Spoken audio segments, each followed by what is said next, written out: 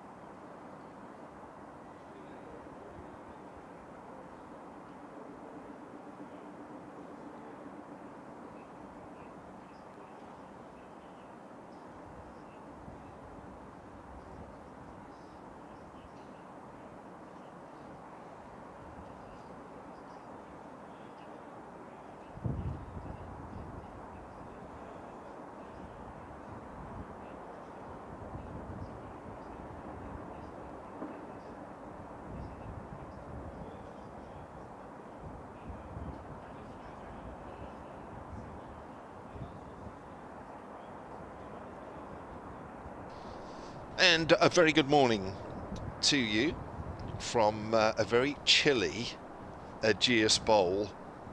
The sunshine has been out for most of the morning, but just as I look out, it has slightly disappeared. There are quite a lot of wispy white clouds around and a lot of blue sky as well. So, but the main thing is it is cold.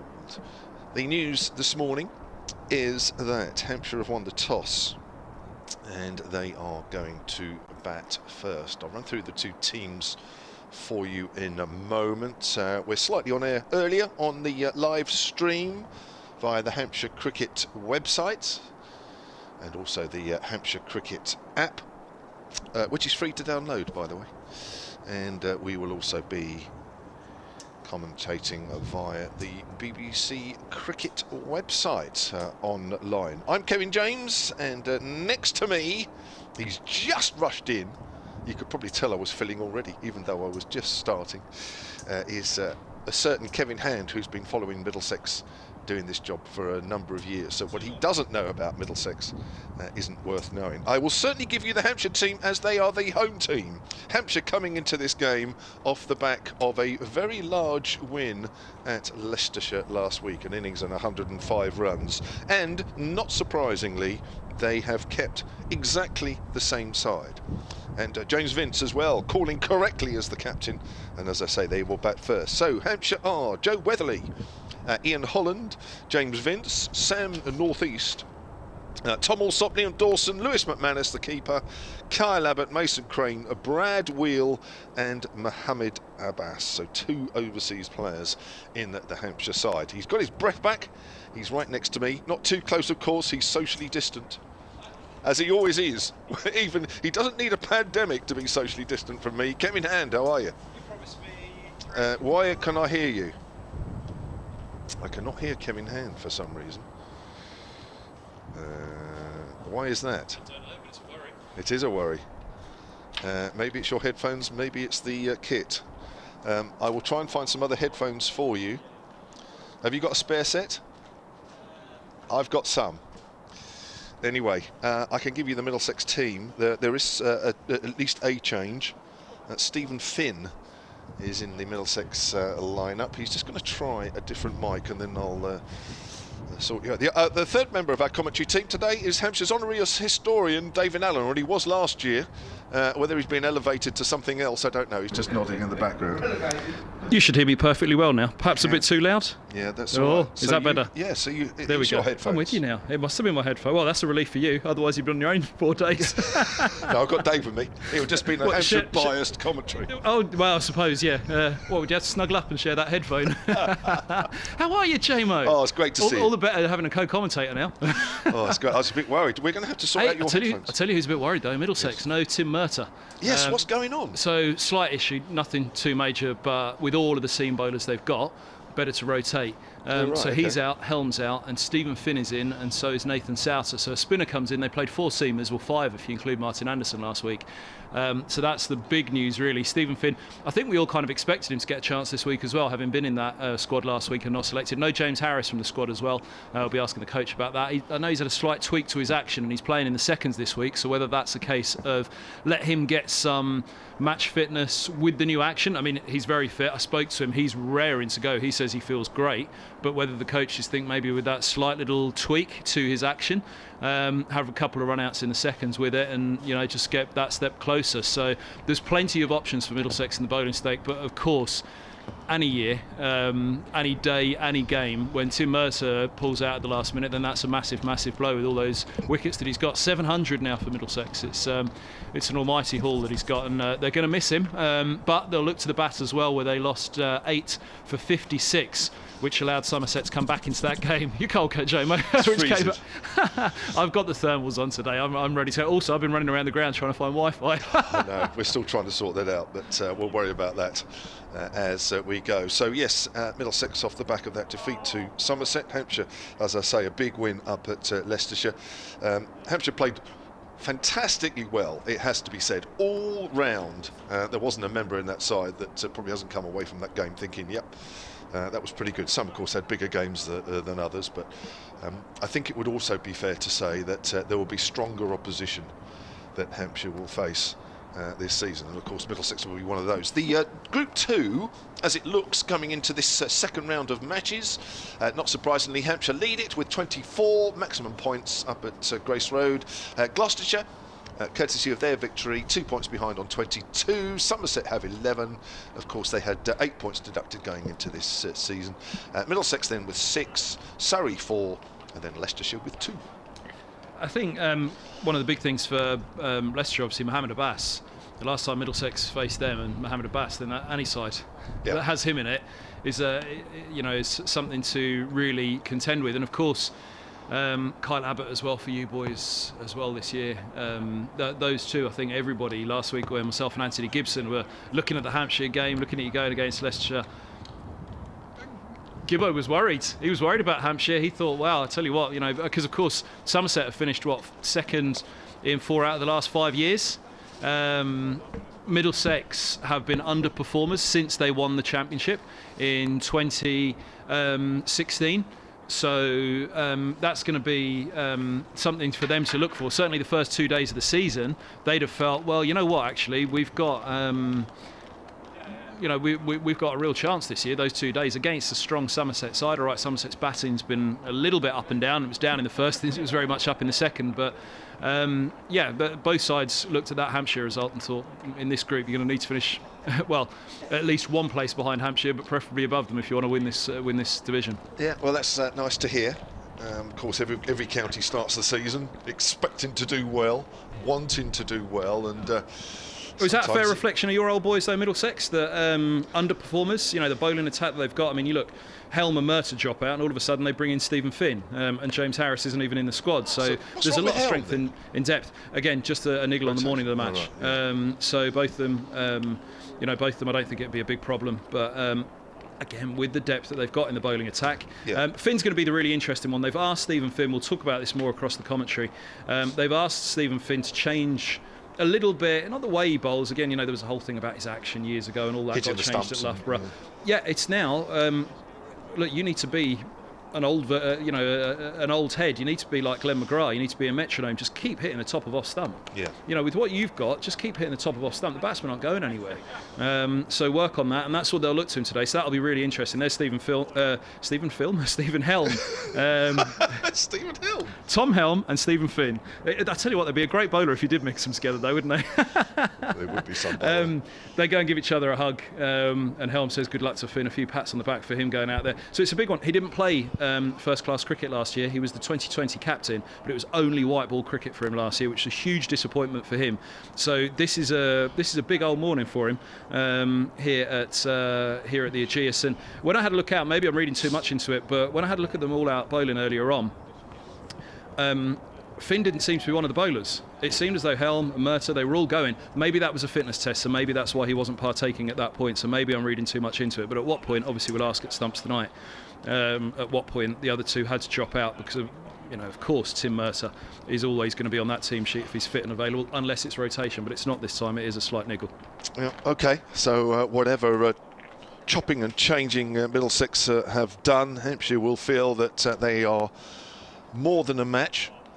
Just looking at the wicket, we are high up in the pavilion, our COVID position. It's a COVID commentary position here at the Ageas. Those of you that listen and watch regularly will know we are normally over at the hotel end, the far end, the northern end as we're looking, and it's of course the northern end anyway. And but last year, for the T20 games, there was no first-class games here for Hampshire. We were in the pavilion, completely isolated. And we are here once more. For how long, I don't know. Probably at some point through into May, and then we'll have to see what happens from there. But we're very much hoping, of course, as all counties are hoping, that crowds of some sort will be allowed in from the middle of May, third week of May onwards. Kevin Hand has just... You were hoping I wouldn't be allowed let in, never mind the crowd. I know. I said, ban him. I actually put your picture on the gate and said, don't let this man in. It is definitely your headphones, isn't it? Because you've just borrowed mine and that works. That's a blow. So you've got a problem. But that's good because it's a problem that I don't have to worry about. amongst many others. But I do. So the two umpires are making their way out into the middle, and closely followed by the Middlesex team. Is this going to be the year for you then, JMO? Are they going to win it? Well, I don't know. I said this last week when I was asked, and I said I thought last year was going to be our year, because Nathan Lyon, last year of Fidel Edwards, I thought our bowling attack would have been everything that you could have hoped for, and Kyle Abbott was in scintillating form. Maybe after last week, I'm not sure you can judge Hampshire properly after last week. You can certainly say that looking all round that side, that they all look as though they are playing pretty much to their potential, and you can't ask any more than that. So maybe I've slightly changed from last week, but as I say, I think we have to be slightly cautious, because that is not a great Leicestershire side. It's an okay side, but it's no more. But Hampshire could have done no more. You know, all you can do is beat a side like that very well, and Hampshire beat them very well.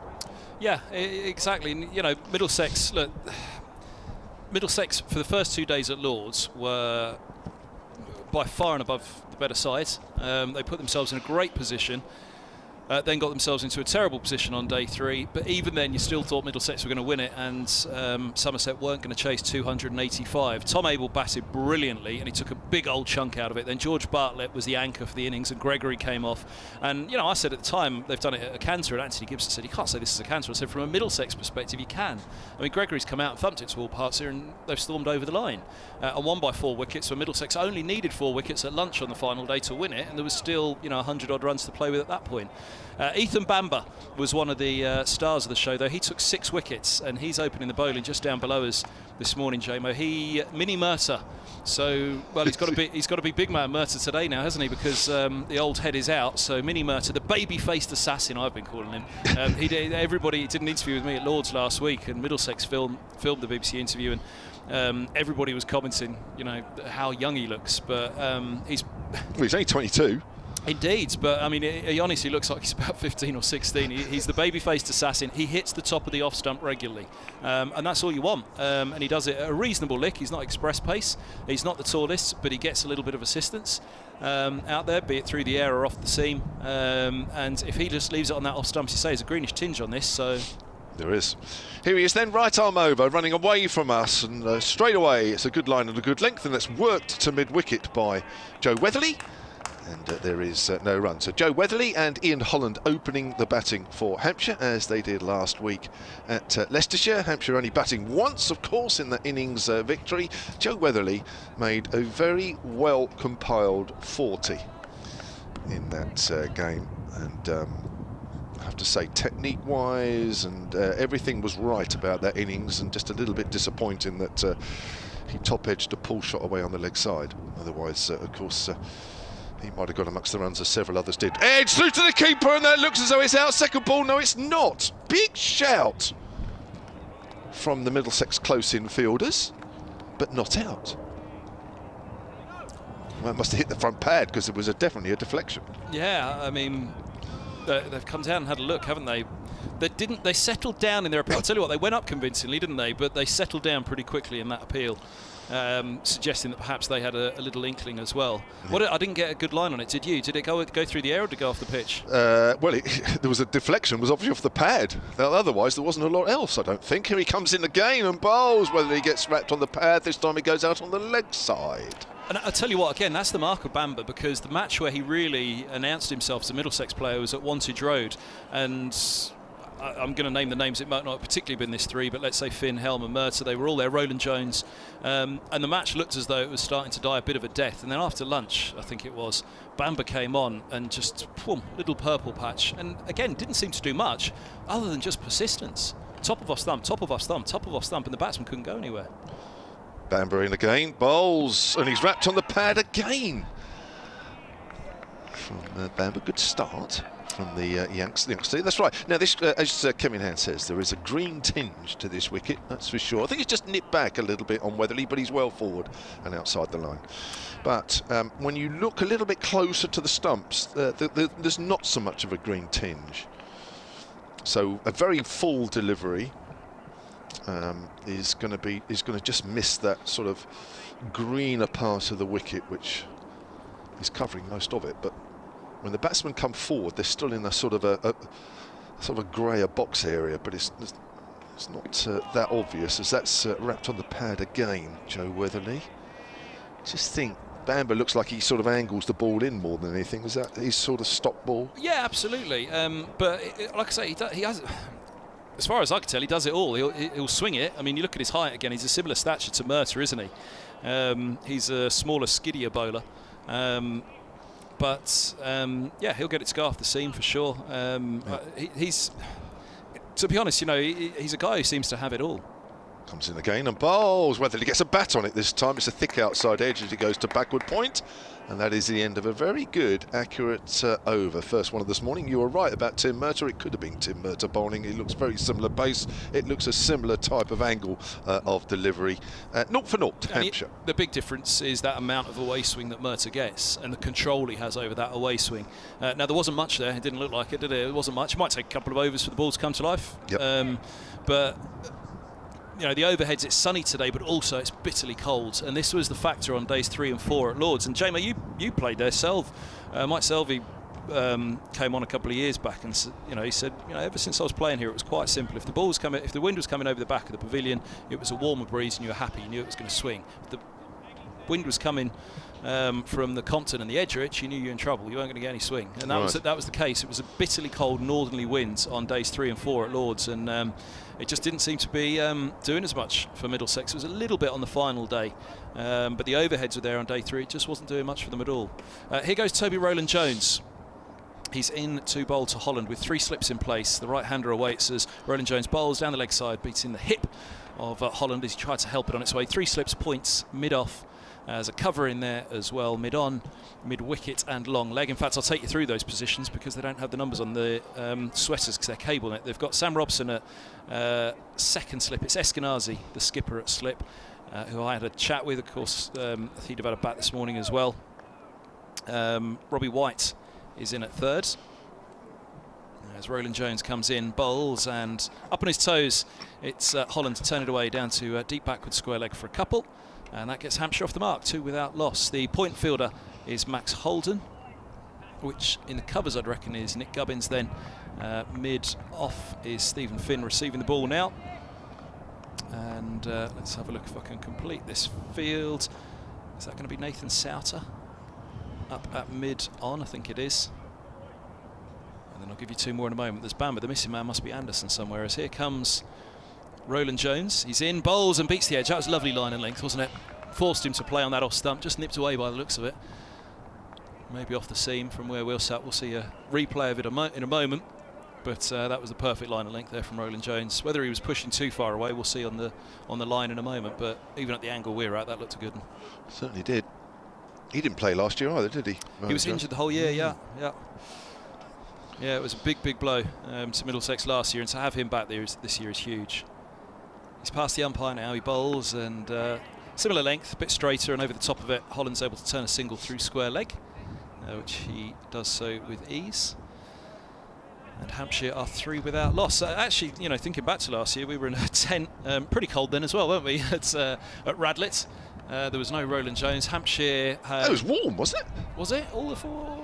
it was sunny. One of them was hot. Frozen. I'll tell you why I remember. We got away with it, didn't we? Yeah. Yeah, I'll tell you why I remember was because my daughter should have been married that week, and I remember waking up on the day when she should have been married, and thinking, "Oh my God, this is a perfect day for." Which was the cold one then? One of them was freezing. One of the games. I thought it was. No, it wasn't us. No, it was warm, very warm. I could just remember you moaning. You must have been moaning about. I moan about anything. It's good to see you, James. I've missed you. Here's Rowland-Jones. He's in.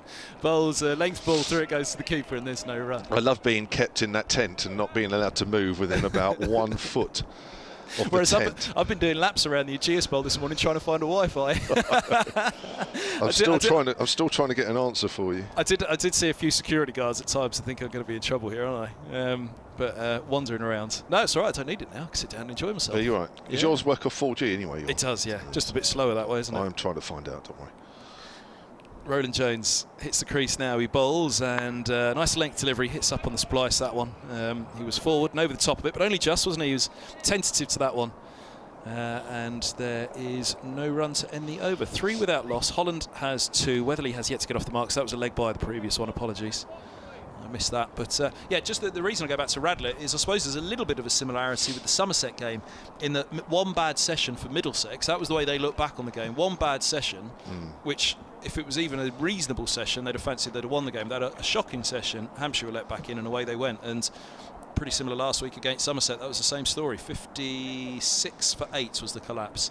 But 285 weren't many that were giving Somerset a chance of chasing that. Chase it they did again. Tom Abel 84, absolutely brilliant innings. Sam Robson got a magnificent 165 in the first innings. Abel chanceless in a pretty low scoring match, but for Robson's runs it was a huge innings from him. So Middlesex looking to make amends. It's got to be can't leave it too long, is it, before you get your first win. There's just 10 matches to be played, 5 home, 5 away. Then the top 2 teams in each of the 3 groups go into Division 1 of 3. Here's Bamber, start the 3rd over of the morning. Oh, just got turned around there a little bit, Ian Holland. He was looking to work that away on the onside, and in the end just corrected the shot at the very last minute and just played a little bit chest on, but okay. It went out on the offside. It looks as though first up there should be in a bit for the bowlers, doesn't it? It looks for the colour of the wicket. It's not green, but it's green tinge. That's for sure. You're right. There should be something there. And Bamber bowls, and Holland plays well inside the line there, as that's well outside off stump. So it's very important that you finish in the top 2. Otherwise, you will go into September in either Divisions 2 or 3, and really you think, well, what are those teams going to be playing for? Not a lot. So it's very important. Hampshire getting away to the perfect start, maximum points up at Grace Road, and Middlesex looking to bounce back. Here's Bamber again, then right arm over, bowls, and well forward is Ian Holland, pushing that out on the offside. You can get in touch with us in the usual ways. Nick Jenkins already has, at Solent Sport on the tweets. I'll give you Kevin Hand's details in a moment, but at Solent Sport or solentcricket@gmail.com on the emails. Nick Jenkins, morning to you. He says, morning Kevin, Kev. Looking forward to this one. Hopefully Hampshire can pick up where they left off last week. That would be nice, wouldn't it? Nice 3-day break, 3.5-day break after that win on the first half hour of day 4. Bamber bowls, Holland forward, pushing that up to mid-on. And there's no run. Kevin's details to get in touch with him. That's Kevin Hand, BBC. There you go. Which, of course, Middlesex followers will know well.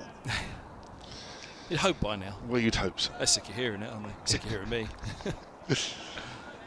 Dave Allen is here as well, huddled up in the other end of the box that we're here. We're in a corporate box right in the middle of the pavilion, top tier of the pavilion here at the Ageas Bowl.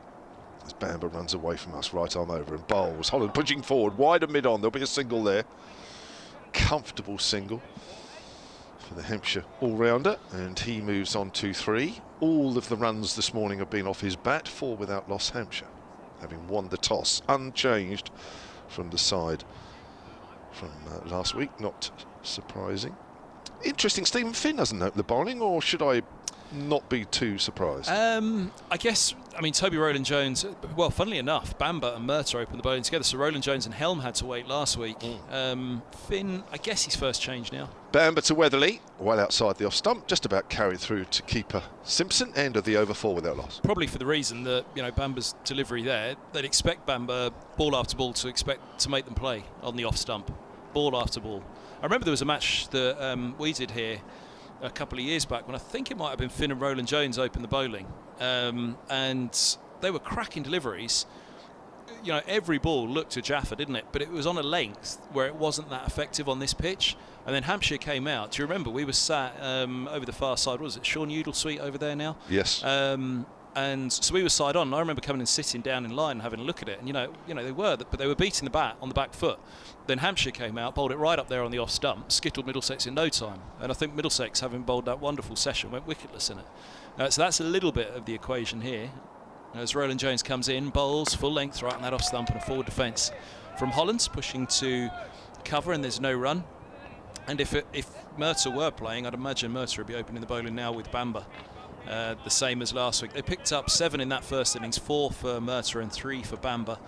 Bamber getting another 3 in the second innings to be Middlesex's leading wicket taker coming out of the match. And, you know, having had Helm and Roland Jones and Murtagh and Anderson, you know, Bamber being the leading wicket taker coming out of the match for Middlesex was, you know, great for him. As here's Roland Jones, he bowls and beats the edge.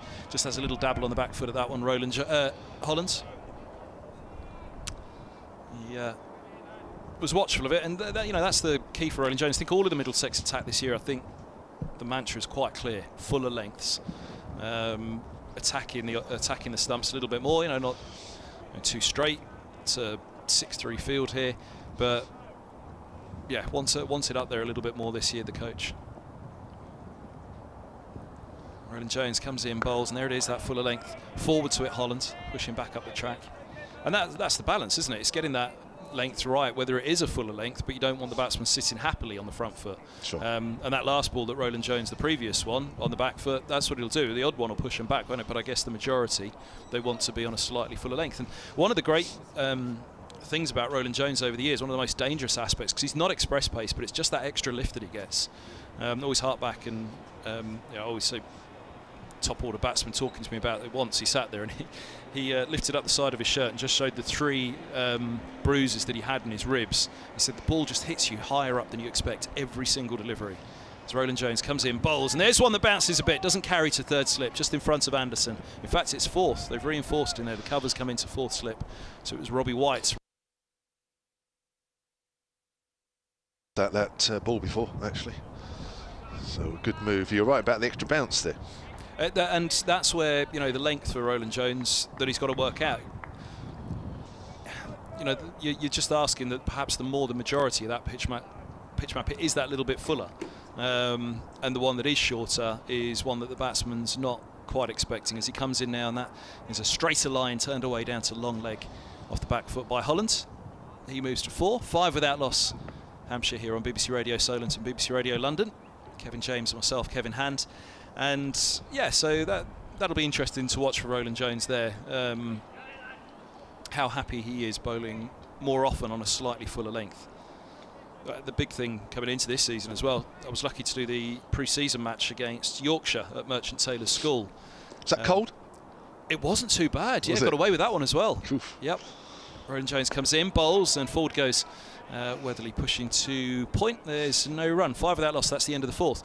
And in that one, Stuart Law came and sat down with us on commentary for a long while and had a chat about, well, everything really. And he said that Roland Jones, they've changed his body shape a bit, which I assume is just losing a bit of muscle, because there wasn't that much, there was never any fat on him. But to reduce, I'd imagine, impact injuries and the stress on the back, the strain on the back, which has caused him problems. The hips have been problematic for him. And with that, he discussed both Finn and Roland Jones. Like I say, that I think they want something just a little bit different from both of them this year. And the fact that Finn is back in the Red Bull side, and indeed in the squad ahead of James Harris as well, is huge for Stephen Finn, because Harris, 9 times out of 10, certainly under the Stuart Law regime, he'd be one of the first on the team sheet. Bamber comes in, starts a new over, and just nips back on Holland. Stunted appeal there. Holland's just winded a little bit. He's also getting a long way across, isn't he? So yeah, as long as he's offering a shot, he's outside the line. But as you say, he's winded's a good way of putting it. Well, just came back with a bit of bounce, that one, by the looks of it. Yeah. Just, I would say at the moment, Bamber is probably getting a little bit more seam movement than Roland Jones. Just a fraction. Just probably not as much seam movement as you might have thought. It's like a little nasty bee in front of the bat for the moment, isn't it? You can see that they're not. That bat's coming down. They're not wholly confident on the line, are they? Against Bamber. But it's okay. He's mainly sort of angling the ball in. There is a silly mid-off now for the right armour. Bowls again to Holland, shorter, and that's cut away by Holland. It's gone for placement rather than trying to hit it too hard. In fact, we'll only get a single as he goes out square. On the offside, Holland moves on to 5, 6 without loss. Weatherly yet to get off the mark. Of course, Joe Weatherly had a fantastic game in that Bob Willis Trophy game at Radlett last year, which Hampshire won. Weatherly making 98 in the first innings and 64 not out in the second. Absolutely superb batting in both innings. As Holland faces, that's driven out. Sorry, it's Weatherly who gets a thick outside edge, just not quite where he was aiming as it goes out square on the offside. Just pulled in about 4 or 5 metres from the boundary to the left-hand side of the ground. As we look, that's the west end, or the west side of the ground. To the right is the east side, and straight ahead is north. Behind us, of course, the south and the sort of Solent. If you go further over the pavilion and beyond. Here's Bamber again then, and bowls to Weatherly. Oh, played and missed. That looks a decent delivery there from the 22-year-old. As you say, he's nipping it back in, isn't he? And that odd one that holds its line. Yeah, that's right. They're having to think about a fair old corridor of uncertainty at the moment, aren't they? That's right. It really is a session here, just to bowl exactly in the right areas. The ball will do a little bit no matter what. But he hasn't done loads, to be fair. But just enough from time to time. There's Bamber again then. Bowls, and Weatherly well forward. Doesn't quite get the ball in the middle of the bat, but it's important to get well forward, bat and pad close together. 3 slips for the youngster. No gully. There was a biting wind around the ground, quite high up this ground, as I've mentioned many times, so you do tend to get any breeze that there is in the locality, and the breeze isn't the warmest. There's Bamber again then, slightly shorter this time, but Weatherly's well forward, negates any potential movement. It's gone back to the bowler. End of the over, 8 without loss. Weatherly has 2, Holland has 5. We've had 5 overs of the morning play, in which Hampshire won the toss and elected to bat first. Dan on Twitter's got another offering for Bamber. The Muswell Murter. Love it. The who? The Muswell Murter. So you've got the Watford whatever, and then you got the Muswell Murter. Where's he live, in Muswell Hill? Yeah, must be from around those parts then, yeah. And Tim Murter is obviously called the Lambeth Lara, as you know, for obvious reasons. The Lambeth? The Lambeth Lara. I wouldn't mention Lambeth at the moment. Oh, yeah. Absolutely. I've got to go there to the Oval in a couple of weeks. There you go. Get tested. Getting a bit worried about that. Roland Jones, midway through his run-up. 4 slips still in place for Holland. And up on his toes, he defends that one. That was a nice lifting delivery, wasn't it? And you could see that Holland almost was a little late in getting off the floor to it. Yep. Where they have been sat on the front foot for Roland Jones. So, how much pace was there in that, though? Because, again, although he was late getting off the floor to it, it wasn't spitting up at him, was it? Didn't seem to come off very quick, did it, that particular delivery? But pushed him back first ball. And we'll get back up to that off stump again. Should be a fascinating morning, this. Here at the Ageas Bowl, you'd imagine the bowlers should be on top for the most part, as Roland Jones is in. He bowls, and that's clipped nicely. Backward square on the leg side. Long old chase for Bamber. They'll pick up 2 as long leg comes around. And Holland moves to 7, 10 without loss. The inclusion of Souter as a spinner for this one. Obviously spin Not involved surprised. up at Grace Road. There was no spinner involved at Lords, where Leach bowled well. He'll always carry throughout Leach, won't he? But it was a good holding spell as well from Leach. So I'm sure Souter would have been spitting last week. We mentioned that one didn't spit up earlier in the over to Holland. That's one man who would have been spitting last week, was Souter missing out. So Roland Jones hits the crease now, he bowls, and forward goes Holland, defends to mid-wicket. It's Nick Gubbins who comes in to collect. So I'll give you those 4 slip cordon again. It's Eskenazi, Robson, Anderson, and now White at 4th slip. Alternate point. Yeah, Roland Jones might be getting a bit of extra bounce, but I think he's getting less seam movement than Bamber. Yep. Bamber's not getting a lot, but just enough. Yeah. Roland Jones, I haven't really seen it move too much off the straight. No, not yet. Comes in glorious sunshine here. That one holds its line outside the off stump, left alone. Wide enough delivery not to be involved in it at all, Hollands. Low to his right-hand side, Simpson taking it. I had noted that he's taken a lot of them quite low down, Simpson, behind the stump so far. Yeah, it's not a great amount of pace in the pitch, is there? I thought the extra bit of grass with the green tinge might give it some good carry. We haven't seen any especially good carriers yet. Jones in now. Bowls and a full delivery, middle and off, forward defence from Holland. Got everything behind that one, didn't he? Pushing up to mid-on. Very solid defence, lots of excitement behind the stumps. The cream knitted tops of Middlesex. The pristine whites of Hampshire. All very clean. Quite a stark contrast, isn't it? Actually, that pristine whites of the Middlesex creams. Well, I got one of my jumpers on that's been sitting in the loft for 30 years and got sort of grey. Roland Jones comes in, bowls outside the off stump. That's left alone by Holland, and there is no run. Into the over, 10 without loss. Holland has 7. Weatherly has 2. And even from here, I can hear all of the marketing and commercial department's heads hit the table at Kevin James's comment there back at Lord's. No, they're better than that, of course they are. I think hopefully it's... cable knit, aren't they? They've gone back to the old school style. So yeah. They had these modern ones which had the numbers on the top, on the back, but it's the cable knit. Yeah, and they are coming back into fashion, aren't they? Middlesex, I think, one of the first to go back to them. A couple of the counties now have gone back to cable knits. Yep. Can I just say, just because Middlesex have gone back to cable knits doesn't make them coming back into fashion. All right. Well, I was just trying to balance out the fact you said it looks like they've just dragged something out of the loft. When are you coming to Lord's? Thank God we're going to Lord's. Yes, looking forward to that. You must have one of the T20s or the one-day cup at the 50-over games at Radlett, which I'm missing. Just to warn you here and now. Yes, that actually. Who's it going to be? Amazingly enough, well, you never know with our lot. We'll have to wait and see. But past the thousands down at Southampton. Yeah. Could be one well, there's not as many sport people around at Solent as there used to be. Of course, with all the cuts, but there's. It was all downhill once I left, it wasn't could be one of 3 or 4. It was actually. Yeah, it's never been the same since you were there.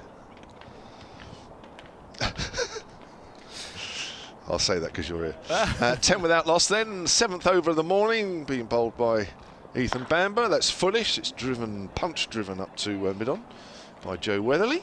I think they'll be happy enough at the moment, won't they, this opening pairs? Say the bowlers will be on top all morning, but there's been nothing at the moment to really think, oh, there's no reason why I can't get my head down here and be not out at lunch and build a big innings. There's obviously balls that you will expect to beat the bat off a good length. There's been 1 or 2 from Bamber which have nipped back in and fizzed around, it's felt like.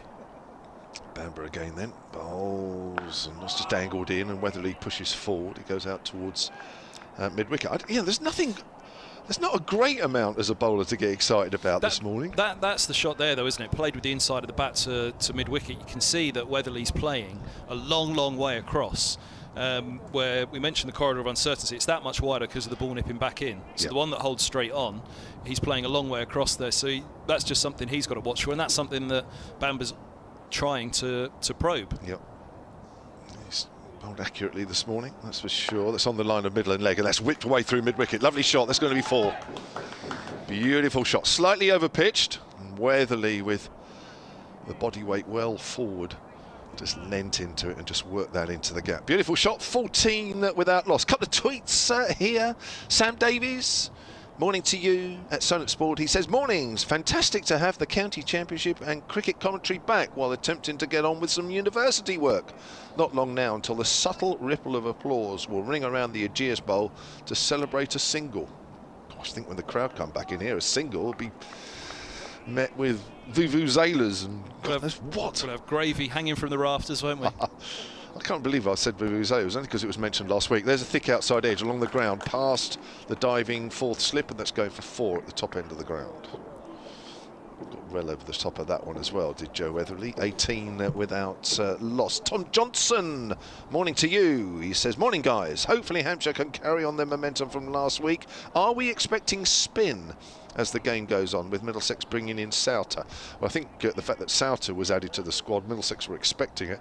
I think it's fair to say from this distance, the ends of the wicket look a little different colour to the seamer's length, although there's not a great amount of difference, as Weatherly gets another good stride in there as he punches it back to the bowler. So I think there might be a little bit in it for the spinners at some point, but it's never a big turning wicket here anyway. Steve Connor says, good morning to both Kevs.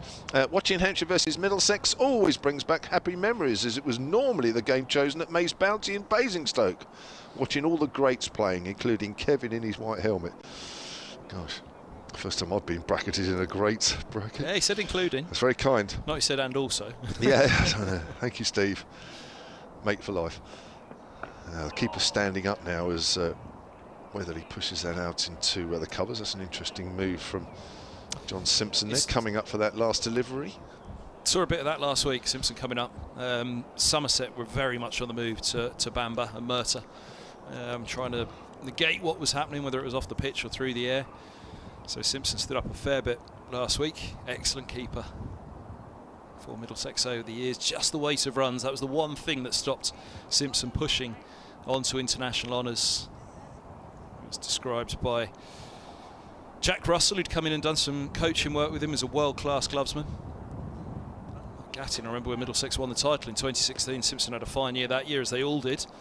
He said it's crazy to think that John Simpson's never going to play for England, but that's how strong the competition is with the gloves at the top level. Here's Roland Jones, here's fourth over, none for 5 so far. 4 slips go down as this ball starts just short of a length outside of the off stump to Holland. He leaves alone on the back foot, angled back in. That one had a little bit of pace and bounce and movement about it. Simpson took it up just by his left rib, stepping away from the slips. That would have encouraged Roland Jones, who again has been on that fuller length. And I wonder whether, he talks about how much seam movement there has been for him. When he goes that much fuller, how much is it going to seam? Is his natural length more inclined to bring out some seam movement as he comes in now, bowls, and there we go on the back foot again. Holland, but standing a little bit too straight on this occasion from Roland Jones. They will turn it for 2 though, so Holland keeps the strike. He moves to 9, 20 without loss. Sharply taken couple there down to Bamba at what was in the end a backward square leg, where he eventually fielded it from long leg. Might be doing an update in a moment for Radio Silent listeners, so in case you hear anything, should be on the half hour every hour. So. If I don't hear anything and it looks like I'm not hearing anything, just give us a kick. Yeah, no, don't worry, you'll be all right. I just thought I'd warn you because it's not top of the hour anymore. Roland Jones following a patch of sun as he runs into bowl at the moment, as a cloud comes over as well. Forward goes Holland. He drives up to mid-off, fuller delivery on the third ball. Just really interesting to watch the lengths here from Roland Jones in this over, as he tries to work out the pitch, really, work out the batsman, but work out the pitch as well, what he's going to get out of it. We mentioned a little while ago, didn't we, that there was a feel about these two right-handers just sitting forward a little bit to Roland Jones. He wouldn't have liked that for a minute, would he? So, first couple of the over were shorter. Here's the fourth. Comes in, bowls. That's a fuller one again, right behind it. Holland on this occasion defending back to the bowler. Kicks it away to Gubbins at mid-wicket. Black armbands on for Middlesex at the moment. Of course, the county in mourning for their patron. Oh, go on. Royal Highness. Royal Highness Prince. Course, yeah. Prince Philip was patron of the club.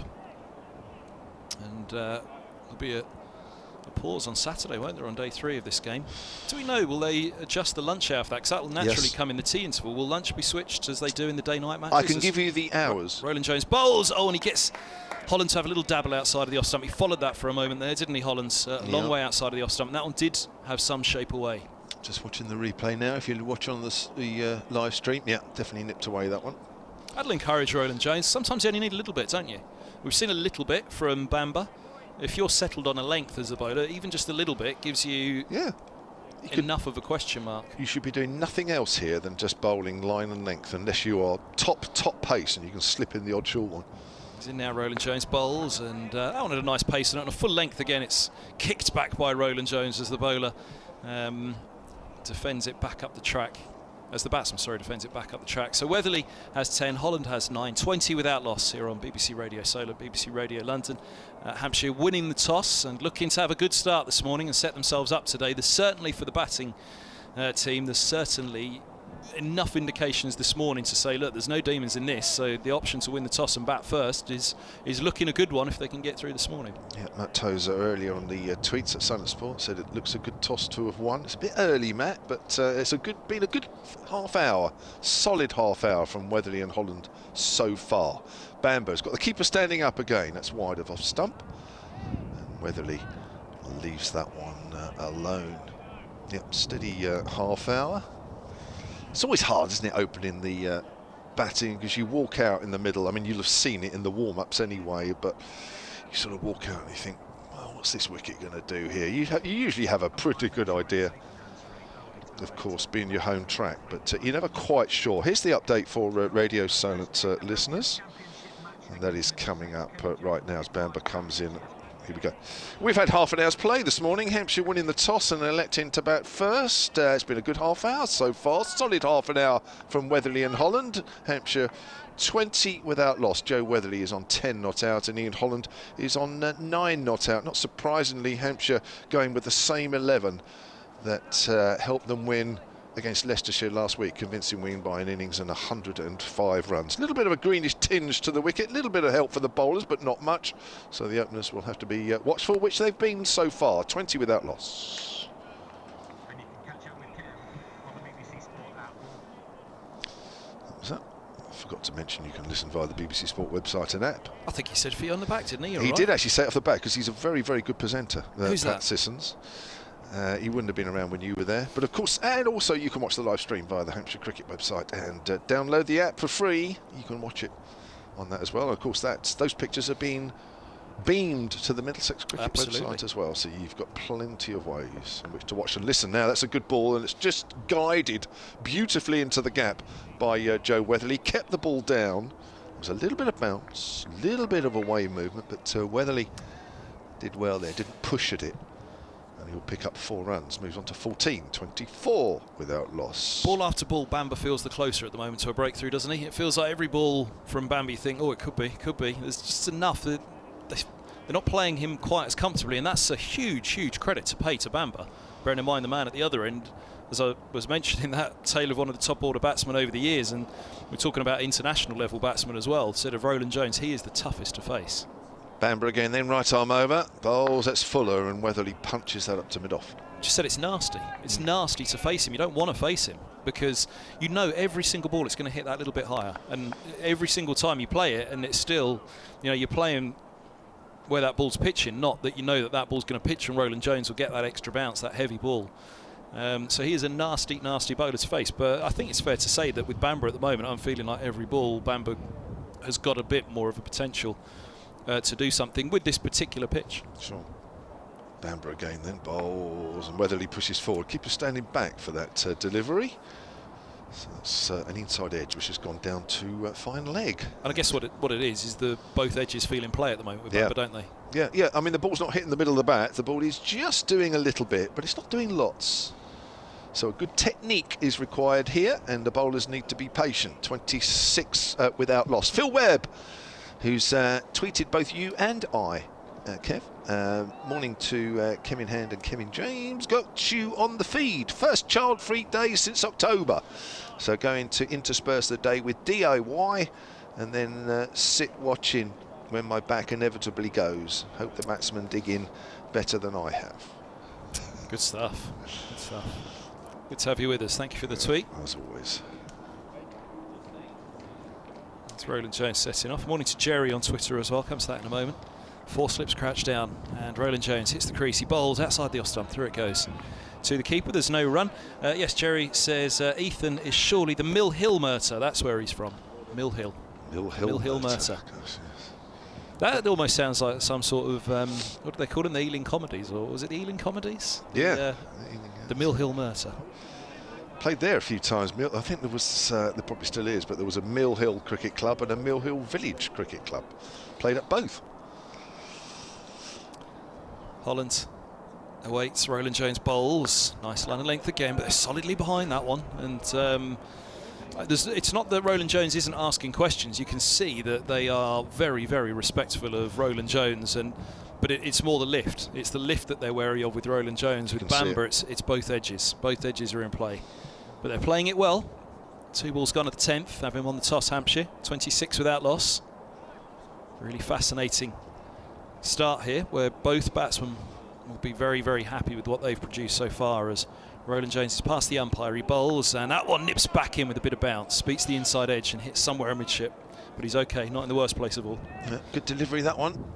Nipped back quite sharply, that one. I think it's a little bit too paced sometimes.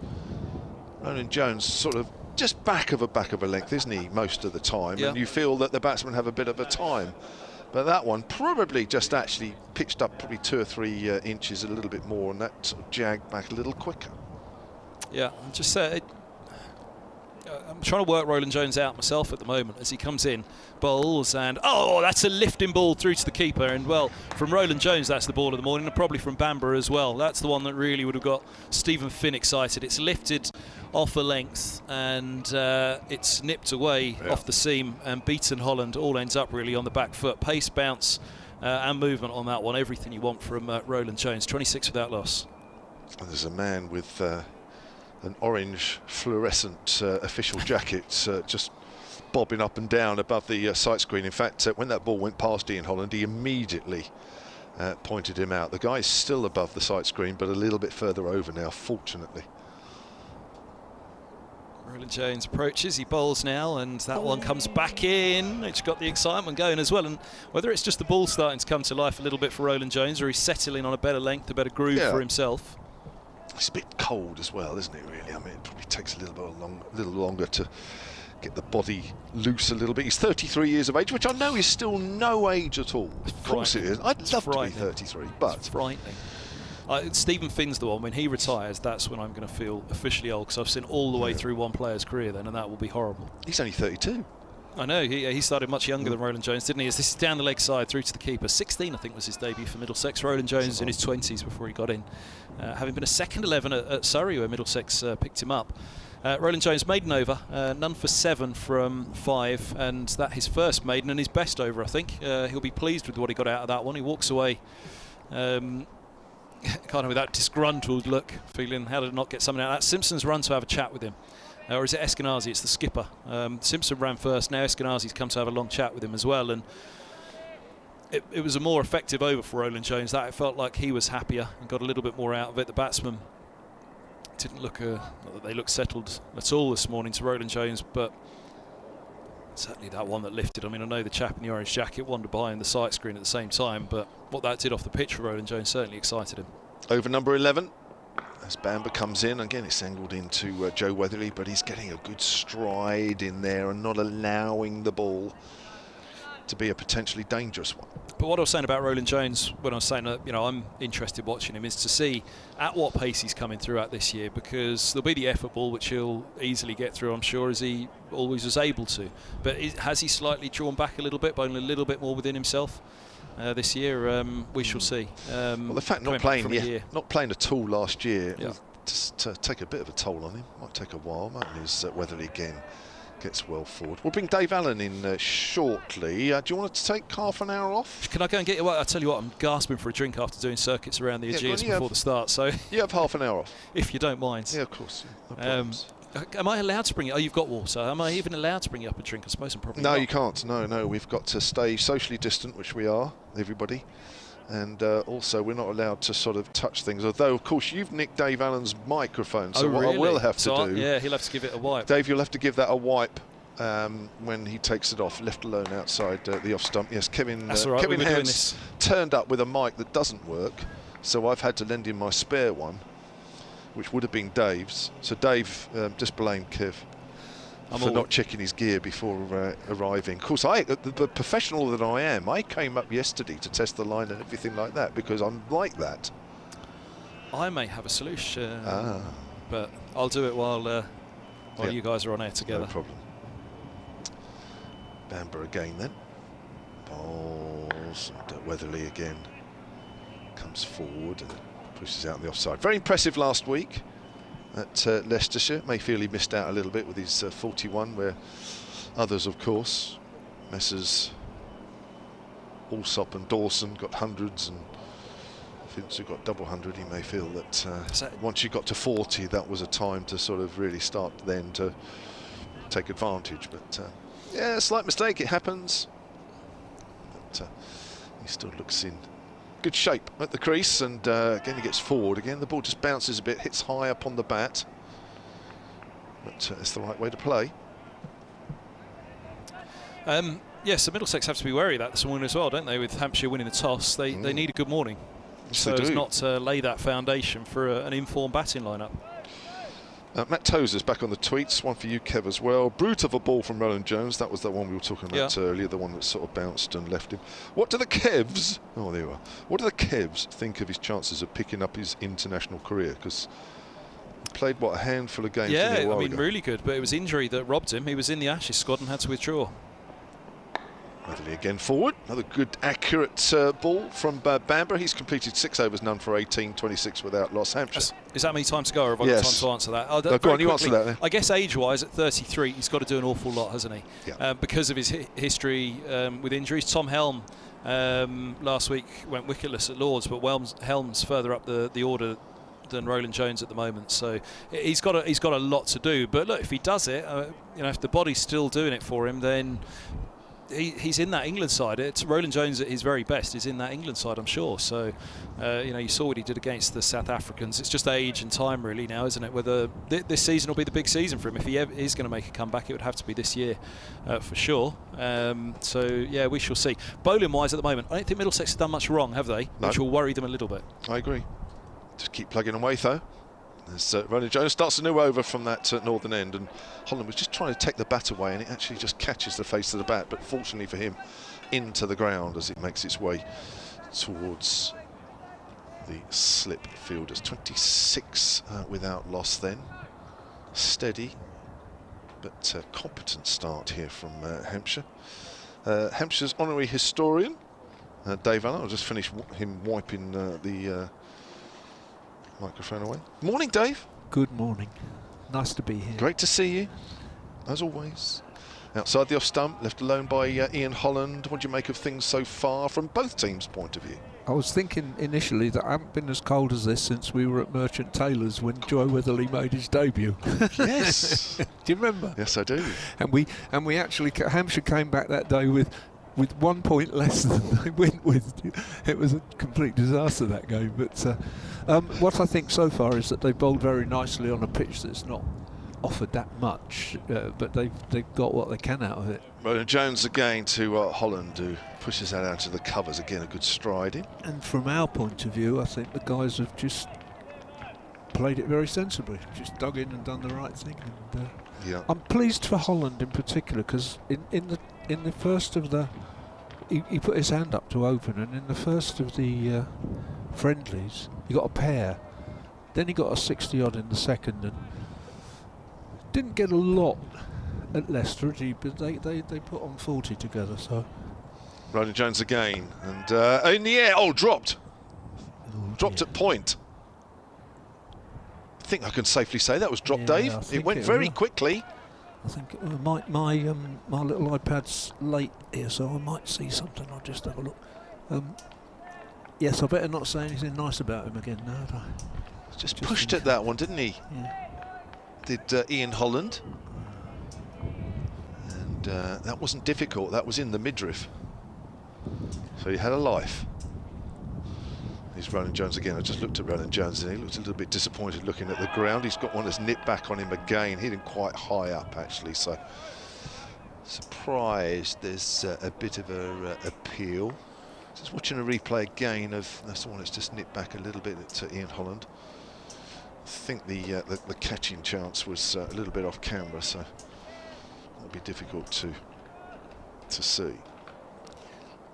One or two hints of body language that suggest it went down, but I couldn't see it. No, there wasn't a great amount of, yeah, you're right, but I just watched Roland Jones because he went very quickly.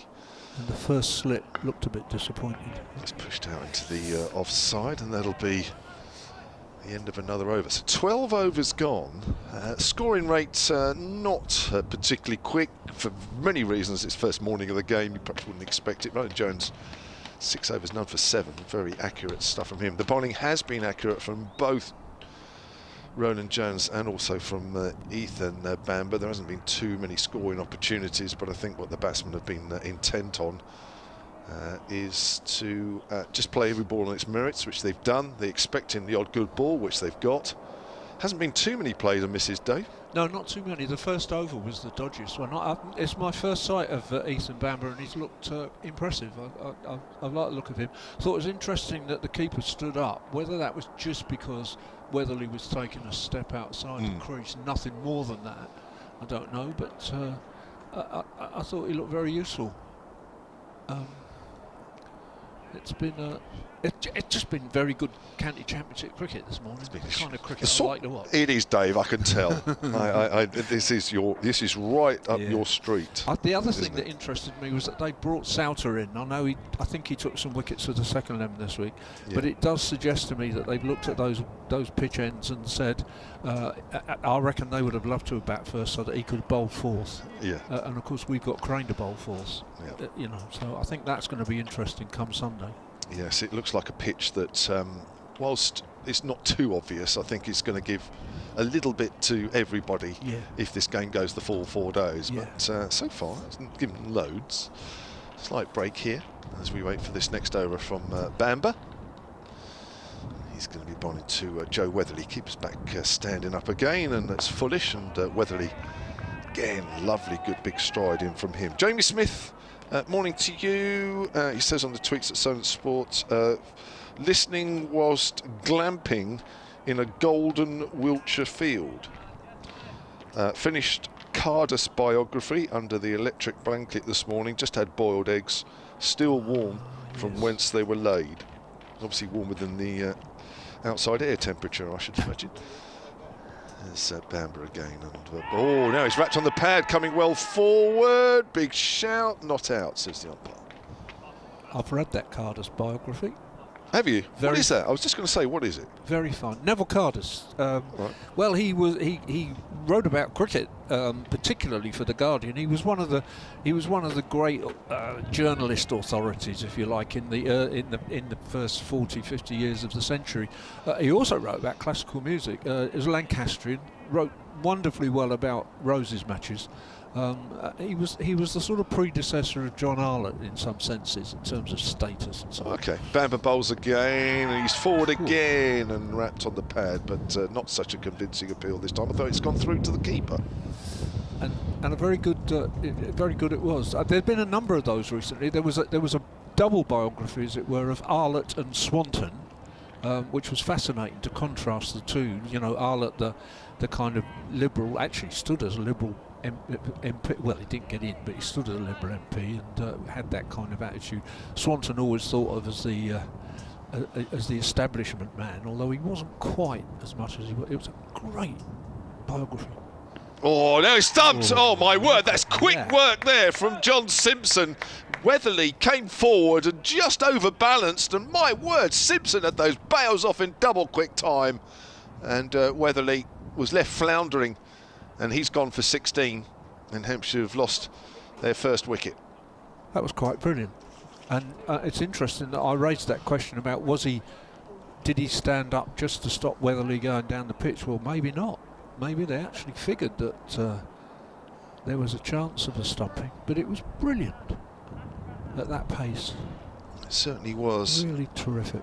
And once more, Joe Weatherly makes his way back and probably feels that it's the first mistake that he's made, and that has resulted in his dismissal. But I have to say, as far as stumpings go, that's about as quick a glove work as I've seen for a long time. My word, that was quick. Yeah, it was. Very, very poor Joe Weatherly. I mean, he must have... Well, you start to sort of think, right, I've got to get back, and it was all over. It was all over even before he'd started to turn back. It was almost as quick as if it had bowled him, to be honest. It was that, it was extraordinary. It's a bit like, in those old westerns, when they sort of, go and do their, what do they call them? I know, yeah, they do their shootouts, the two of them, isn't it? Really, you wouldn't want to do that with John Simpson, would you? Because you'd be a goner before you'd even got the gun out the holster. My word, that was quick. Do you know, that's quite funny, really? Because when Ethan Bamber came on, I thought to myself, I've never heard of an Ethan cricketer before, and Ethan sounds to me like a guy from the old Wild West, really. That first name, I don't know where it comes, because he's a Londoner, so I don't know quite what the origins of Ethan are, but it's a delightful name. So. Yeah, Wild West stumping. Yes, that was. Gosh, that was quick. Quick on the draw. I remember you saying last weekend that you did a bit of keeping as a youngster. But I did. I bet you never did anything like that. Well, nothing as quick as that. My word. New batsman is Tom Alsop, who started the season with a lovely 100 up at Grace Road, and the left-hander We'll face this next delivery from Bamber, who's going to switch to round the wicket. Joe, lovely Joe, is on the tweets at Silent Sport. First one of the tweets from her in this game. As we can't actually be there for the first home day of the season, it's great to have commentary in my ear whilst at my desk this morning. I'm sure there is a few doing that, Joe. 26 for 1 then. Here's Bamber round the wicket to Allsop. Allsop's on the back foot, steers that up to mid-wicket, and there is no run. Morning, Joe. I'll just give a wave to your seat, which I can see quite easily through the windows there. Yeah. You're not there, I can see, but just giving it a wave anyway. I have to say, in a way, I know everybody's desperate to get back and watch some cricket and that sort of thing, but that there is this sort of situation where we had 2 months of this last year, of course, apart from one day at the Oval where a few people were allowed in. He's playing the missing outside the off stump. That's a good delivery to finish off the over. 1 for 18 then, Bamber with his 7 overs and 3 maidens. Hampshire 26 for 1. But apart from that, I'm kind of getting used to having nobody around, and that's not a great thing really, but I don't know, it just feels as though it's just going on and on and on with going from game to game with just nobody around. It's quite soul destroying, but as I say, you kind of get a bit used to it. David Ackland at Silent Sport says, I like the extra cameras on the feed. Is there one off to one side on the hotel balcony? David, I have to say, my eyes are bad. They're not as good as they used to be, but there is absolutely no way can I tell if there is a camera on the hotel balcony anywhere. There's certainly, I could see one on the top of the sight screen at the far end, but that is about as far as I can work out. Last year, when there were no people around, I found it in an odd sort of way more bleak at Arundel, which is such a picturesque place where people turn up with their own deck chairs and things, and that felt completely different. Yes. There's something about this that you can almost resign yourself to, because there are fourth days of championship games. I do remember once sitting with Terry Crump watching a game where we counted 52 spectators, I think. Stephen Finn into the attack, and that's short, and that's pulled away by Ian Holland. Back on a square on the leg side. Won't make it all the way to the boundary. It's fielded by Bamber. Moving round to his left, sort of helped on the leg side rather than hit with any force from Ian Holland. Moves on to 11, 28 for 1. Yes, Dave. Sorry. So, you know, you can stand here as we are at the top of the Rod Bransgrove Pavilion and look out there and think, yeah, I can imagine championship games where you can't see anybody sitting up the far end if it's cold. So it seems believable, but Arundel did feel odd. It did. But nice to be there. It's kept it a little low, actually, as Holland steers that up to mid-on. The other thing that mystifies me, to be honest, and I'm not alone in this, I'm sure, is, you know, if you'd gone up where I live, if you'd gone up Pompey Commercial Road, the main street in Commercial Road on Monday morning, you'd have seen queues of people standing about a yard from each other, waiting to get into TK Maxx. Other fashion shops available, of course. Queues of them. And yet they're not allowed to come here and sit yards apart from each other and watch cricket in the open air. Oh, well, there you go. As foolish delivery, which Holland steers in front of square on the leg side. But as you say, there you go. It is what it is. If they go to one sporting event, then Dave, then as you know, right, and as we've seen really over the months with this pandemic, then people pipe up and say, well, why can't they come to this sporting event? Or what about this sport? And before you know it, everybody's... The other thing I think is that when they do open the gates here, even for the third day of a championship game, it'll be pretty full. I think people are so keen to get back. Yeah, they are. Yeah, certainly everybody that gets in touch with us, they are, and I'm sure they get in touch with Hampshire, as I'm sure they do with Middlesex. We're the lucky ones, of course, because we get to see it anyway. We certainly are. And now, of course, courtesy of these live streams, that helps. Certainly are. So Allsop will face his first delivery from Finn, bowling from the hotel end, the northern end here at the Ageas. Finn right arm over, comes in and bowls outside the off stump, and Allsop leaves alone. You can also get in touch with us by email, suncricket@gmail.com. Anil Patel has morning to you. It's just about morning. He says, great to see county championship cricket back. Still strongly a Hampshire fan and supporter, despite now living 5 minutes away from New Road, Worcester. Formerly, he lived in Basingstoke. Thank you to everyone bringing the commentary back, and great to hear your voice. Thank you. Finn again in the sunshine here as Allsop's on the back foot, steers that out into the covers, And there is no run. Well, Worcester's a nice bit of the world to live in. Not just, you know, the inner city itself, but all the surrounding countryside as well. It's a beautiful bit of the world, so I bet you're enjoying that. Got an email here as well from Christopher Yates, which I'll come to after this next delivery from Stephen Finn. Last ball of the 14th over of the morning. As Finn comes in again, and Alsop just whips that a little bit up to mid-on. A little bit of bounce there from Finn, and Alsop just working that up there on the leg side. End of the over, 29-4-1. Christopher Yates says, the sun is shining, the beer gardens are open, and Hampshire already have a win on the board. Life is hopefully returning to order. Great first win, and looking at this squad, is this the most complete squad Hampshire have had in a long time? Still have Donald to come back, but would even he get into this 11? Still have a few doubts about Abbas. Hopefully he was just easing in last week. I think that's pretty much sums it up. Would like to see McManus get more runs this summer, as I think he's one of the best keepers in county cricket. 100 overs seems a bit optimistic, but very much looking forward to hopefully a very successful Hampshire summer, and being able to stream a lot of this is amazing. Ethan Bamber continuing from our commentary end, the pavilion end, and Holland pushes well forward. Well, Dave, you've seen an awful lot more of Hampshire over the years than I have. Of course, I can only talk about the period of time that I played. What was it, mid-80s to end of the 90s? Well, is this the most complete Hampshire team that you've seen? Oh, not ever. No. Well, actually, to be honest, although I've seen both the sides that won the championship, the squad that you played with when, you know, in your first 5 or 6 years was terrific. Yes. I mean, to get in there as a batter was it really difficult. Thank you, Dave. That's pushed back to the bowler. And there's no. I think it was 85. There was second. Yeah, and that was interesting because we were second. Middlesex were first. Yeah, and it went almost to the penultimate game and the last ball, and Raj bowled to Roger Harper. And Harper put it out the ground, and Northants had beaten us. Oh. And if we'd won that, it would have gone to the last game. And who knows? I think we played Notts in the last game. Sorry, that was just. Oh yeah, sorry, that's just pushed down the onside. Yeah. I think Middlesex were a stronger side. You know, they're a stronger squad because they had all those Test players and so on and so on. But we had that extraordinary batting lineup. You know, with people like. John Hardy and Richard Scott hardly getting a chance, really. And you were a bit up and down the order, weren't you? Sometimes played as a sort of middle order bat and bowler, and sometimes an all-rounder, sometimes a bowler, sometimes a batter. Yeah. Jack of all trades. Greenwich, master. Terry, Smith, Jesty, Nicholas. Insane. That's pushed out into the covers.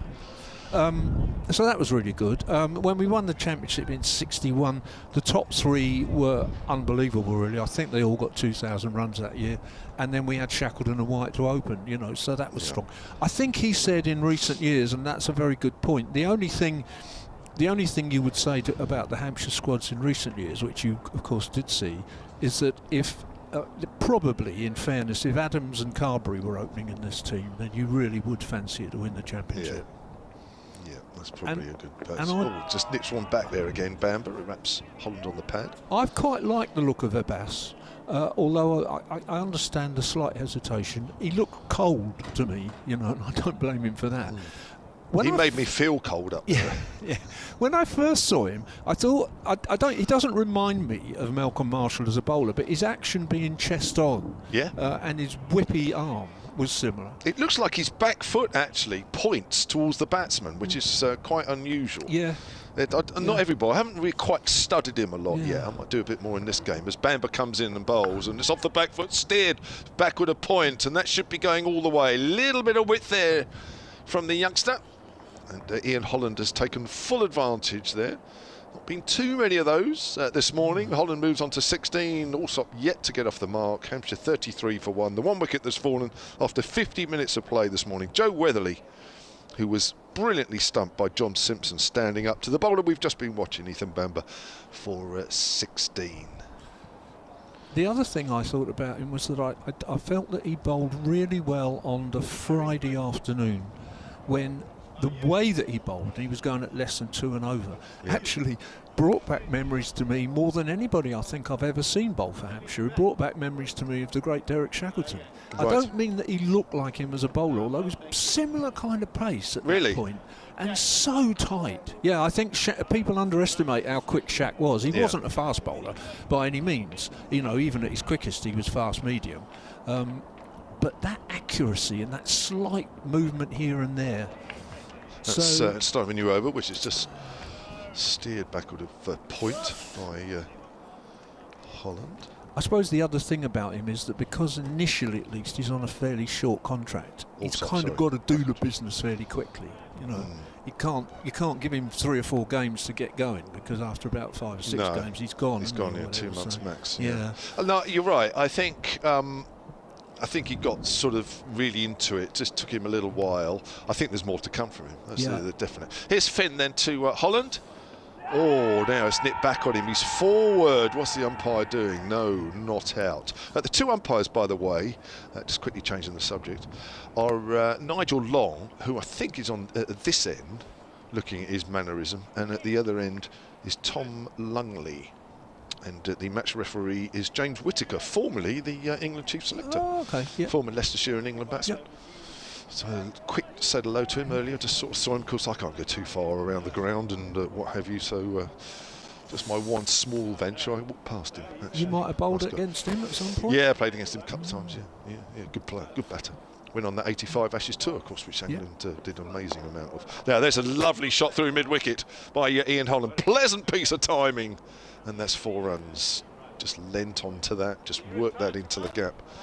Over-pitched from Finn.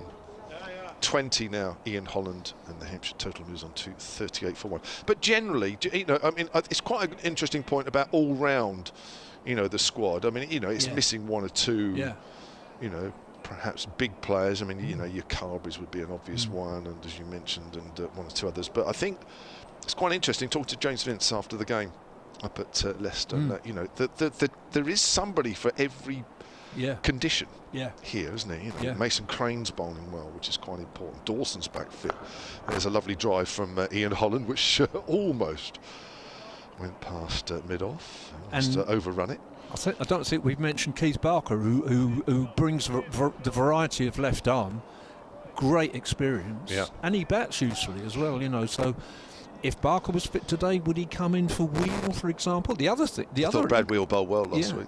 I did. The other encouraging performance this week is Finn again from the far end. Again, it's over pitched, but there is a man at mid-wicket this time, and Holland finds him. Well, a number of encouraging performances actually, because we played a second lemon game and against a strong-looking Surrey side and won it by an innings, and. Scott Curry took 5 wickets yesterday afternoon, you know, and he's obviously there or thereabouts. Did you see those scores, Ken? No, I didn't actually. Funny enough, I saw the Middlesex second team score. That's a no ball from Finn, which will add to the Hampshire targets. They had a big win against a Kent and Sussex combined second team. Huge innings. Well, we both sides won by an innings, which is interesting. And Middlesex brought 2 of those players into this side, and we didn't. But yeah, Curry took 2 for 38, and then he got 5 in the second innings for about 60, I think. We had 2 Centurions. One was a young academy lad called Toby Albert. Here's Finn. Holland gets a length ball, which he steers to mid-wicket once more. That'll be the end of the over, 40 for 1. So that will have done him a lot of good against, you know, against a strong Surrey side with people like Dunn and Ricky Clark in it and so on. Toby Albert, 125.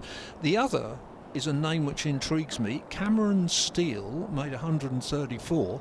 Now Cameron Steele he's a bit like Ian Holland. He's either, I can't remember, born in Australia and raised in America, or vice versa. And played for Durham for a couple of years. Yeah. Made 2 centuries and a double century for him, and then had 2 terrible seasons, and has obviously gone elsewhere. So he's about 25. But he opened for us yesterday, and I wonder whether they just brought him in to see about this business of that's covering the squad. You know, we need another opening bat, and as I say, he made 134. So interesting. Don't know about that. 25-year-old he is. Yeah, I mean, got a change of bowling here. Yeah. difficult to know when you're that age, and you know you've been to other counties and things, but it might not be. It might just be that they actually were short and he was available. So Martin Anderson, who got runs in this fixture at Radlett last year, comes on. He is an all-rounder. Comes on for Ethan Bamber. He's round the wicket, right arm, similar pace to Bamber as well, just a little above medium. And his first ball is wide outside off stump to Tom Alsop. We'll get Kevin Hand in for you, Dave, at the end of this over, and then I'm going to go through till about 12:30, and then come on for me. Is that all right? If Very that's good. all right with you? Absolutely. And Kevin Hand is back. Whatever he had to do, he's done. I can't remember what he said actually. He said he had to go and do something. I'll get a drink. Oh yeah, that really important. As that's pushed down to fine leg, or worked down to fine leg by Tom Alsop, doubles his score on to 2. So not a bad start here from Hampshire. They'll be happy. What have we had? 70 minutes worth of play this morning, having won the toss and elected to bat first. Just the one wicket that fell. That's about, what, 20 minutes or so ago. Joe Weatherly. Honours even, I'd say, at the minute. Just, yeah. You know, if these two can bat till lunch, that we'll feel pleased. If they got 1 or 2 more, we'd Certainly. be anxious and they'd be delighted. It's been accurate bowling this morning, that's for sure, as Holland pushes forward out to a point. I'll give you the bowling figures actually for both Bamber and for Roland Jones, who have both completed spells this morning. Roland Jones 6 overs, none for 7, and Bamber 1 for 22 from 8. Here's Anderson bowls, and Holland pushing well forward. It's been a feature of the Hampshire batting this morning that they've got well forward and negated probably a lot of the seam movement that we've seen, although to be fair it hasn't been a lot. Tony Cox at Solent Sport says, I'm still puzzled as to Riley Russo's whereabouts. Amla and Abbott are both in the country and playing. Have you any info on where Riley is? I know he's under contract to us and his batting would surely strengthen. I think he was going to be T20, but I'm not even sure that's happening now. No, I'm not sure that He's he is pushed under back to the contract. bowler. I think that's doubtful now, because they're holding off announcing whoever it is they've signed for the T20, and I think if it was Riley they wouldn't be, frankly, because No. they just say he's coming back. I think you're right. Yeah. Abbott is the second overseas player, and they obviously want to nurse Abbott a bit. They don't necessarily want to play him in everything. So I would be very surprised to see him this year. Yeah, I would. Holland doesn't time that as he drives it out on the onside towards mid-wicket. End of the over. Thank you, Dave. Take a little bit of a break. And they'll have to wipe the old... Kevin will have to wipe the earphones down. Dave will be back in about 20 odd minutes, if that's all right, Dave.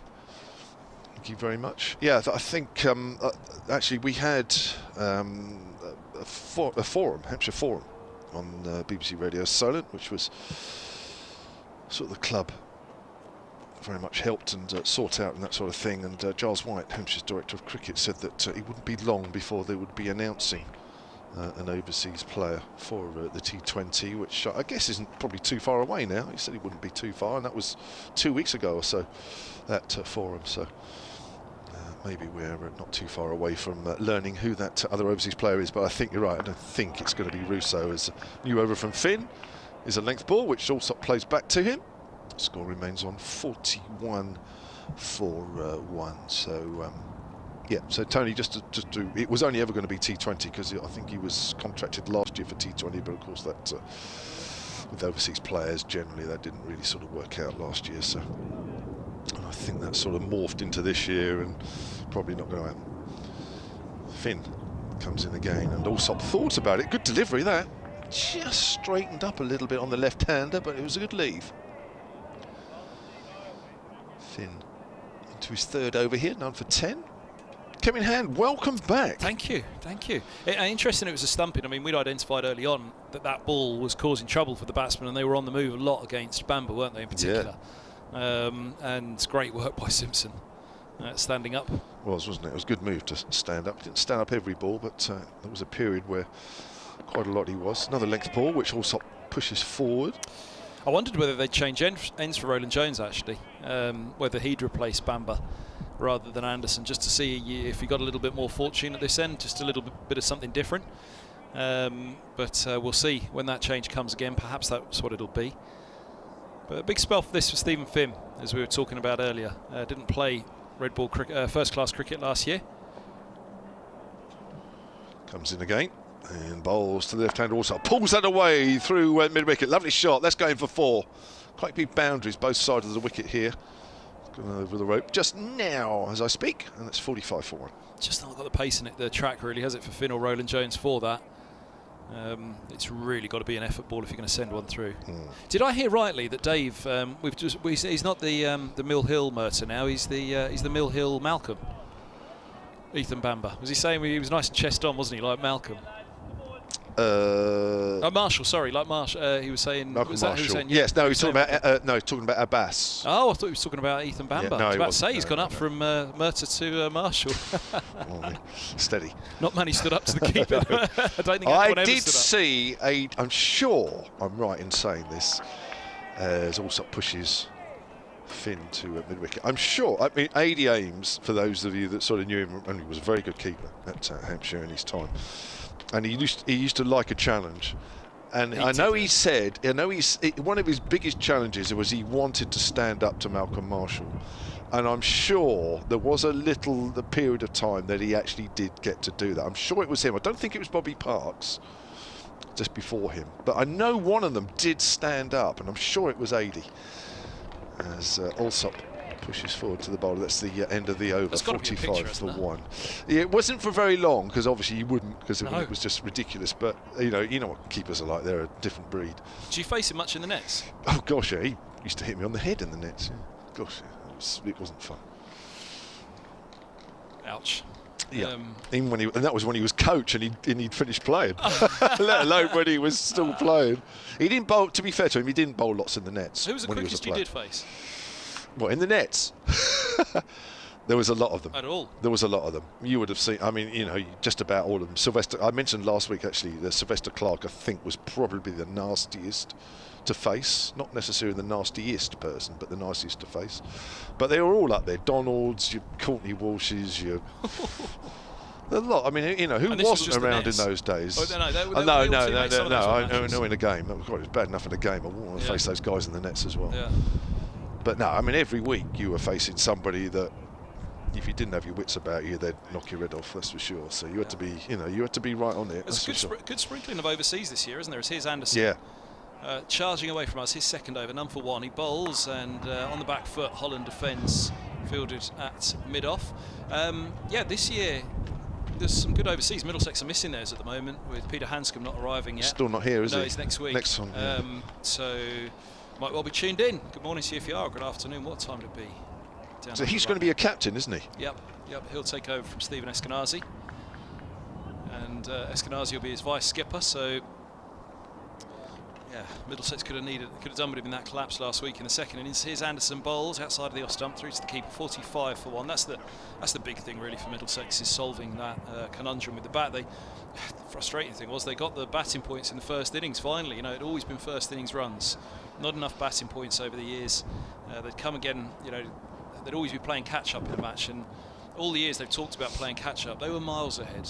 It was so incredibly difficult to see any way of Somerset coming back. It appeared insurmountable, really, as Anderson comes in, bowls and pushes to mid-off. It's fielded by Roland Jones. Holland replays the stroke. You never write cricket off, never. That's the beauty of cricket. You never write it off. But from a Somerset perspective, you could see Anthony Gibson, of course, he was there. I mean, there wasn't, from that, it was like, no, it's impossible. There's no way that this could be turned around. And that collapse for Middlesex that just brought Somerset back in, but even still, they had so much work to do from there. But do it they did. And now it leaves Middlesex, with a big old game here, and then Surrey at Lords next week. Anderson has dropped back the mid-wicket to square leg. He bowls full, and it's driven straight at the mid-off. Good stop by Roland Jones. Holds him to a single. Holland's on to 21, 46 for 1. The previous one, he didn't quite time straight to the mid-off, did he? And then that one, you can see he went to go a little bit more with it, but good stop by Roland Jones. tell you what, with the sun out, that's a lush square, isn't it? The contrast between the square. I don't know whether on the stream, folks at home who are able to tune in and watch the stream, not just listen to the radio, if they can see it as well. There's a real stark contrast between the colour of that square and the outfield, isn't there? It's, yeah, I was going to say. I mean, the outfield looks as though in parts there hasn't been any rain. Mind you, there hasn't been a lot of rain. Around the wicket comes Anderson. That's punched off the back foot only to backward points where Holden fields Allsop. Yeah, it all looked nice, didn't it? But straight to the fielder. Unfortunately for him, 46 for 1. Yeah, it does. They've obviously heavily watered this square, whereas, as I say, the other bits. Yeah, it looks sort of more June-ish. Yeah. But there hasn't been a lot of rain in these parts, as there probably hasn't been where you were. No, not really. Anderson, full of length, driven nicely in between cover and mid-off. Again, not quite got fully through with it, and tumbling stop at mid-on by Bamber. Mid-off by Bamber.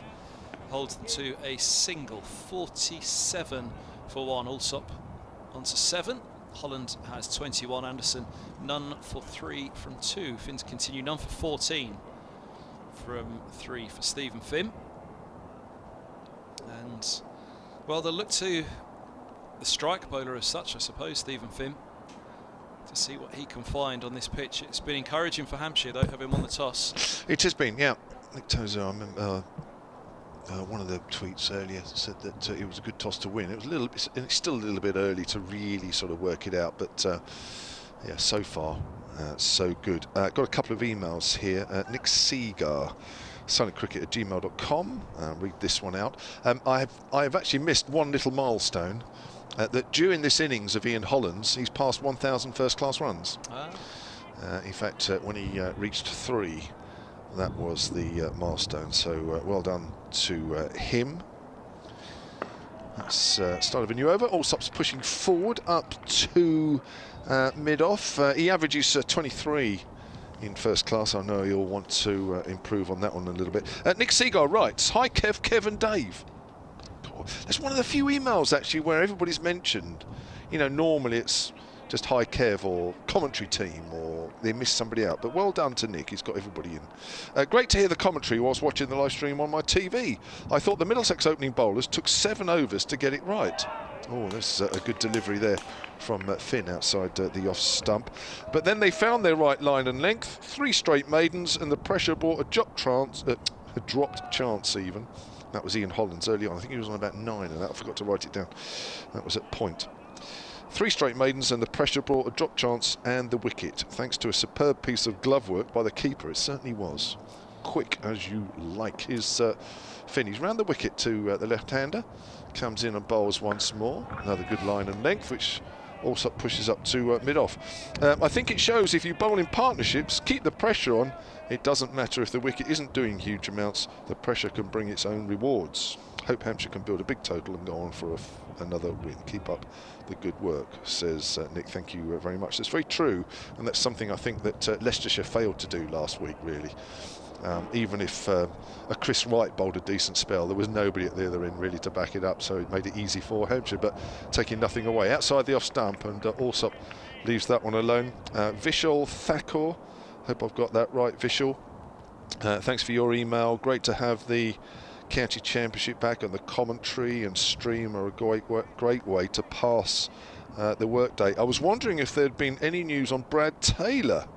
With Barker, Fuller, Donald Taylor not playing, there is some decent talent outside the current 11. Did Brad Taylor play in that second 11 game recently? Dave Allen, I'm looking at him, but I'm also looking at Stephen Finn, who's bowling, and that is a no ball as Allsop pushes it up to mid-off. Did Brad Taylor play yesterday? No, he didn't, so he's probably injured. Hasn't played since 2019, David Allen is telling me, so that would suggest that Brad Taylor's still having a few problems. He's had 1 or 2 bad injuries, hasn't he? Ankle, yeah, his feet and his leg and what have you, so that's not good for him. I'll try and find out a little bit more for you, Vishal, and for everybody else who's interested in that as well. That's a little bit of a worry for Brad. Nice lad, as Allsop pushes that up to wide mid-on, but no gap for him there. Scoring mate on 49 for 1. Sorry, Kevin, I'm talking over. You're looking at your. Keep going. Things you've probably got lots of messages that you're reading through there, just trying to work them out. On Finn first, this is his line of attack to a left-hander around the wicket.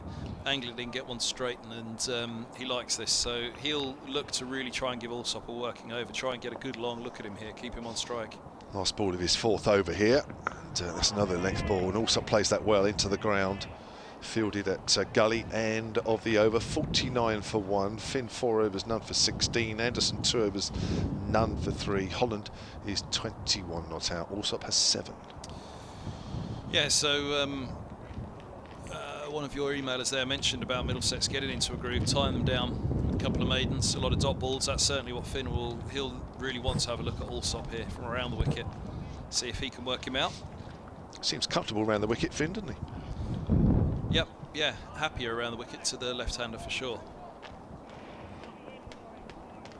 It's that taller bowler, the length. I mean, you'll know as a left-hander that I guess a taller bowler coming into your right arm over. How you feel on LBW? He's got to be pretty full, hasn't he? Oh yeah. Here's Anderson. He bowls outside of the off stump. Through it goes to the keeper.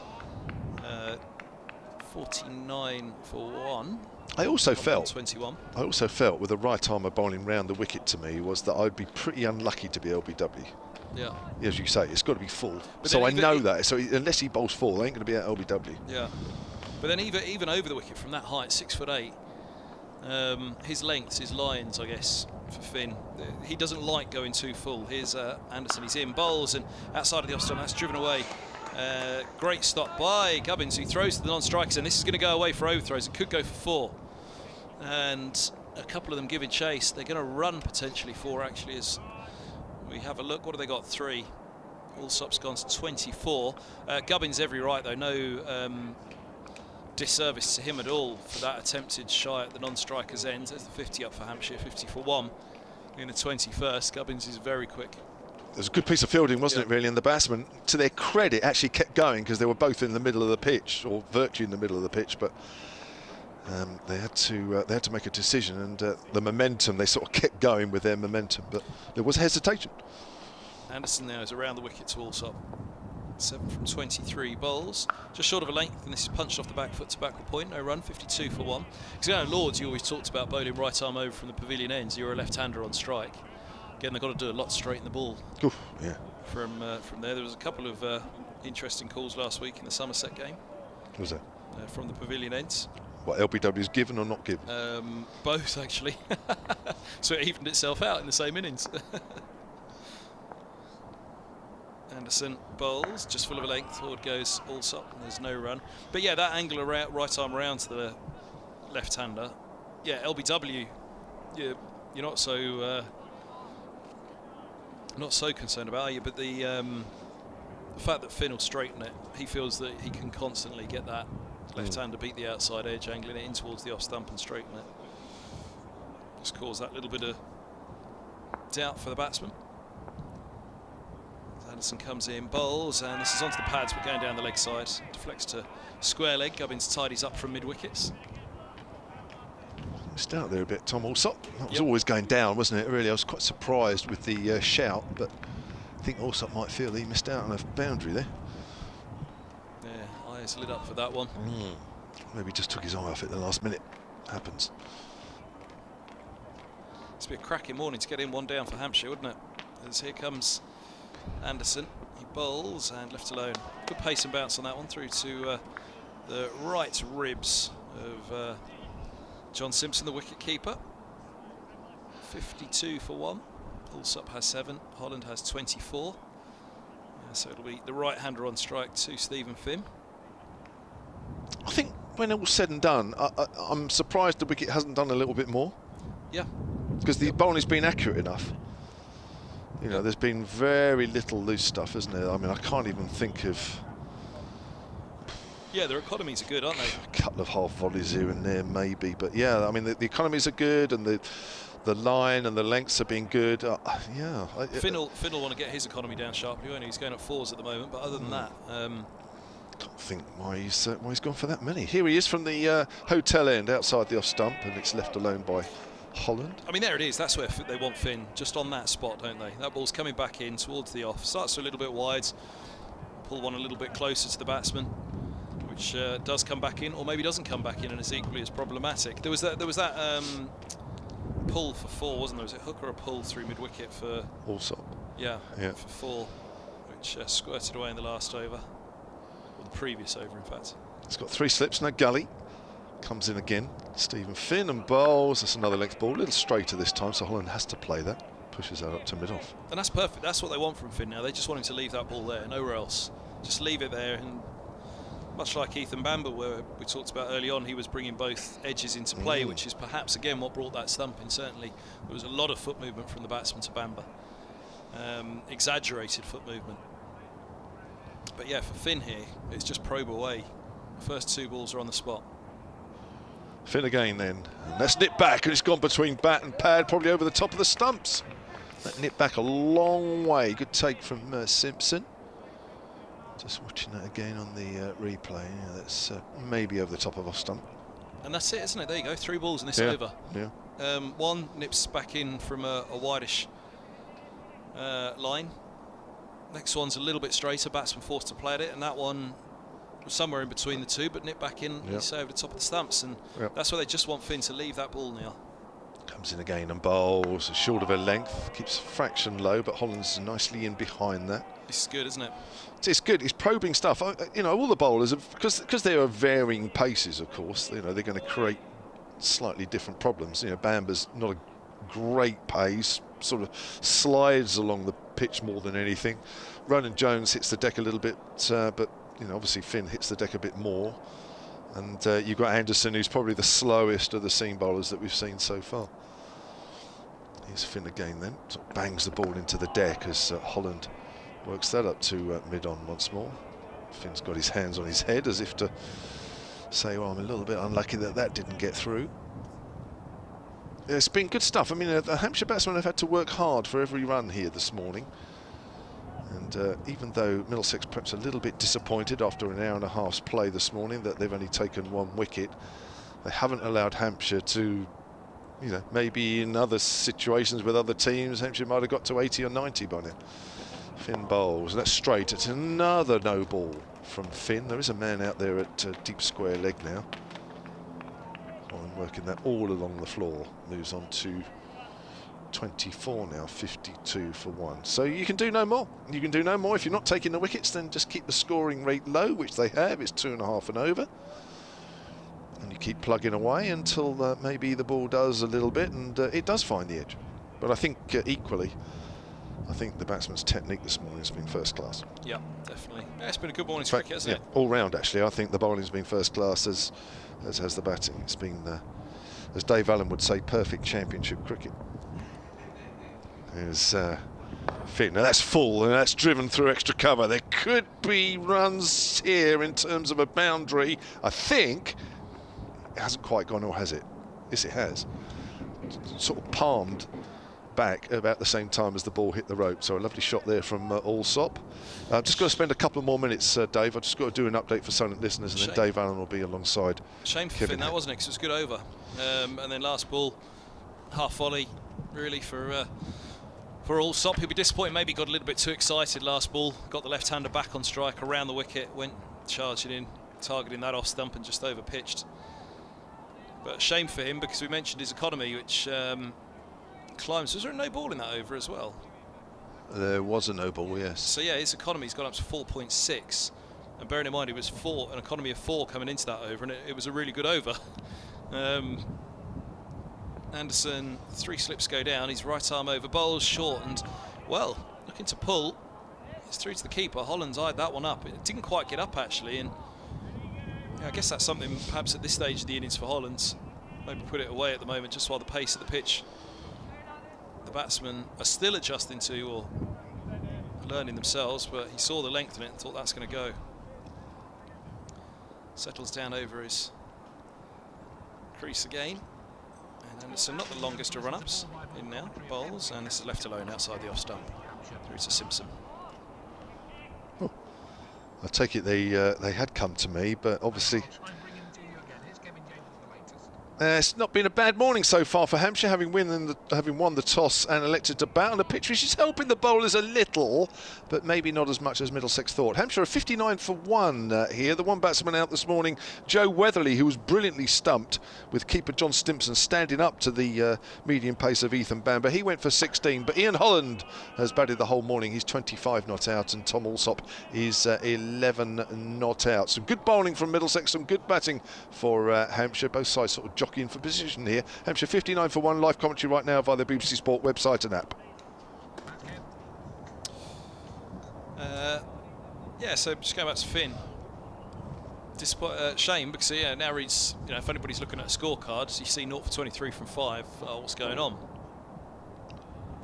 Bamber bowls, and, just wrapped on the pad again. For me, that's going down the leg side. That's your over, isn't it? That's all right. Sorry. Yeah, somebody's looking from afar and you see that on a scorecard, and he's gone for 7 off the last over. But first 4 balls in particular from Stephen Finn, you say, yeah, that's almost perfect to what you want from Finn, and that's what I think the coach has been trying to drum into them. Look, just hit the top of the off stump, keep the scoring rate down. But you're being aggressive with it. You don't have to bowl a short length and bowl a pretty length to keep the scoring rate down. It's Anderson bowls, solid forward defence from Holland. Fields it at mid-on, and I think that's been an accusation over the years that's been levelled at Middlesex.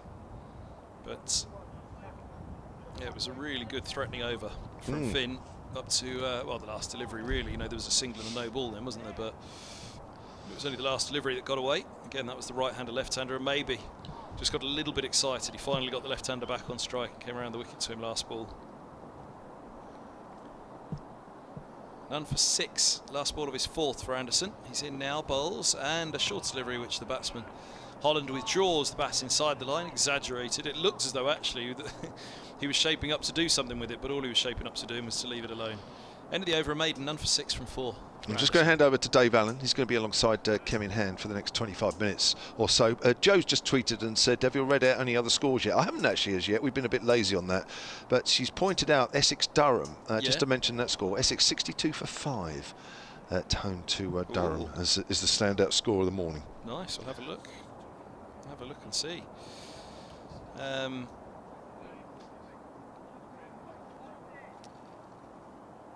You're listening to BBC Radio Solent, BBC Radio London. We're live on the Hampshire and Middlesex websites. So if you are wanting to watch as well as listen, you can click on the link and get our commentary as well. Tune into Jamie himself and Dave Allen. Hello Dave, here's Toby Rowland-Jones back. At the end he started, none for 7 from 6. What do you made of the Middlesex bowling this morning? I think it's been okay really. I mean, one or two moments maybe not, but on the whole pretty good. I've not seen Ethan Bamber before and he impressed me. Yeah. And the stumping was astonishing. Yeah. Just Simpson fantastic. He's as good as they get behind the stumps. Yeah. John Simpson, there's no doubt about that. Here's Rowland-Jones, he's in now. Bowls, and this ball's left alone outside of the off stump, through to the keeper, also the left-hander awaiting. 3 slips, point, cover, mid-off, mid-on, mid-wicket, and long leg, and point there. I'm assuming, I have to admit, I was around the back of the stand, the drop catch. Max Holden at point, he said it went down at point, he's been at point all morning. So it was Max that shelled it, was it?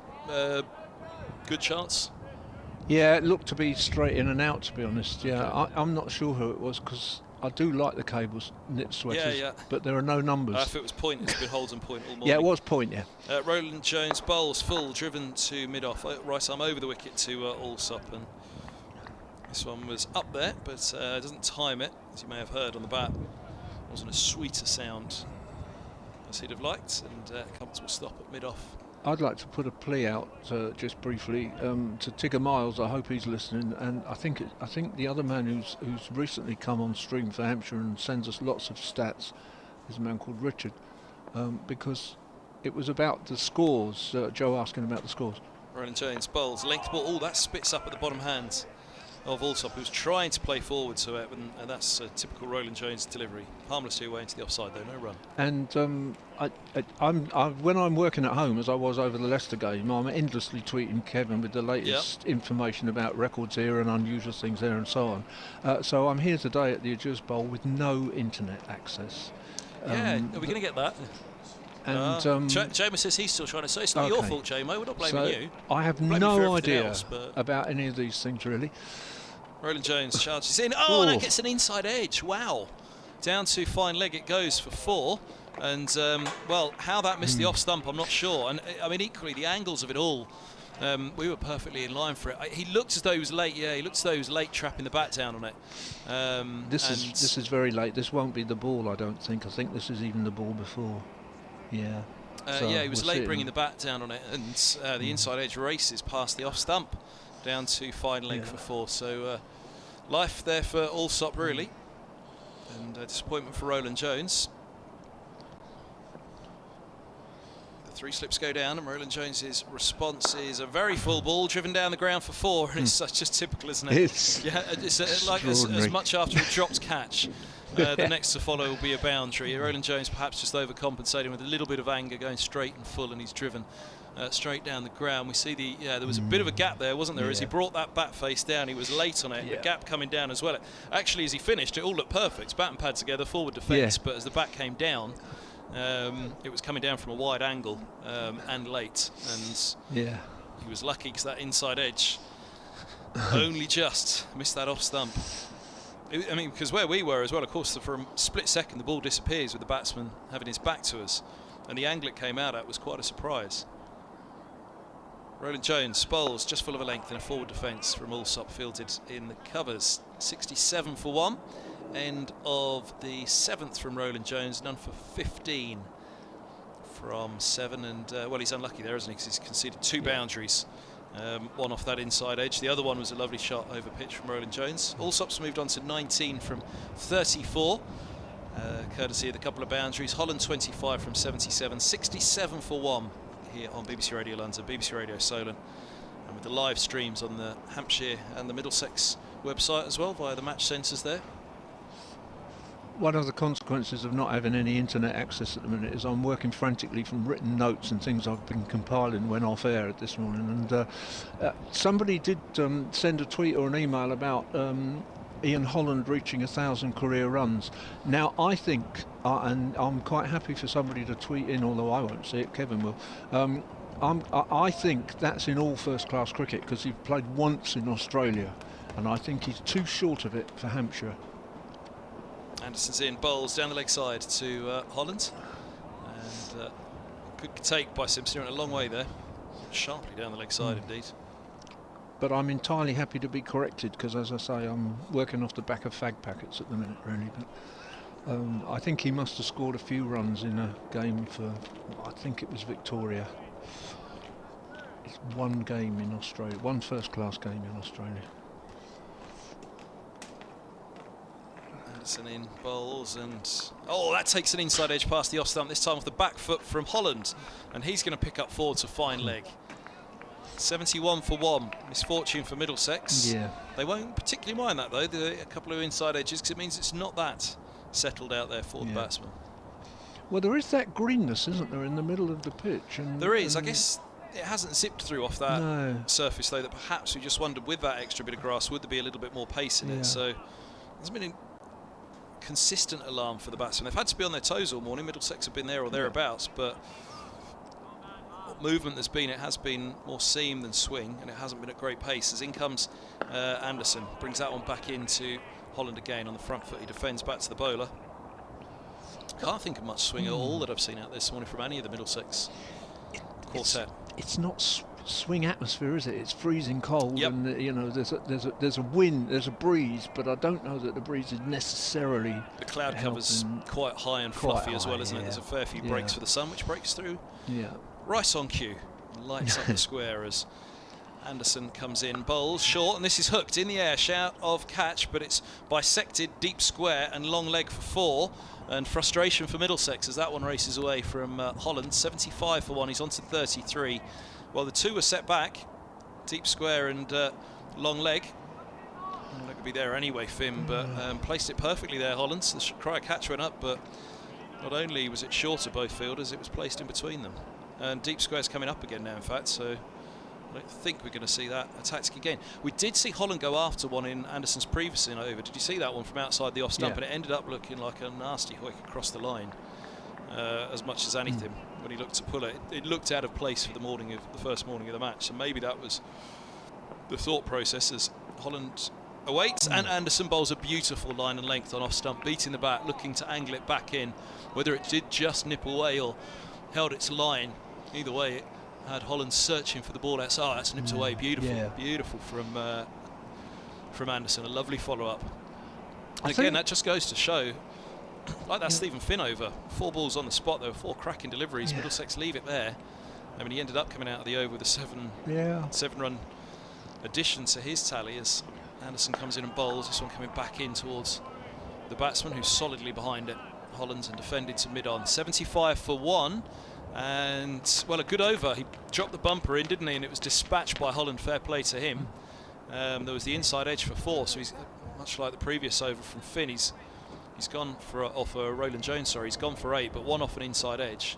The other one, the bumper, was a clear tactic, and credit the batsman. He put it in the space between the 2, set in the deep. But other than that, the questions were asked, and when it's on the spot, it's still doing enough for Middlesex. 75 for 1. Yeah, that would be part of the point for me. I'm not convinced that they're quick enough or the pitch is quick enough to be doing too much short.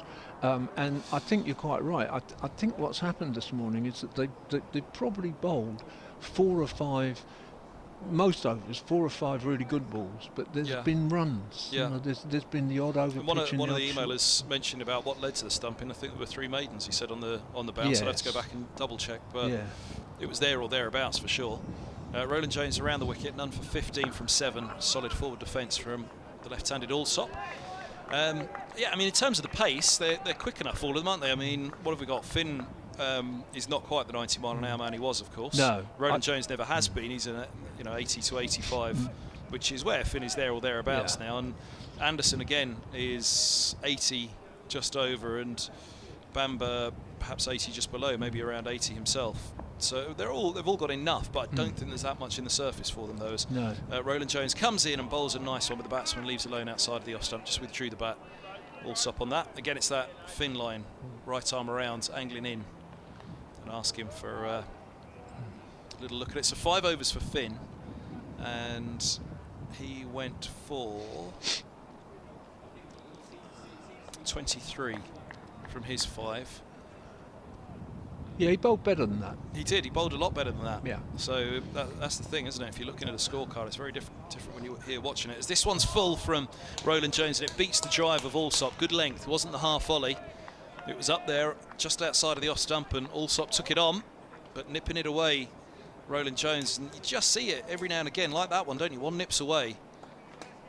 And Middlesex can't be too disheartened, but equally they need to be a little bit careful. They need 15 minutes before lunch. Shouldn't really be a 1-wicket down morning, should it? No, Hampshire winning the toss. I was going to say that. I think they'll be frustrated if they come in with 1 wicket. He's in now, Roland Jones bowls, and this is defended by Allsop, who's a long way back and across to that one. Determined, deliberate defence. And I suspect, Kevin, you know, that both captains were very keen to bat first, given that they both included a wrist spinner this early in April. I mean, Crane really had to play after last week, but Souter as well. They'll be disappointed in a way that Souter's not going to get the bowl in the 4th innings, I suspect, but who knows? Here's Roland Jones bowls, and Allsop defends to mid-off, and there's no run.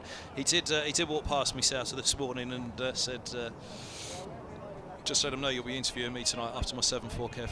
Okay, yeah. Well, it's dry at both ends, isn't it? And you just it might. There's been a bit of bounce, which the wrist spinners will enjoy, so he might get something out of it. Yeah. I guess we'll see him for the mandatory last over before. Well, exactly, yeah. Roland Jones from wide on the crease, he bowls. That's a lovely ball. Good leave by Allsop. From around the wicket, that was angling back in from very wide, more noticeably wide on the crease on that occasion. Roland Jones, but left alone by Allsop as it does shape away. Maiden over.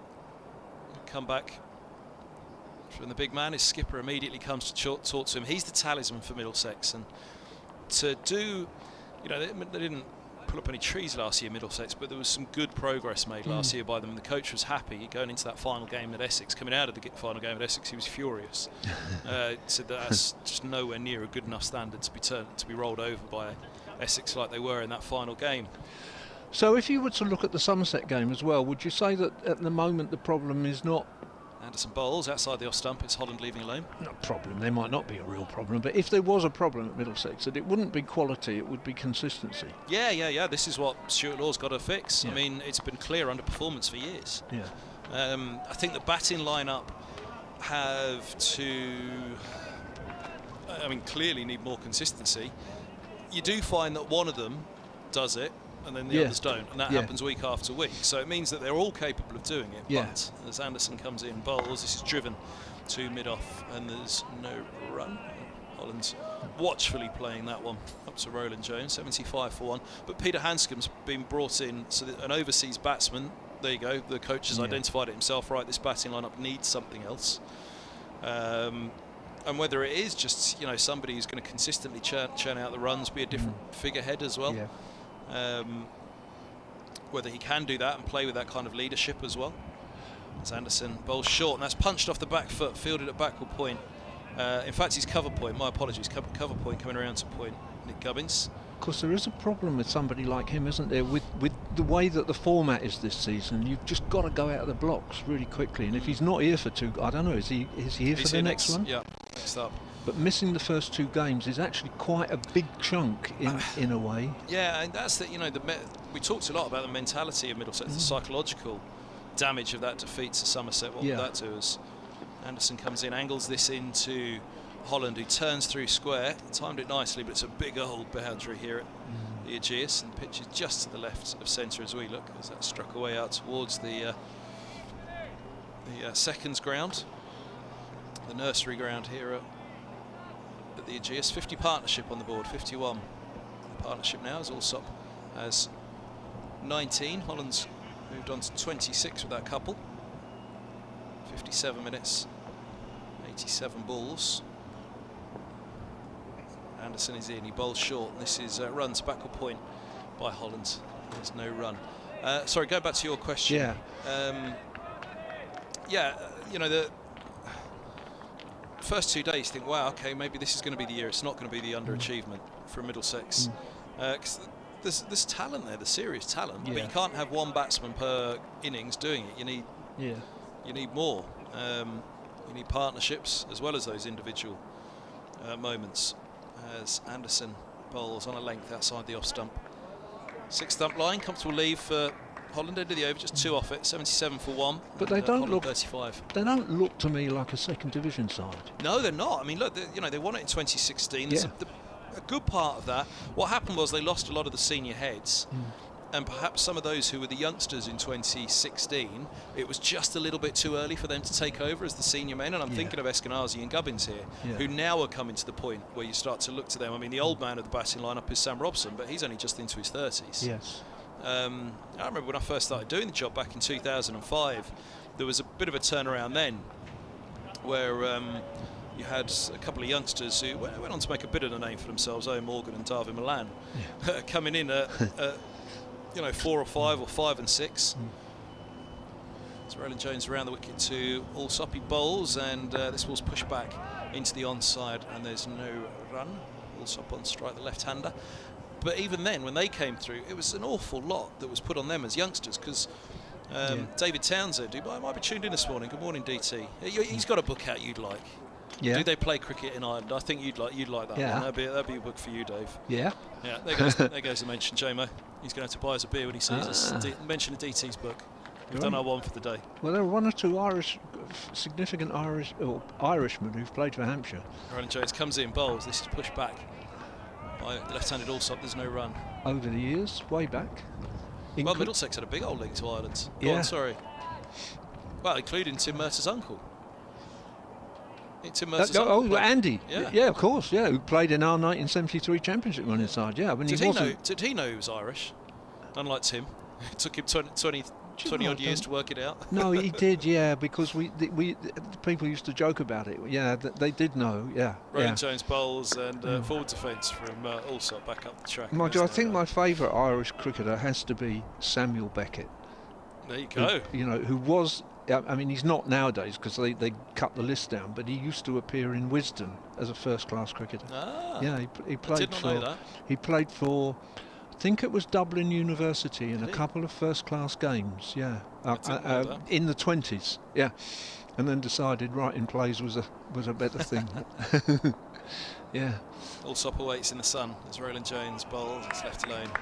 It's the keeper, 7-7 for 1. Yeah, there was always an Irish link at Middlesex. Of course, that's all going to change now with the fact that Paul Sterling, for example, had to leave Middlesex because he had to choose Middlesex or Ireland. Which is it going to be? And he chose Ireland, so he had to leave Middlesex, sadly.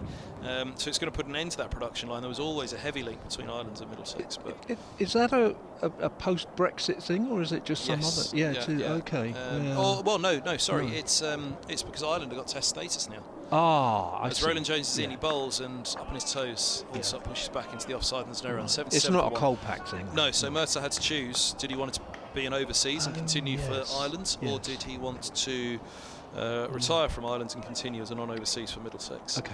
But the point that David Townsend made was even when Milan and Morgan came through, even back then you wanted that really experienced number 4 and that really experienced number 6 and sit the youngster in at number 5. Yeah.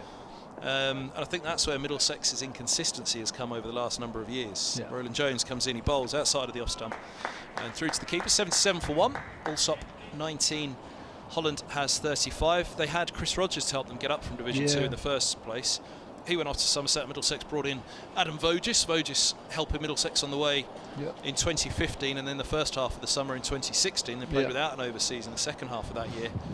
Voges was back the following year. Of course, he got hit on the head. Were you here that day when he got hit on the head, the back of the head by the ball? Ollie Rayner. Yeah, I did. Throwing in from the boundary rope, and I think Ollie Rayner describes it as his worst moment when he, the ball went in, it just eluded Simpson, leaping up high. Voges was looking the other way, orchestrating the field, and got struck on the back of the head. It was horrible. He was out of the match with concussion. Then I missed the next game as well. I remember him wandering back in actually to the hotel that evening and ask him, how bad, how are you? And okay, but not great. And Ollie Rayner has finished, presumably. He has, yeah. He had a short loan spell away, but he came here. He played 2 or 3 games here. Yeah, just 2 or 3. Yeah, he played in that. Any thought about him being signed up here? I don't think so. There was a few spinners around. My memory is that Crane was injured and Dawson was in the England squad. That's and the thing. It was brief. Yeah. So it worked at the time for Hampshire because they've already got. He played in a quite horrid, well, there were quite a lot of them, but he played in a quite horrid floodlit championship game. You know, those day-night championships. Yeah, we try not to talk about that. Oh. Middlesex had the game where they were trounced at Canterbury. Terrible. Nathan Souter is into the attack. How long have we got? Is this just 1 over before lunch for him? Probably only get the 1, only 5-2. Slip and a short leg. Holland's on strike. Can Souter make the breakthrough? His right arm over the wicket, the leg spinner. He bowls short first up. I think a googly coming back in to Holland, who, his eyes lit up to that. He was crunching that through point, wasn't he? But in the end, he had to stroke it more to the cover fielder, extra cover, deep cover set back. This is a fuller delivery, turns short leg along the floor by Souter, by Holland, sorry, on 35. 77 for 1. So, for Middlesex, in terms of underachievement, just finish off that. That thought, can Hanscom come in and be that really senior head in the middle of the order? Nice flight on this one from Souter. Good flight and dip, and it was a real ripple of applause from somewhere down below. Enthusiastic, wasn't there, that applause? Whether that was one of the coaching staff sat. Isn't it great to see 2 championship sides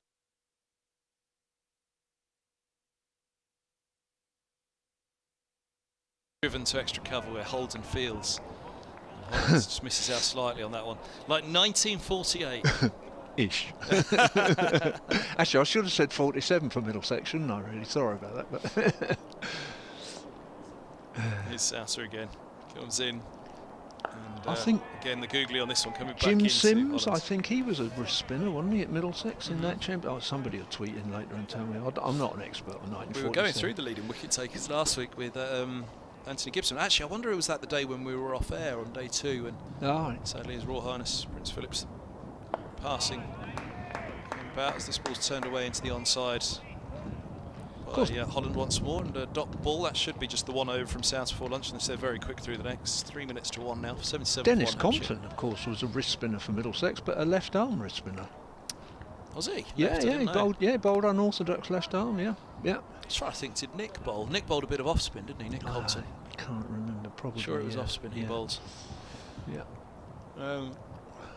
I do remember one wonderful day sitting over there, over on the west side of the ground, in a one-day game against Middlesex, and they all had their names on the backs, and you had Hutton and Compton both playing. It was just quite wonderful. I wish I'd had a camera. Roland Jones bowls outside the off stump. Oh, that comes back in, really keeps low. It was a long way outside of the off stump, but it did come back a long way as well, just not enough for Roland Jones, and Allsop for a moment would have had his heart in his mouth because the bat was high up above his head and there was no coming back from that one, but fortunately for him it goes through to Simpson, but as low as it kept as well. That was the notes. If you looked at this score at lunchtime, 77 for 1 off almost 30 overs, you'd have thought fairly pedestrian, quite solid, but actually there have been moments for both batters and bowlers all the way through. Roland Jones bowls, brings that back in off a length, and that one doesn't keep low at all. That one climbs up towards the hips off fullish length, I'd say. Look at it on the replay now, just how full it was, and yeah, it's coming back at him from outside of the off stump, and unsettled and troubled Allsop. Hitting off the pad. There's Tim Mercer. You don't see that often. Mercer is 12th man, running out pads and drinks and all sorts.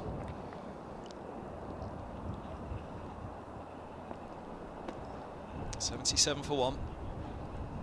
Third ball of the over from Roland Jones, who bowls outside the off stump, left alone. And through to the keeper once more. But yeah, I think, like I say, for Middlesex, just on last week and recent years, will Hanscom be the missing link? If he isn't, then he'll be one of them. But will he be enough to be the missing link? Because again, at some point, you wondered, as the wicketkeeper go back up to 6 for Middlesex and they play 5 bowlers. In a way they are with Anderson in this match, as Roland Jones bowls outside of the off stump. It's through to the keeper. There's no Robert James Harris will very much be targeting trying to get back to number 6 or 7 if Simpson goes up to 6. Simpson last season, I've got the records of some of them last season, 250 runs at 36. It's not bad, is it? That's a year, You know. Yep. I mean, this is the thing, is you go through season by season, not enough of them do it together, and then perhaps one doesn't go very, very big. I mean, Robson's got off to a good start this year, and again, he's the senior statesman at the moment, as Roland Jones bowled. That's left alone by Allsop. Wants to come to lunch on day 1 here on BBC Radio London, BBC Radio Solent. We're live with the streams available if you're able to watch as well as listen via the Hampshire website. You can get the link through the Middlesex website as well.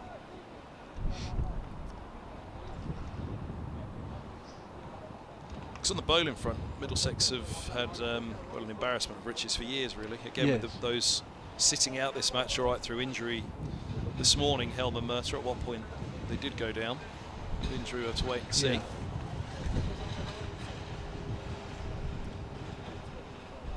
Deep mid-wicket has dropped back to deep square for the last ball before lunch, as Roland Jones around the wicket to Allsop. Oh, and he's gone full, and I think that must, well, I think it was a long way across. He was going to be outside the line of off, but the fact that they didn't all go up with an appeal, I'm wondering, it must have got bat involved as well. I think he must, He was a long way outside of the off, though, when it hit him on the back foot as he hopped across. Dave, thanks so much. Dave Allen will be back with us after lunch with Kevin James as well, here on the BBC Sport website app and BBC Sounds, commentary from BBC Radio London and BBC Radio Solent, and delighted to be with you as well with this wonderful service now on the stream. Available via, if you're not tuned in that way, it's available via the Hampshire website. There's the link on the Middlesex website as well.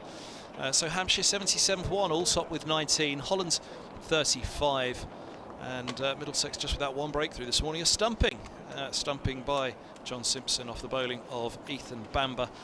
They go off Middlesex from their perspective. I mean, from Hampshire, they'll be delighted. Winning the toss, 1 down at lunch.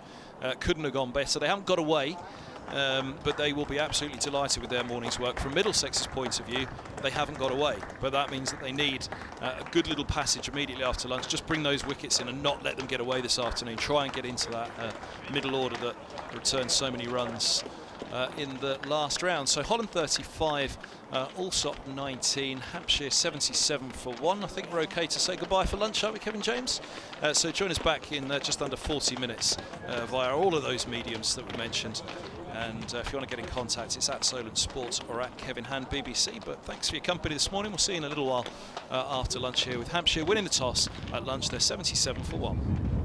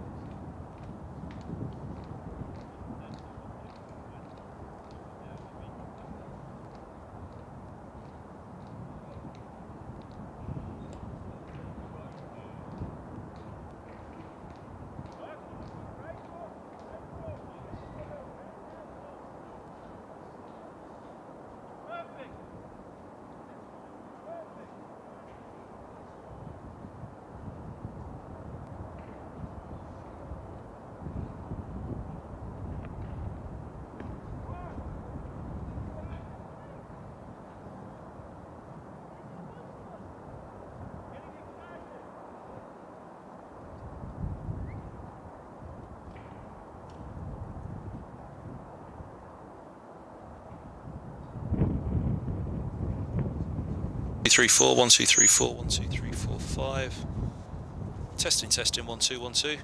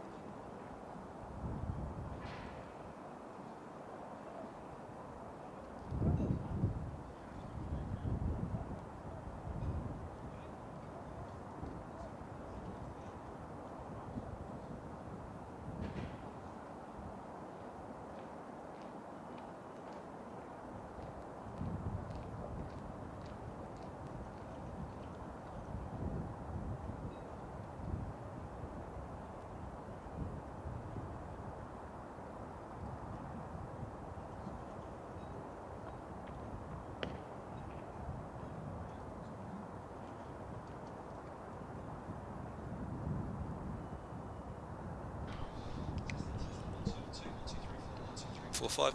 1 2 3 4 5 1 2 3. Testing.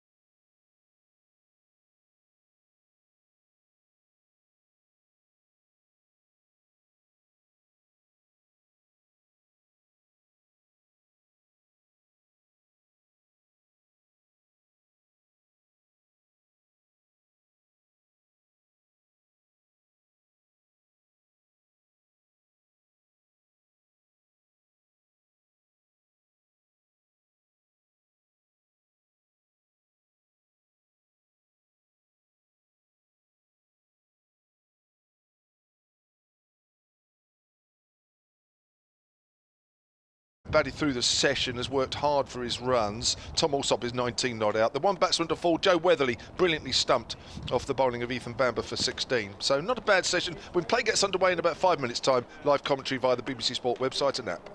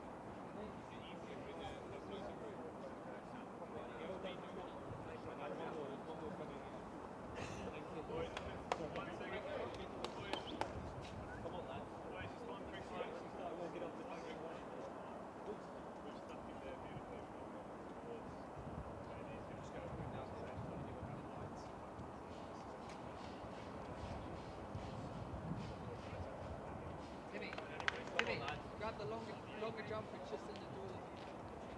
Just by my spot. Bouncing over it.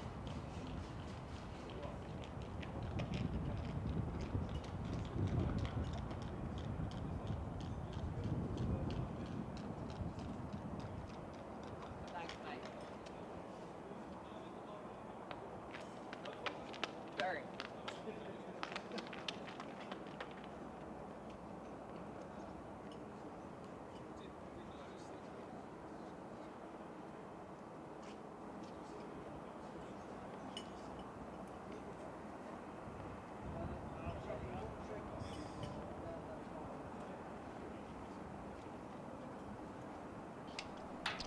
Welcome back to the Ageas Bowl, where we are about to get underway. The afternoon session on day one of this county championship match between Hampshire and Middlesex. It is a bitterly cold day, but the cricket has been a traditional one so far that you'd expect on the first morning of a championship game, where Hampshire were made to work hard for their runs, and they will be pleased that they only lost 1 wicket in that 2-hour session. 77 for 1. Ian Holland has batted throughout, 35 not out. Tom Alsop 19 not out. Joe Weatherly, the 1 wicket that fell after 50 minutes worth of play, brilliantly stumped by John Simpson, standing up to the seam bowler Ethan Bamber. He went for 16. And Middlesex have been accurate. I'm Kevin James. Later on you'll hear from Hampshire's honorary historian Dave Allen, but next to me to take you through this next package of play from BBC Radio London and from Middlesex, Kevin Hand. Turn yourself on. You're not on now. You were on earlier, but you've now disappeared. Hopefully I'll be back. So I just need to Well, turn you just myself got to up. turn that up. Ah, there we go. Does that sound better? Yeah, it's good. You wouldn't think you've been doing this for 20 years, would you? We've rigged it all together somehow in the end. We are there. Yes, we had a few problems. Right, so it's Bamber who's going to bowl the first ball after lunch, and that's outside the off stump. That's left alone by Holland, and we are underway once more. What do you have for lunch, J-Mo? Anything? Some sandwiches. What did you have? Because, of course, you're staying in the hotel across the pitch. Croissant, which fortunately I kept from breakfast. Did you not make bit of yourself rush. or sort yourself out any lunch? I will sort something out at tea, I think. I'll go and Rustle up something from the We had hotel. lots to do at lunch, didn't we? It's always busy on the first day, especially in COVID times. We've had plenty going on this morning, haven't we? We have. Yes, there's always plenty to do, that's for sure, as Bamber bowls follow this time, and it's driven into the pitch by Holland and back to the bowler. Yeah, we've had 1 or 2 issues to sort out, but that's nothing unusual. We've both been around a long time to know that you don't just turn up at 5 to 11, switch on and say, hello, here we are. Although we try to get away with it No, sometimes. we've tried. Oh, you cut it nearer the mark, finer nearer the mark than I do. I think I've always, in all the days that we've done together, and there are many dozens, that's a cut shot from Holland. Doesn't really time it as it goes out into the covers, where I think I've always been the first to arrive. Oh, absolutely. I don't think you've ever beaten me to a ground. I wouldn't deny that for a moment. And I still look at you and think you're a madman. I am. I don't know how you do it, actually. Well, I was doing laps of the ground this morning. I was here. I was on deck at 9:30 this morning, ready to go. Was you? But the Wi-Fi problems were causing issues, and then a few other problems as well. But we got there in the end. Yeah, you got around it well, actually. Bamber again, right arm over with just the 2 slips now, as Holland gets a length ball. Does what he's been doing quite well and quite a lot of. Plays forward with a dead straight bat. Now this is all about wickets after lunch for Middlesex, isn't it? Make up a bit of time from this morning with that wickets column. They can get back into it quickly. You know, side wins the toss, going at lunch 100 for 3. And I think that's what Middlesex have to have on their mind here, is 100 for 3. 1 brings 2 very quickly, and then all of a sudden 100 for 3 in the afternoon. They've kept Hampshire in check a little bit. Yes, they have. That's Bamber. Oh, that's a great delivery. That's bounced pretty straight and left Holland, and that's beaten the outside edge. Holland did nothing wrong. Played with a dead straight bat. Oh my God, that's a big leg break. Lovely, wasn't it? Big leg break from Bamber. Lovely from Bamber. Too good. And he has looked the most likely, I think, hasn't he? Yeah. All morning with the Middlesex seam quartet. He's the one that I think has had us talking the most in terms of challenging both edges. I agree. Bamber bowls again, and again Holland just slightly opened up, but again keeps the dead straight. Bat goes up to mid-off end of the over, 77 for 1. So yeah, credit to the youngster Mini Murtagh doing a fine job. I saw Tim Murtagh and Tom Helmoni's give him a nod on the way back up to the commentary box. Just before the lunch interval, they were sat down. I can't remember if they still had food or not. They were sat down outside anyway and having a natter. Missed out on this one. They knew that rotation would come into it at some point. So whether you know, an educated guess is taken, look, we're going to rotate anyway at some point, so let's rotate them now. If something's feeling a bit stiff, fine, this is the match. Rotate out now. Ideally, they'd have liked Murtagh out there at the moment, but it's over to 2 players who played a big part in Middlesex winning the title in 2016, Stephen Finn and Roland Jones. You're still going on about it 5 years later. God, you guys never stop talking about it, do you? Well, it's been a fair old slide since then. It's been a fair old slide. What's the wait for Hampshire now? What if this was to be the year? How many years would it have been? I don't know. Dave Allen will tell you. I can't remember. It was a 23-year wait for Middlesex. Dave, 48. I said it, meaning we won't mention it. Not that you would blurt it out. 48. You're going to bring up the 50, JMO? Will you raise your bat? Here's Finn, he's right arm around the wicket, he bowls, it's short, it's up in the air, but he's going to be safe, is it? No, he's not. Coming around sharply from mid-wicket to take the catch is Gubbins, they've got him. And goodness me, Allsop's gone. Dropping one in short just after the interval, and a ploy that has worked for Finn and for Middlesex. Finn has 1 for 23 and deserved as well, because those figures are better than they read over there. 77 for 2, Allsop falls for 19, Sky in 1. And mid-wicket around to square leg to take the catch. It was up there for a long, long time. I thought he was going to get away with it. But Middlesex have a crucial breakthrough just after lunch on day 1. Well, it's disappointing there for Tom Allsop. I got the feeling he was... There wasn't a lot of conviction in the shot. He got a little bit underneath it. It was a good short delivery. It certainly didn't get up high. It was caught Souter. But... I don't know. I think Tom Allsop's taking his time walking back. I think he's a little bit disappointed, especially after working as hard as he did before lunch to get to his 19. But well bowled, Stephen Finn. But I just get the feeling that Tom Allsop didn't, as he was playing the shot, he didn't believe. No, and Finn around the wicket to a left-hander is, you know, a dangerous line of attack, and Allsop will be disappointed. I think he'll just be disappointed that he's gone for that shot immediately after the interval, really. First ball from Finn after the break. Just get yourself back in, get your eye back in. You know, feel that bat on ball again, feel the pace of the pitch, feel the pace of Finn once more. But he's gone for it, the short one. Look, he'll look back on it and say bad shot, won't he? As much because of the time of the day it is. The shot selection was wrong. He should have not got involved in it. Maybe onto him a little bit quicker on a pitch, as we say, where it hasn't been coming on that quickly. And skies it up in the air. And yeah, Nathan Souter charging around from mid-wicket to square leg. Nick Gubbins is over the other side at cover. And they've both got their sunglasses on the top of their hats and their hands deep in their pockets. They're similarly sharp, quickly to set off, both of them, which is what had done me on calling it from up here. But 77 for 2, it's a huge breakthrough. Northeast is an excellent batsman to be coming in at 4, and well, again, a dangerous middle order that Hampshire have. They've got that one crucial wicket straight away after the break. I talked about 100 for 3. They'll have delusions of grandeur now, Middlesex, I'm sure, as Finn comes in, bowls and nips that one back in to strike Holland on forward defence, beat the inside edge, hit high up on the inside leg, I think. Fortunately for him, not that high up, but no. High enough to unsettle him nonetheless. But yeah, 100 for 3, I said, 77 for 2. They'll be thinking even better than that now. They'll say, look, they should have taken more wickets this morning. I mean, that's cricket, isn't it? If it was that easy, we wouldn't need to bother turning up. You just write the scorecard down, don't bother playing. But they'd have liked to have taken more wickets this morning, as Finn is in, bowls full, and he's clipped away backward a square. In fact, it's gone finer than that. I didn't realise quite how fine it's gone. Fine of long leg for 4. He was looking through square leg, really, wasn't he? So very much a thin inside bit of the bat on that one, and gets it away very, very fine. I was just checking to see that it did go across the front of the pad, and it wasn't an inside edge, but it was indeed across the front of. And 81 for 2 it is, as Holland is on to 39.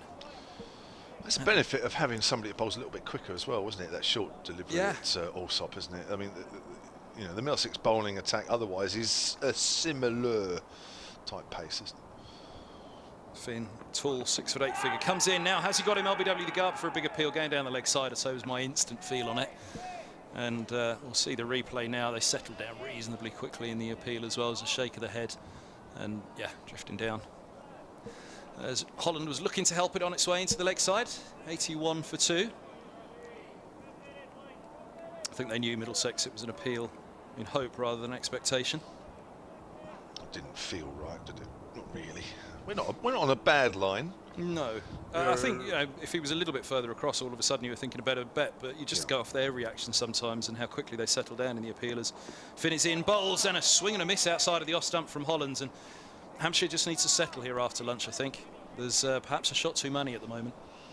Yeah, I just wrote a little few paragraphs for the BBC Sport website for the lunch break, and I just said, you know, as well as Hampshire played, and they did play very well this morning, good technique from the batsmen getting well forward, but I just thought, you know, now is a different session. It was good judgment as well, though, wasn't it? A bit different. Well, it was good judgment. It was some good bowling, some good batting, but you know, this is a different session. You know, the luck might change. Finn bowls full and straight, and he's turned in front of the long leg fielder on this occasion just for a single as Bamber runs around. Holland moves to 40, 82 for 2. And 32 overs bowled here at the Ageas on BBC Radio Solent and BBC Radio London. Live on the BBC Sport website, the app, and on BBC Sounds. And if you wish to as well, you can add to the radio coverage by clicking onto the Hampshire website. It's also available. The link's also available from the Middlesex website as well. You can watch the pictures with the sounds. You can, or download the Hampshire app, which is free. You can watch it on that as well. Plus, are you on the app? Have you got your I've got the Kev's app. Corner on the app Oh, somewhere? I was one of the first. As soon as I realised it was free, I was one of the first to download it. No, I mean, are you actually part of the app? There must be a special section, isn't there? You click down the tab, home, fixtures, Kevin James. No, they wanted people to download it, not get rid of it. Here's Bamber then, from the pavilion end, our commentary end. It's full and northeast. Oh, sorry, it's Holland again, isn't it? Of course, who picked up that single at the end of the last over. Just pushes that up to mid-on. You can get in touch with us if you want to this afternoon. Keep us company at Solent Sport, at Kevin Hand, BBC, solentcricket@gmail.com. Sorry, that also Allsop dismissal. There was one this morning that Finn, he pulled him away through mid-wicket for 4, didn't he? Where Finn had bounced him earlier this morning. Yes, I think that went in front of the square off memory. Here's Bamber again, then full and Holland drive down the ground, beautiful. Runs here, the chase is on. It's coming just below us, that's going to go all the way. Beautifully timed shot there from Ian Holland, over-pitched from Ethan Bamber. And Holland now moves on to 44, 86 for 2. And on this occasion, because I talked about shot judgment this morning from Hampshire, which was excellent. You know, they didn't really go after anything, did they? No. And you can see that on the scoreboard. You know, the 77 for 1. There was at least 2 inside edges that went away for 4. In that, the point being, Hampshire didn't go looking for runs this morning. They played it properly. Bamber again then. Bowls, and there's a nice drive up to mid-off by Holland, but there is no run. Just got a message here from Chris Goldie, who used to be on the Middlesex committee. Hello, Chris. Remember him? Yep. Former Richmond wicket-keeper, used to be on the staff here for a little while as well. As soon as I'd mentioned anything about a freebie, he's just said, you always did like a freebie. That's nice of him, isn't it? Love you too, Chris. Good to hear from him anyway. Here's Bamber again, and that's a length ball which is pushed up to extra cover. No run there. Into his 10th over, Ethan Bamber. 1 for 26, his figures so far. It's quite an interesting one. I was thinking at lunchtime, it is a, it's not a green top, but it's not white. It's sort of that in-between colour, isn't it? I mean, we'd almost say with relief that there's got a bit of grass on it at the moment. Because imagine if they'd have taken the grass down much more, the pace would have come out of it even more. But I can just imagine somebody sort of saying to Ethan, what's it like to bowl on, at lunchtime as he comes in and bowls. And there's a lovely drive from Ian Holland. It's split the field, has it? Yes, it has. Stephen Finn diving at mid-off, complementing the dive at extra cover. It beat them both. I wouldn't say it was brilliantly timed, but it was timed well enough. Moves on to 48. But it's one of those where at lunchtime you say, oh, is it a good wicket to bowl on? It's greenish, isn't it? You say, yeah. So how was your wicket? Oh, it was stumped. Not quite the dismissal I would have expected to hear from a seam bowler. Funnily enough, on that drive, you could see the trigger movement was the step forward. Yeah. Again from Holland. Simpson's still back at the moment. But that tells you as well, you know, that Bamber's got them unsettled. They feel they've got to do something to respond to him.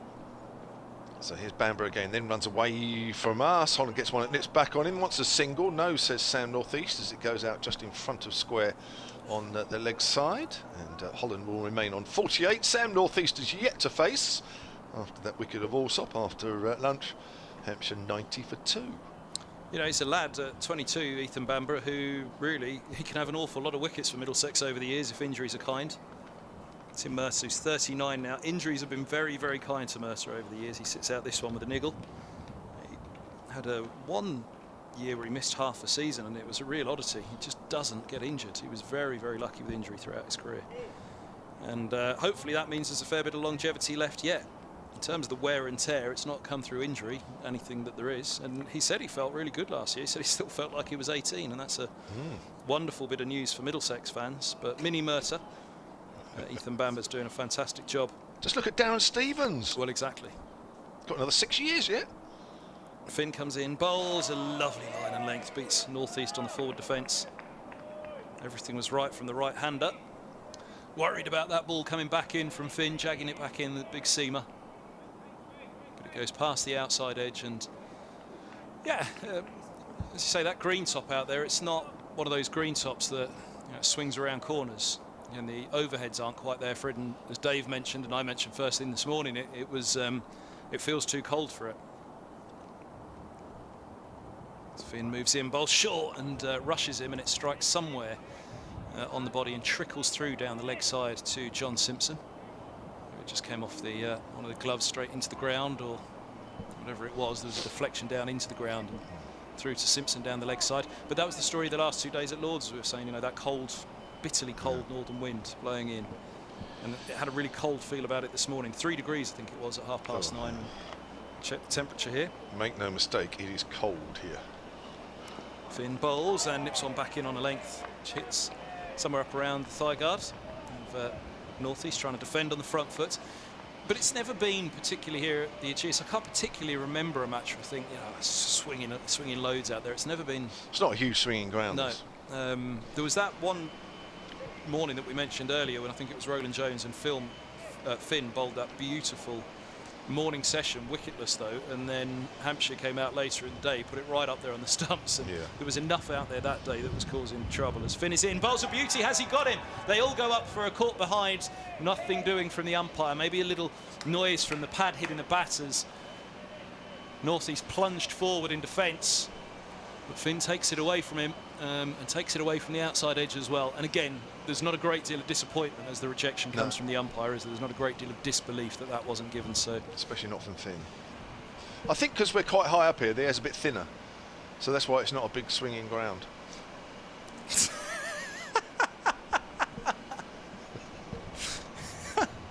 Here's Finn, he bowls, and that one squares up Northeast, and off the shoulder of the bat it races away down to third man. It's just happened a little bit more here for Finn after lunch, and 90 for 2.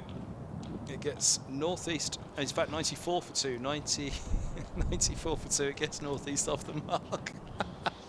I'll get you an oxygen mask soon, just in case it gets any thinner.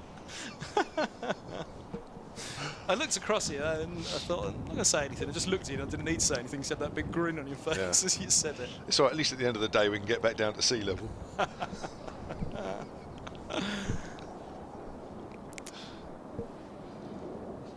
Finn's past the umpire now. The hotel end here at the Ageas. He bowls and punched off the back foot by Northeast. He won't get 4 for it. Nice shot on a fair few other grounds. He would have got 4 for that actually, as it's retrieved just inside the ropes, away to our right, away to is that the Hampshire seconds over there, going through some warm-ups. Looks like it. Away on the nursery ground. Oh, they're 1 in 3, so it's a day off today. Yeah. Nice. Big wins for both these counties' second teams, wasn't there, in the last day or so. That was good testing over, wasn't it, for the new batsman? Real testing over, that one. Northeast got through it. 96 for 2. Weatherly before lunch for 16. Tom Alsop post lunch for 19. The 2 wickets to fall so far. 1 for Bamber, 1 for Finn. And Bamber will continue. 10 overs, 1 for 30. For the right arm medium quick. And he's going to have the keeper standing up. That's a dangerous combination, isn't it, as Joe Weatherly found out. And again, because Ian Holland's got forward well, I guess Simpson's decided to just drag him back into the crease somewhat. Holland works that straightest delivery straight towards mid-wicket. Nice piece of timing, just angled the face of the bat rather than try to hit it with any venom. I'll tell you what I did notice, actually, talking about high up here at the Ageas, the rolling hills in the distance over there. The sun was out in them earlier today, and I don't know, it hadn't really struck me before. Looking over the back, I guess, mind you, we probably wouldn't have spent too many days up here. We did at the back end of last year, but when the sun was out and all those treetops in the distance over there, it's quite a panoramic view. It's lovely, isn't it? It's just the hotel that spoils it, really. So there's a thick outside edge along the ground to gully. I'll get killed by the officials. I know they're listening here as well. It's a lovely hotel. We all know it's a beautiful hotel, but it does stop the view back from this way. It does, but it has made the ground, I've got to say. I'll be honest, before the hotel was here, I thought that the Ageas Bowl missed something, and I do think that actually as the cricket ground itself, take the views out of it for a moment, I think that far end is framed nicely by the hotel. That's brilliant, that's brilliant. Dragged it back nicely as Holland punches that off the back foot towards extra cover. It's quite windy as well, as you can probably hear in our effects microphone. Free drink at the bar tonight.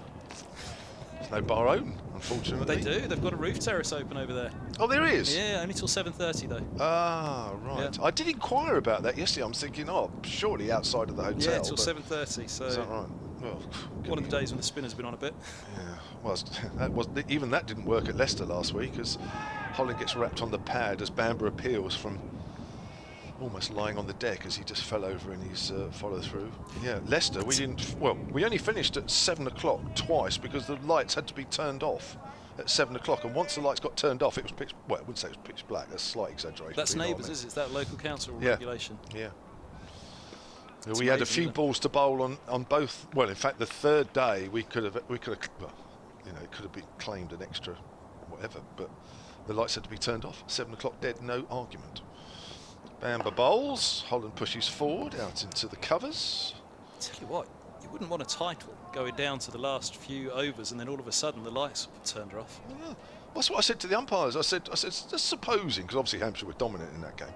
Supposing we get to the fourth day and it's dragging out a bit, and there's 1 ball to bowl, Hampshire need 4 to win, and it's 7 o'clock. What are you going to do? And they said, well, this is what they said. They said, well, we'd have to turn the lights off and see. Well, the 2 times they turned the lights off, it was too dark to play. As Holland works that to mid-wicket, hopeless. Well, Roland Jones running in with, 4 overs left of the season in 2016. Not that I want to keep mentioning 2016. But no, but you do. but Roland Jones... Did you do something that year? Roland Jones running in with, 4.4 overs left of the season, was it, or something? Takes the hat-trick and Middlesex win. I mean, imagine start of that over. Oh no, it's 7 o'clock, turn the floodlights off, and that's the season. Well, Somerset would have won had that been the case, because Somerset were expecting the draw. Yeah. I tell you what, we did stumble across in the middle of that, how to solve the Middlesex overrate problem. They were -3 again at the end of last week. It's been ongoing for years. And it was the overrate that relegated them in 2017, or the arrow, or the... Yeah, apart from the poor play, it was the overrate, yeah. But the overrate, they lose a fair old bit to the overrate each year. Here's Finn. He's right arm over the wicket. Glorious sunshine now as he bowls outside of the off stump. This is left alone through to the keeper, and there's no run. So at each away match that they're at, just tell them the bar shuts at 7:30. They'll soon get through the overs then, won't they? They've got to be back to the hotel in good time before 7:30. Middlesex overrate plus 25.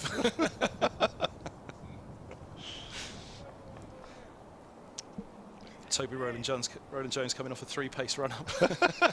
Just to get it in. Northeast the weights.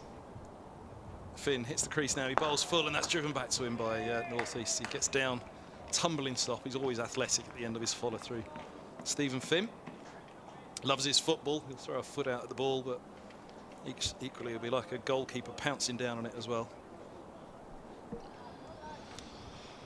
Sunshine. When you look through the glass, you think it was a beautiful summer's day. But... it looks an absolute picture out there at the moment as Finn bowls just full of a length. He's driven straight at the mid-off for 4. Lovely shot by North East. He's on to 10. And Hampshire have their 100 up. 100 for 2. Comes up in the 36th. Slightly over-pitched. And in the end, just outside the off-stump. It was there in the slot for North East, wasn't it? Beautiful shot. That'll have felt good.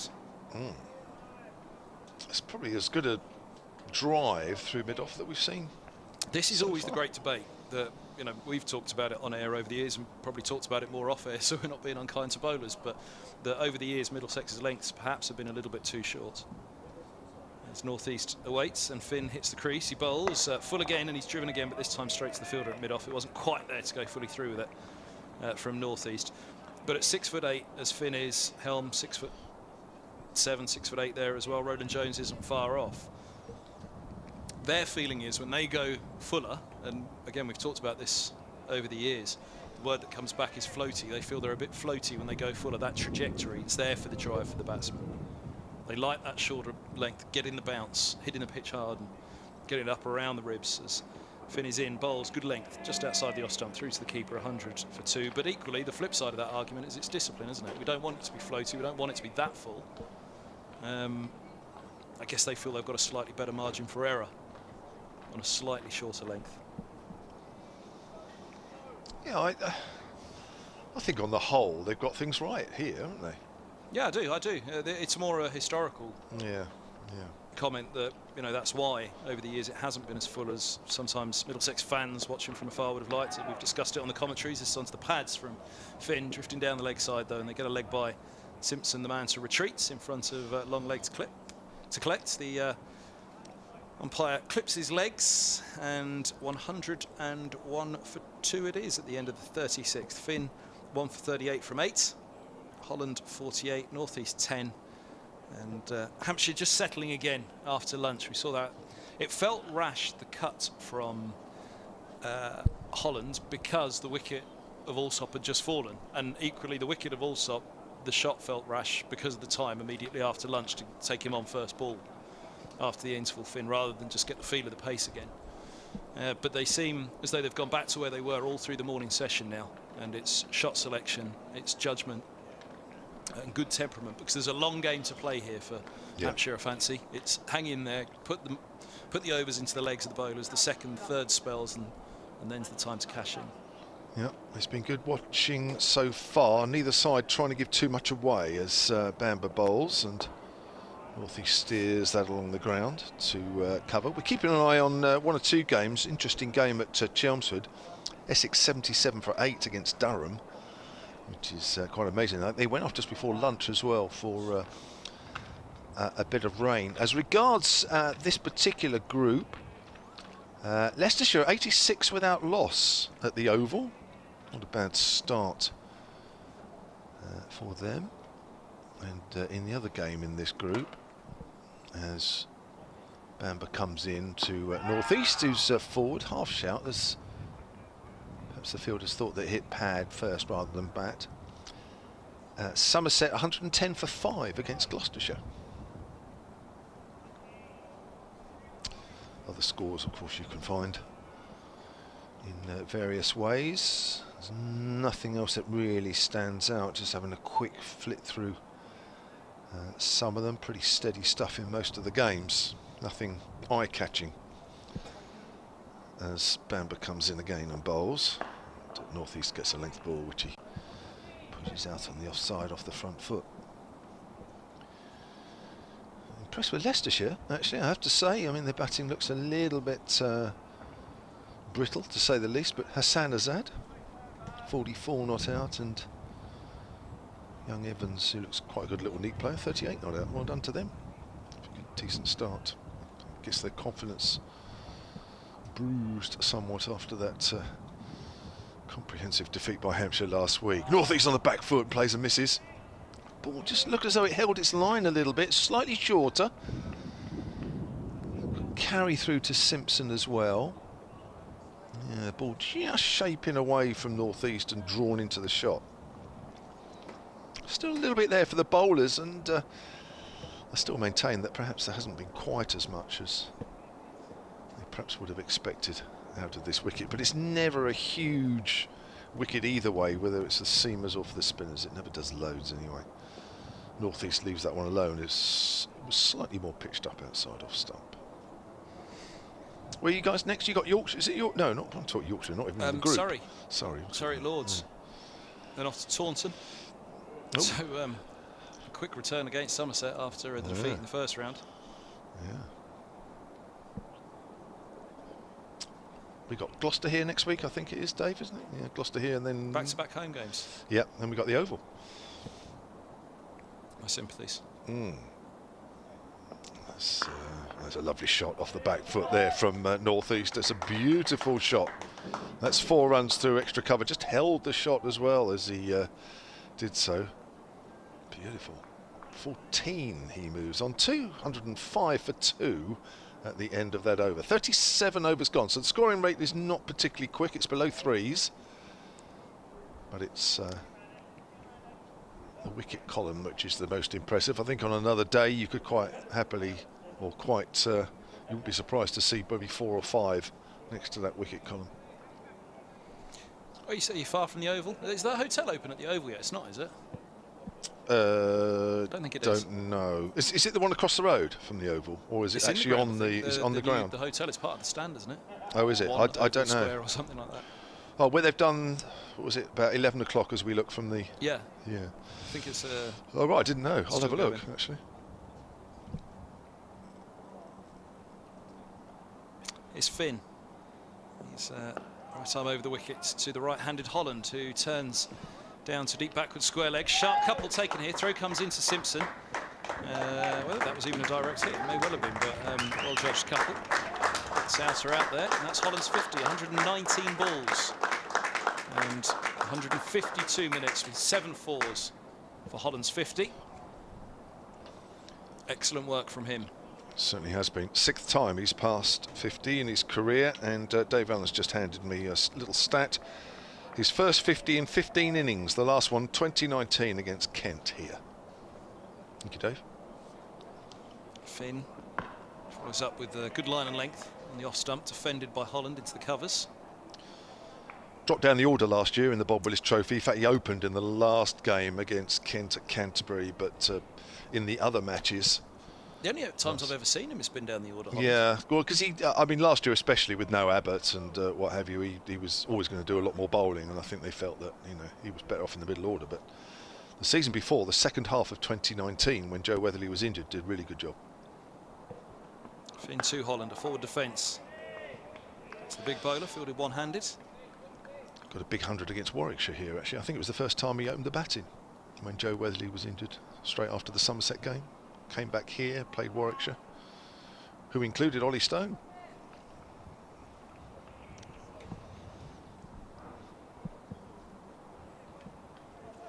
He's got a very deliberate way that he settles down over the bat. He really plants that back foot before he settles down on the front foot as well. Holland, Finn bowls to him now, no ball, clipped down to deep backward square leg. Finn looks away and disgusted himself for the no ball. Stares off away over to the nursery ground. 107 for 2. There's a little check of the crease as he goes back past. It's his 4th no ball. 51. 4th no ball of the innings. Yeah, that'll frustrate for sure.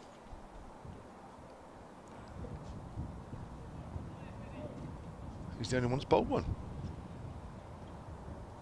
Yeah, he'll be really annoyed with himself. That's Stephen Finn. It's an important game for him. I think, you know, this is his real opportunity to make a statement after his absence from first-class cricket last year as he bowls, and solid forward defence from North East. But you know, with what he's delivered out of the hand, you know, you take, how many did you say? 4 no balls he's bowled. You take those 8 runs out, 35. There was an inside edge as well, wasn't there? Take it down to 31. You know, from 8.4, you think, yeah, okay, get it down a bit still, but what he's served up, he's looked threatening, hasn't he? Yeah, so he has, yeah. He's in now, he bowls, and another beauty, goes past the edge. They go up behind the stumps.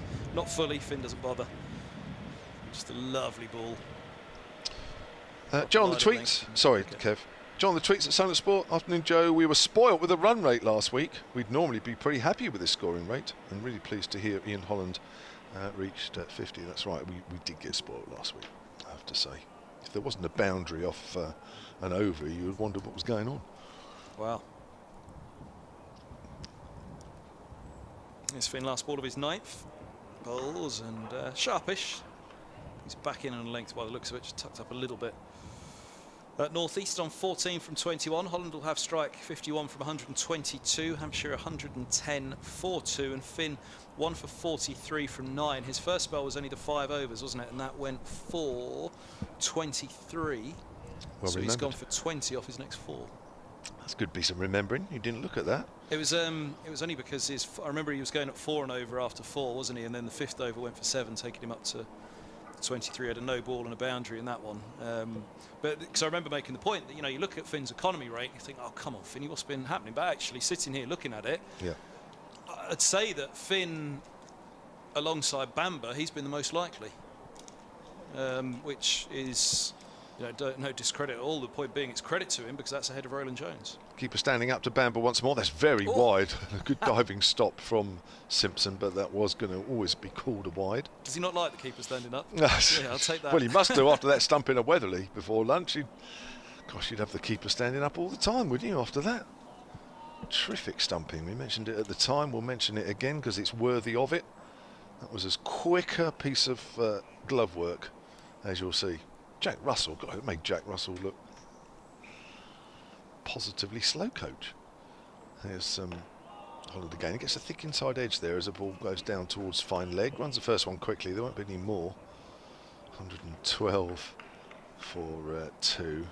It's massive. When you see a keeper take bails off as quick as that, there's something magical about that, isn't it? Not if you're a batter, of course. But if you're watching, you'll go quick hands, fast hands. They really were. If you get a chance to see that, well, in fact, if you go to the ECB website, you'll be able to see all the wickets. If you go to the videos section, as Bamber bowls another good length ball, which North East pushes back to him.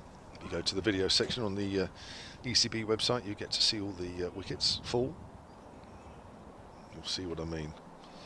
I think even if you slow that down, it will still look quick. It's lovely, isn't it, seeing all the replays now and all the streams that are available. Middlesex have done some good work with their stream at Lords, the number of cameras. Yeah, they've all got a few now, haven't they? It's getting better and better as North East pushes forward. Thick outside edge, ball goes out into the gap square on the offside. They'll get a single, 15 now. And got Kevin James TV here at the Ageas Bowl in the build-up to each day. well, we do a bit of a build-up, don't we? We did one this morning. You very kindly got back in time. Just. You did just kind make of. it after all the things you had to do out in the middle. All these interviews you have to do now with the Middlesex players prior to them. They're running you ragged now, Middlesex, aren't they? It shows the interest, though, doesn't it, in county cricket? Yeah, that's good. It's another straightish ball, which Holland again works down to fine leg. They'll take two this time. Throw comes in. Holland will be home. Ran the first one quickly, which was the key to that. 115 for 2. Big old boundaries, aren't they? I mean, especially out there to where Finn is at long leg and he's having a natter as well to Tim Mercer, I think it is, who's walked around the boundary rope. So have a chat with him. Just trying to see who it is. I think Bamber had said to Finn, come in a few yards because on the boundary rope he's just too deep, allowing that to go for 2. You have to hear that. You have to do that here. Time for him to make up any ground there to prevent the boundary. Definitely. Bamber again, and North East drives, goes out towards extra cover. I got an email here early, apologies for missing it, from Jim Borrett. Jim, who's a former teammate of mine at Edmonton Cricket Club. North London on the Great Cambridge Road. Bump into Jim every now and then when there's a game at Lords and what have you. He says, good to hear your voice and have supporting pictures as well. Interesting rotation of the Middlesex bowlers. Come to that more in a moment as North East pushes forward up towards mid-off this time. The mighty Mercer and Tom Helm rested, and a chance for Finney and the spin of Nathan Souter. Good to be back. Hope to see you at Radley in a couple of months' time for the one-day match. Jim, as I mentioned to Kevin Hand earlier, and Kevin was quite overjoyed in the fact that I won't actually be there. Because unlike last year, where I was at Radlett, but only because my daughter didn't get married because of COVID, funny enough, and what an amazing coincidence, she is actually getting married that week of the Radlett game, and I won't be there either. So apologies for that. Kevin is smiling. Wedding just to avoid Radlett. 2 years on the bounce. Well, we looked at the fixture list and saw it was Radlett and said that is our week. Do it. Finn begins the new over, and this one's played off the back foot handsomely by North East. And only pick up a single wide of mid-off. Finn has his hands on his head. I think North East did just check it slightly. Maybe whether it got a little bit big on him or just stopped slightly. I think Finn was wondering whether he was going to get himself into bother, but he rides it easily enough in the end. North East has a single to move to 16. 116 for 2. I actually like Radlett though, apart from that. Lovely grounds. Yeah, it's lovely. It's lovely. Even though we were stuck into a corner by a hedge. Actually, it must be. It's a change you being on the Middlesex stream here, isn't it? It's Finn bowls through to the keeper. It goes 116 for 2. Middlesex fans don't get to hear you that often these days, Well, do they they? get the choice. That's what the world's about nowadays, isn't it? Choice. Yeah. So they wouldn't have heard you last week? No. Well, and if they chose not to. Well, unless they went to the BBC online feed. Yeah. So who's doing it? Is he Westbury again? And Adam Collins, yeah. Adam Adam Collins Collins, fronting it up. Matt Floyd commentator of the with him year. last week. Absolutely. It would be alongside. It would be, yeah. We'll have the outground games as well. It needs to be alongside again this year as Finn bowls. This is tickled down to fine leg for 4 runs. Yeah, it was off the bat. And Holland moves to 58, 120 for 2. We were alongside them in the commentary tents last year, weren't we, at Radlett? We did have commentary boxes to sit alongside this year in the tavern stand at Lord's. Not back in the media centre yet. Have you got a T20? Is the Radlett game a T20 or is it a one-day cup? 50. It's 50. So where's the T20 game? Is it Radlett or Lord's? I don't Let's know. have a look. I haven't had a look. I can have a look. You can have a look. No, you're doing the commentary. I'll look. I for thought you. that's always what you go to first. Where am I going to be when I'm away at Middlesex? Here's Finn bowls, and this ball's pushed away. It's through points. Cover gets around. There's no point. There's a gully, Max Holden in there. And it's Gubbins scampering around to stop the ball. 120 for 2. Is it Gubbins, in fact? Let's see. But a bit of a change around. It might be Anderson in there now at cover. Eskenazi and Robson slipping second. Deep gully is Holden. I think it is Anderson at cover. As Finn is in, he bowls a sharp bouncer through to the keeper. No trouble at all for Holland to get down underneath that one. It was a little bit of a wasted bounce, that one, wasn't it? Luke Dave, what are you chuckling at? Damn, the blast games at Radlett. I love Radlett. If you're anybody from Radlett Cricket Club, I do love it, really. Have you I'm got just another saying daughter that you can marry off this Yeah, summer? I know, yeah. Well? I know, I'll quickly find a partner for my other one. 15th of June, Tuesday. Starts, that's interesting, starts at 7 o'clock. Can't be right. Finn bowls another bouncer through to the keeper. He's lucky to get away with that last one, actually, I think. Whether he just fancied he wanted to get out of that over, having gone for 5 off it. 1 for 48 from 10, but his bowling's a lot better than those figures suggest. 120 for 2, Hampshire. North East 16, Holland 58. Bamber to continue. 1 for 39 from 13 with 5 maidens. There's no way that game's starting at 7 o'clock No, at I Radlett, don't think is that's it? right. So Well, that's which wrong. website are you checking? BBC? Well, I'm not going to say because it might be somewhere else. But no, it's I think it was just bunged down there rather than. They'll be listening back at Lord's and let us know what time the Hampshire game starts. But the Lord's game is 4-day game, starts on the 13th of May. So looking forward to that. 4 days at Lord's. Oh, heaven. Bamber again then. Bowling to Sam North East, who leaves that one alone outside of off stump. It's May, the Lord's game, did you say? Yeah. So you will be down in the tavern stand Yeah. with me for that one. Oh, we did a T20 game there last year, didn't we? Two of us. Hopefully it's warm, doors wide open like here. Can't be any colder, can it? Well, not least the fact that it's further into the summer. You would hope. Bamber again. North East gets one at straight, where she pushes back.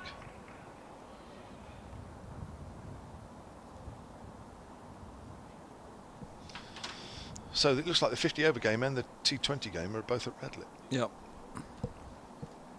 It's a shame it's not a Merchant Taylor's. Well, I tell you what, between those two, though, they're the favoured outgrounds now, very much at Middlesex. There was a long while with Uxbridge. Uxbridge in particular was starting to get a bad rep with the players and with, Really? with the fans. Bamber again, it's on the line of leg stump, and that's flicked away by Sam North East down to fine leg for a single. Moves on to 17, 121 for 2. Yeah, the track at Uxbridge was really getting too slow. Slow and low, and it wasn't producing good cricket in any of the formats there.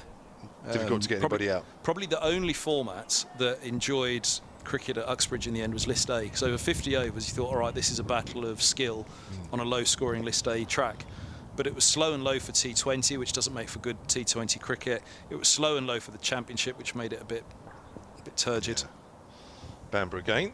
It's full, and it's on the line of leg stump, and that's whipped away through square leg by Ian Holland. They'll jog through for 2. Comfortable 2 as Finn comes round from fine leg. 123 for 2. You know, the players would have felt that as well playing on it. That's just the spectator's view. You know, you're watching it and it's another draw at Uxbridge, and the T20's not a thriller minute on a track like that. No. So so you wouldn't even play 50 over game? Well, you could play a 50 over game there then. Well, indeed, yeah. For Middlesex now, Radlett is the home away from home for Middlesex. Merchant Taylor's School is popular. You know, it's very popular. Middlesex have a very good record there in all formats. Yeah. That's why you'd want to keep playing there, that's for sure. It's another straightish, fullish delivery, which is turned away a little bit straighter this time through mid-wicket, and that's nicely timed because that is going all the way for 4. Beautiful shot, Ian Holland moves on to 64 with that boundary, and that's the 50-run partnership between these two, and it's come off 59 deliveries. 6:30. The game is showing at the one that I'm looking at. Oh, is it right? That might have been Radlett. updated. That's still quite late, isn't it? It is if it's a cloudy day. Yeah. It is if it's a cloudy day. But by June, I mean, I remember some May T20s when they used to do the Friday night starts. There was one at Bristol which was just, you know, I think it was the first game of the season, Friday night start. That was a 5:30 start as well, if memory serves. Bamber to Holland. Holland drives. Doesn't time that as it goes up to mid-on. End of the over. 127 for 2. Dave Allen will come in shortly, if that's all right. No floodlights, absolutely. Yeah. No floodlights. Am I ready to go now? Or do next over? Yeah, you were getting bored of what I was saying there. No, no, it wasn't. No, I just thought. I just looked at the time and I thought you probably want to. But honestly, it was pitch black at 5:30. No floodlights. It had been a heavily overcast day all day. Heavily overcast at 5:30. The light was dimming dramatically. It was freezing cold. Nobody inside the grounds, and it was just terrible. But yeah, obviously that game at Radlett's much deeper into the summer. So yeah. But that wasn't by any way a comparison to go back to that Bristol game. It was just that time when they went back to. Well, they went to Friday night starts for the T20 every Friday across the season, and it was overkill, wasn't it? And you've got, is it Mitchell Marsh and... Yeah, and Majib Ur-Rahman, but I think Marsh is injured, isn't he? I do need to double-check this, because I think that might have slipped by me, that Marsh has picked up an injury. So whether he's available for Middlesex, maybe somebody who's listening in the Middlesex office can let us know if I missed any sort of release on that as to what direction that'll go. Finn is being replaced by Roland Jones. He's in, bowls, he's cut just in front of backward point. Cover point gets around with a tumbling stop and returns the throw. Holden at backward point and White at cover. 50 partnership. I think you noted that one, didn't you, Jamer? Yeah, I mentioned it. Yeah, 69 balls. I think it was, or 59 balls, can't remember now. I read it out and I didn't write it down stupidly. I'll tell you what I have written down. Stephen Finn's spell since lunch, 5 overs, no maidens, 1 for 25. Roland Jones is in, bowls. Oh, that shapes away off the pitch, doesn't it? Outside the off stump, started very wide, so no problem, but equally a slightly fuller, straighter length there, and yeah, down comes Holland to tap away at the surface. Interesting that the wickets have come with 2 to 4. One's a stumping and one was a bouncer. But there's plenty in it on a length. The slips haven't been called into play yet, though. The one chance that went to hand, other than 2 wickets to fall, was the drop at point. Yes, interesting, isn't it? Non-standard dismissals. Here comes Roland Jones, and this ball's punched to cover by Hollands off the back foot. There's no run. I mean, that tells us a little bit about the pace of the pitch. There have been a few LBW shouts here and there, haven't there? There's been nothing towards the slips at all. And there was one back foot defence that fell short of third, wasn't there? Yes. Which, well, I think it was Holland. Or maybe it was still the opening pair. Would it have been? Here's Roland Jones again, ball short, and well, there we go, the attempted cut shot. We've seen that a lot with the drives, but with a few back foot square cuts, timing's just not quite there, is it, for the batsman? But again, that's fine at this stage of the innings. It's just their eyes light up a little bit. It's short, it's wide, right, it's going to go, and the timing hasn't been there at all. Down to 2 slips. We're in the 42nd over. 2 balls to go of it. Roland Jones has passed the umpire. He bowls, and it's edged, and it's taken at second slip. And well, there we go. With the commentator's curse for the batsman, perhaps, but luck for Middlesex. They have got one to go to the slips. Robson snuffles it well, and Holland departs for 64. Roland Jones with a deserved wicket, really. 1 for 16 from 10.5 with 5 maidens so far. And he's really toiled away and gets his rewards. So Middlesex have a third. Hampshire 128 for 3. Very, very well deserved by Roland Jones, and very well called as well by Sam Robson, just to his right. Well, another partnership that had just reached 50 and broken almost immediately. A little bit of extra bounce there from Toby Roland Jones. Holland just pushing at that a little bit, wasn't he? Which allowed the ball to carry. Good catch from Robson. And well, it's still a good start, and it's still good batting from Hampshire. But Middlesex's wickets are coming at a point where you think they really need a wicket now, because they got them, you know, at lunch thought 1 down, all right, fine, and then they got the second, and they think, well, there you go, right, get the third now and have them 100 for 3. They got to 128 for 2, and you think, oh, Middlesex, you know, you need this. Yeah. They've got it. They've got a third, and well, here we go. Vince comes out to join North East, and this is a pairing now, the 4 and 5, that Middlesex will know if they don't break these two quickly, then the 2 of them could do a lot of damage. 1 of them alone could do an awful lot of damage to Middlesex on this first day of them on the toss, Hampshire, and you know, to vindicate that decision to bat first, which none of us really are in doubt it was the correct decision. It's what both sides would have done, I think. And yeah, as Vince comes out, this is a huge wicket, and a big moment in the match, I'd say, because this innings now could well be defined by this partnership, where one or both of these go from here. At 128 for 3, that's a solid enough start early season. Winning the toss, you know you're going to lose 1, perhaps 2 by lunch on a first day, winning the toss and batting.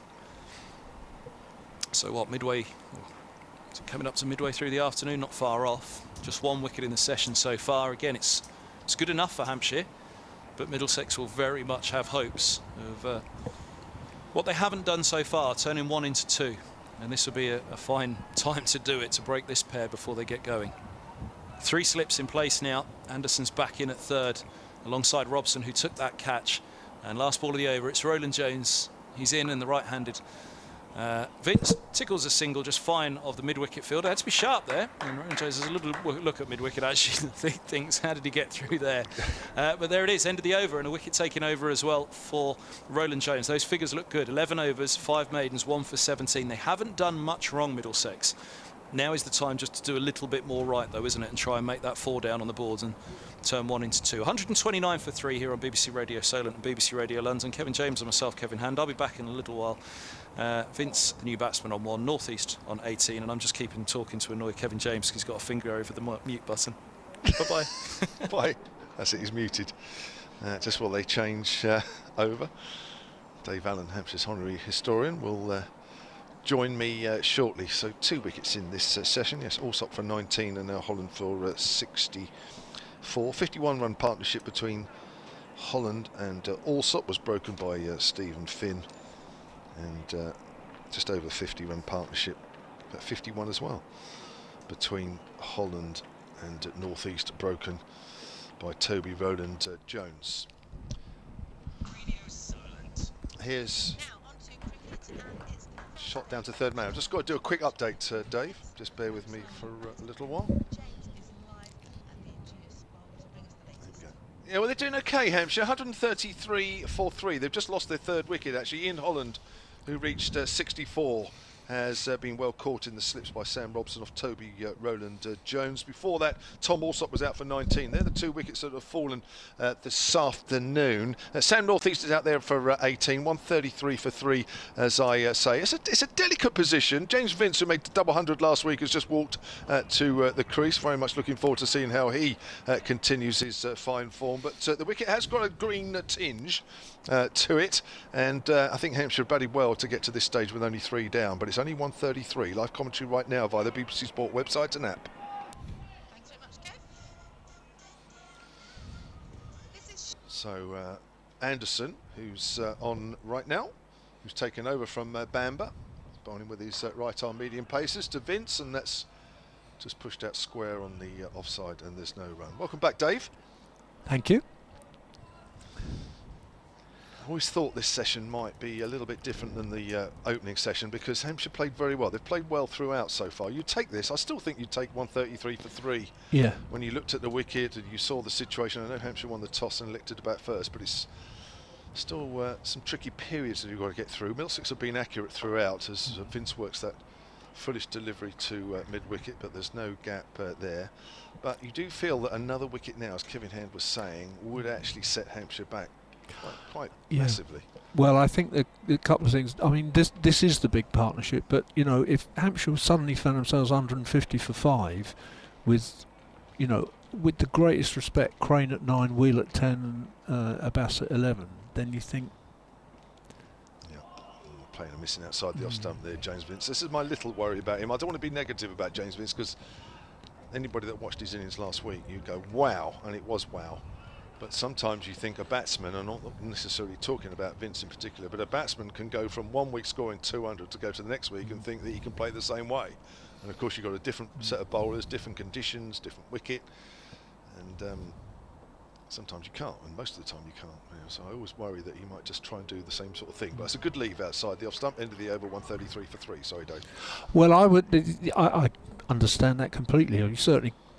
Pretty unusual to score 230 every time you go out, but the only thing I thought about that was I watched a lot of it on the live screen, almost all of it on the live stream. I also saw him the week before in the friendly here against Sussex when he retired on about 50, and he just looked majestic, frankly. I mean, he just looked so good. And again last week. Maybe in neither case was the attack he was facing. Certainly neither of them were as good as this attack, and that's part of the context. But he did look very good. But this is a key Big point in the game now. Because potentially this partnership could be big as well, couldn't it? As Roland Jones comes in and Northeast cuts into the gap between second slip and gully. Hasn't got the middle of the bat on it, so it'll only be a couple as it makes its way towards the third man boundary. It's picked up well inside. And Northeast will move on to 20, 135 for 3. There's also quite a few people that like James Vince batting at number 5, not just because he got a double 100 last week, but I think the very fact that when you look at the batting order, and you look, James Vince has been up and down it, hasn't it? It's recently opened the batting, and he's been at 3 quite a lot of the time, and I think a lot of people do feel that 5 might actually be the perfect spot for him. We'll have to wait and see, of course, as Northeast leaves that one alone outside the off stump. Phil Webb has tweeted at Sonant Sports. We were talking earlier about Radlett and how I'm going to miss another game at Radlett this year because of my oldest daughter getting married, which was put off from last year, and then I realised that there's a T20 game there as well. Phil Webb says, happy to try and sort an arranged marriage to get you off any outgrounds you don't like, Kev. I didn't say I didn't like Radlett. I suppose I didn't gave it a ringing endorsement, but I know what you mean. Major stumbling block is my son is only 4, so it might be a long wait. Yeah, there's quite a big age gap there, that's for sure. As Northeast drives through extra cover, beautiful shot. That's 4. Over pitched, but still put away by Northeast. He got runs, some runs in the first of the pre-season friendlies, and again looked in absolutely top nick. Didn't play in the second game for reasons I'm not quite clear about, and he didn't get that many at Leicester, did he? But when he's going, Yeah. play shots like that. You think, goodness. He got a good one from Chris Wright, actually, Sam North East. There's one that just nips back, but it's quite high as it wraps him on the top of the pads. I think, from memory, let's have a quick look, and I'm pretty sure as I'm speaking that Sam North East got the ball that nipped back. Yes, it was, yeah. Chris Wright had been shaping the ball away, and then just pitched it right, and it nipped back, and it was a good delivery, to be fair. Earlier I mentioned that it's a change for Kevin Hand to be heard on the Middlesex stream. I'll come back to that in a moment as North East pushes forward out to extra cover. Simon Whiteside, afternoon to you. Sonat Sports. He also says the cunning folk. This is to get Kevin on, even though he's not on the live stream. Normally when Middlesex play at home, of course, when they're away, he will be. The cunning folk have the stream volume low and sync the BBC Sport app commentary with deft pausing. Best of both worlds. There you go. So he's got one supporter, Kevin, out there anyway. Roland Jones from the hotel end comes in and bowls to North East. Oh, North East, I think, had a little nibble. May just have kept his bat down a different line. I don't know, he's just replaying something now which suggests that he should have pulled his bat away. I think maybe we'll give the benefit of the doubt there to Roland Jones. So there's 2 51-run partnerships. Ian Holland and Tom Alsop for the second wicket, and Holland and North East for the third. They are the major partnerships so far, but I guess Hampshire fans would have liked one of those to have gone on and a little bit more. But really it's that sort of wicket. It's a good wicket, there's no doubt about it, but there is a little bit in it for the bowlers, and I think Middlesex on the whole have given themselves the best chance to take wickets. I think just generally the batsmen have been very good, and perhaps Middlesex on another day might have picked up another wicket or two by now, but they've certainly been accurate, that's for sure. Here's Anderson with his right arm medium pace, and that's pulled away by James Vince over mid-wicket. Just looking to see where the ball is. In fact, I can tell you it's going over the rope now. It was sort of helped over mid-wicket rather than smashed, which he did a little bit last week. You were talking earlier about your pal from back in club days called Jim, was that right? Jim Borrett, yes. Yeah. And now I've got a memory that on one occasion when I was with you at Lord's up in the media stand, that didn't he and another guy turn up that you played with, and I took a photograph of the three of you. Him and Colin Turner, with ginger hair Would guy. that be right? Yeah. That was it. Him and Colin Turner, left-hander Colin was in the days when I was there. That's right. Jim bowled some off-spin. No, leg breaks. Oh, it's cut, and that's gone to first slip, and that is it. Vince has gone. Tried to cut one that maybe was a fraction too close to him. It went hard to first slip, and Vince goes for 9. And Hampshire are 143 for 4. That's a blow, Dave. Yeah. Well, I said, 150 for 5, and you'd be worried. And let's hope it isn't that. I don't want to be putting a curse on anybody, but that's disappointing. I guess you've got to say it was a bit loose, really. Early in the innings, first man out in single figures. Yeah, and Anderson isn't the biggest wicket taker in the world. He's in more for his batting than his bowling. He'll be very pleased with that, as will Stevie Eskenazi, the stand-in captain. Eskenazi it was that took the catch as well at first slip. Went very quickly too. He took it about chest height. It's one of those where the ball isn't dying on you. In fact, if anything, it's sort of just climbing a fraction. So good catch from him. But you can see Vince was quite disgusted with himself, wasn't he, when he played that shot. Yeah, but there is a bit of pressure now because if one of these two, Dawson and North East, gets out, then somebody did tweet earlier and suggest McManus needs to score more runs. He's not got a bad record, he's averaging something like 27, 28, but then you're down to Abbott, who certainly can contribute runs, but doesn't necessarily always. It's not why he's in the side.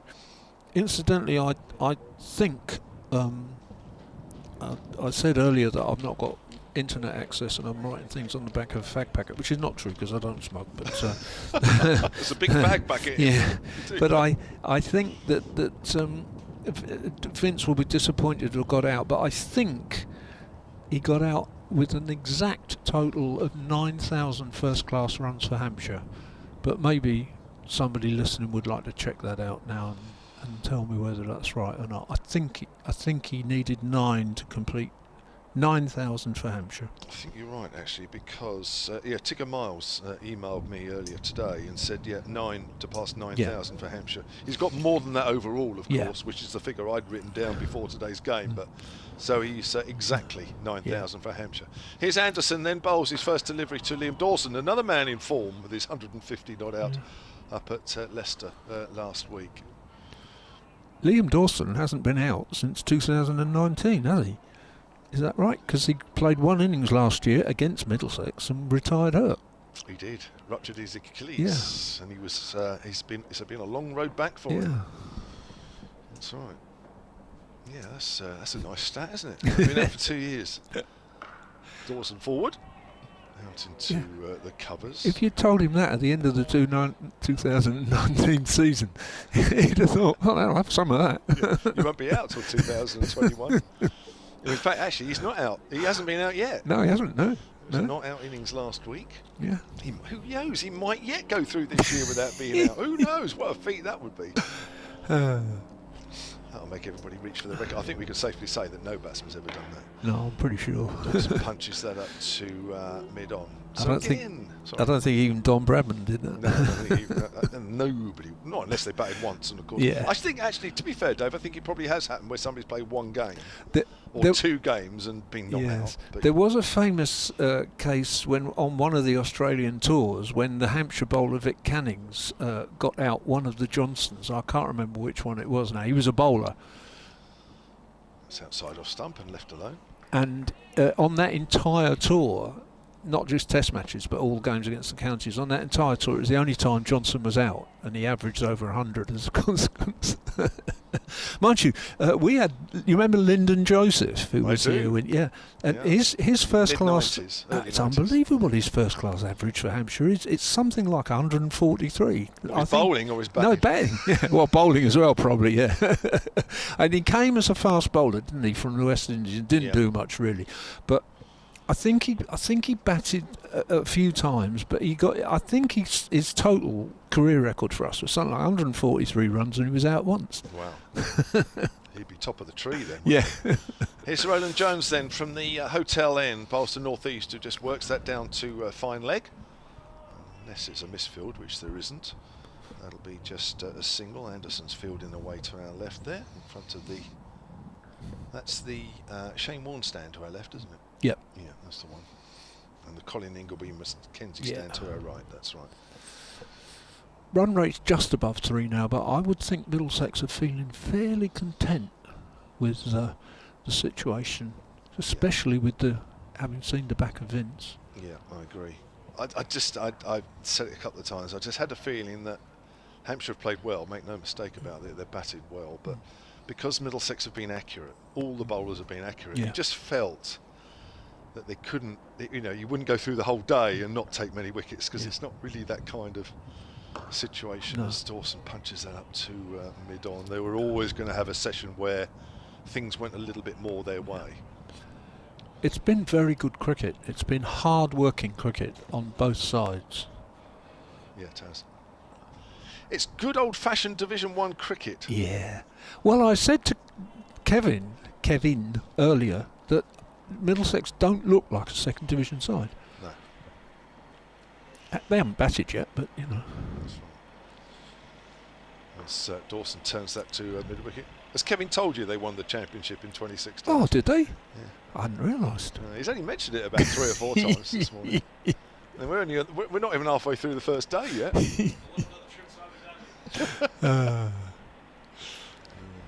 We'll get him soon, sometime. I think it was the quality. Don't wait another 48 years. No, that's right. I think it was the quality of their coach, to be honest. Yes. Scott, former Hampshire man. Yeah, absolutely. He's done a bit of commentary with us, hasn't he, from time to time. Dawson pushes forward. It's in the gap. He's called through. The throw comes in. All North East is okay, but there is a direct hit. The throw seemed to take a while to come in, and I think that was because the fielder was a little bit off balance, but it just felt for a moment, oh gosh, North East might be struggling, but in the end it wasn't too bad. Certainly do without a run out. Don't need that at the moment.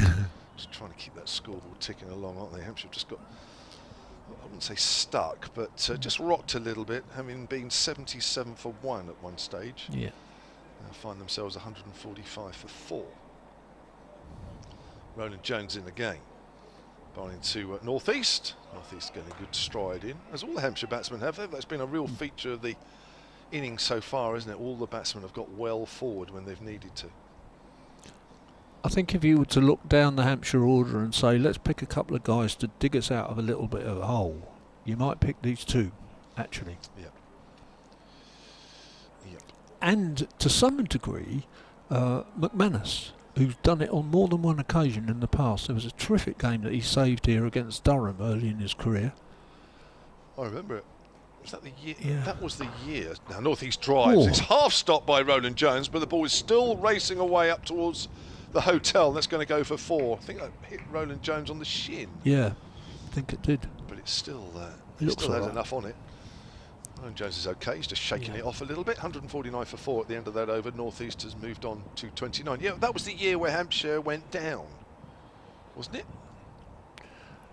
No, No, it we lost the last game of the season to Durham, didn't we? Or do you mean when we actually did go down? Well, went down, but then but because of all didn't. the No. financial problems Durham went back up. I've got a feeling it wasn't that that year? No. game, actually, because I think that game was the last game of the season, if I remember rightly. but I think you're I'm right. Sure Yes, I about think that. you're right. Hampshire needed to draw it. It was more like mid-season. In fact, I'll tell you who came in and batted with him, Mason Crane, at the end. Okay. And they battled and battled. I think we ended up 9 down. And in fact, I think I saw his debut with you at Headingley. I think it was his debut. Yes. And he batted quite a long time. We were getting absolutely mullered by Yorkshire. But he batted and batted and batted. He did really well, dug in, you know. Yeah. So he's a gutsy little batsman. So we might well need him to be that today. Yeah, I think it's you know, you're not going to be able to bash your way out of trouble here. Not No. against this attack. It's too accurate. It's one to be patient, isn't it? Yeah. If you're going to play an innings, it needs to be patient. And perhaps James Vince guilty of impatience Yeah. this afternoon, but might be the first time that's happened to him. But I suppose he can be forgiven because he's in such good form that Sure. I guess he's expecting to be able to hit the ball around. Dawson's on the back foot, well fielded in the covers. Looked as though that might have been runs. Well timed by Liam Dawson. But no runs. 149 for 4 then. And we are in the 47th over of the Hampshire first innings, who won the toss this morning and elected to bat first. I mean, I've no concept whatsoever. I've played a lot of cricket in my life, but I've got no concept whatsoever of going in full of confidence, thinking that I can do whatever I want to do. It's never happened to me as Dawson pushes out well the as covers. any kind of sportsman. And it may be that sometimes that's the undoing of a cricketer like James Vince. And you could say on occasions, you know, it would have been the same thing for somebody like Barry Richards or Gordon Greenidge or Robin Smith. You know, because Yeah. Vince averages around 40 for Hampshire, which is pretty good. Anderson again, and that's cut away by Dawson in the air, but safe in the end. Just past the outstretched hands of the gully fielder. Dawson will pick up 4, and that's the Hampshire 150 up in the 47th over. Couple of tweets here at Sonnet Sport. Jason Manning, afternoon to you. He says, I started my club cricket with Edmonton. Colin Turner was skippering the Vets team when I left. Remember a Vets game against North London Cricket Club where they had a young lad bowling bouncers. Only time I saw Colin wear a helmet. Wow, you know, I never saw him wear a helmet. It must have been all the time I was there, mind you. In my young days, helmets weren't around. Fortunately, they were when I started playing professionally. Outside the off stump, a little bit of shape on that ball, but Dawson leaves alone. David Ackland at Sonnet Sport says, didn't Butch White top the Hampshire batting averages one year with 100 plus? Only once out. Dave hasn't got any internet at the moment, so he can't double check it. I must admit, I can't remember that. You may be right. Dave's going to check that tonight. But I'll check it when I can. Yeah, well, we're still trying to work on the Wi-Fi. Yeah. Anderson bowls. Dawson just a slight hint of a leading edge there as the ball goes out into the covers. Wes Spearman, afternoon to you. He says, looking forward to getting back to the Ageas Bowl as soon as spectators are allowed back. Yeah, I've got to wait a month or so, a bit more to wait for that one. The good news, David, is it'll be warmer when you get here. Yes. Believe me, you wouldn't enjoy it much being up here at the moment. It is too cold. But then, of course, a lot of the diehards, they don't mind that, Dave, do they? No, Normally? they don't mind. It's a day out, isn't it? Yeah.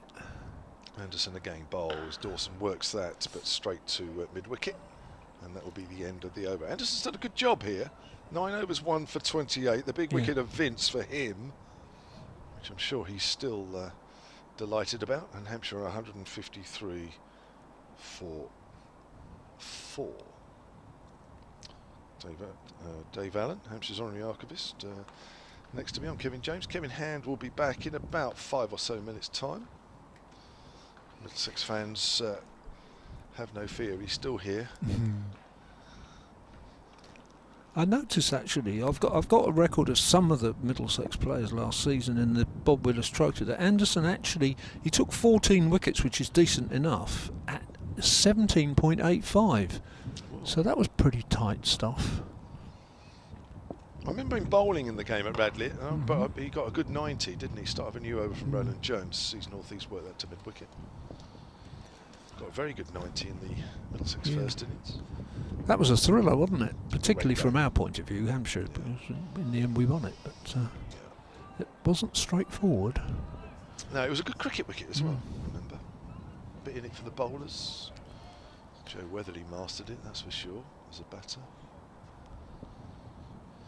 Roland Jones in his 14th over here.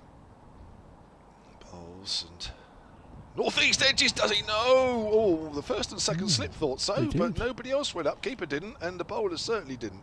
Bit of extra bounce there on Sam North East. Oh, it swung as well, didn't it? Swung very late. In fact, it swung just before Simpson, the keeper, took it. I think that maybe, I don't know why the first and second slip went up and nobody else did. It's a bit bizarre. They've done that a few times actually, haven't they, when they've played and missed. There's always somebody going up. Roland Jones again. Bowls, and North East is in behind this one.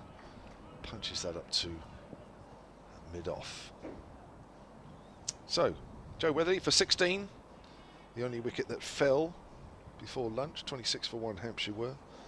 Tom Alsop went about 15 minutes or so after lunch. He went for 19, caught by Souter.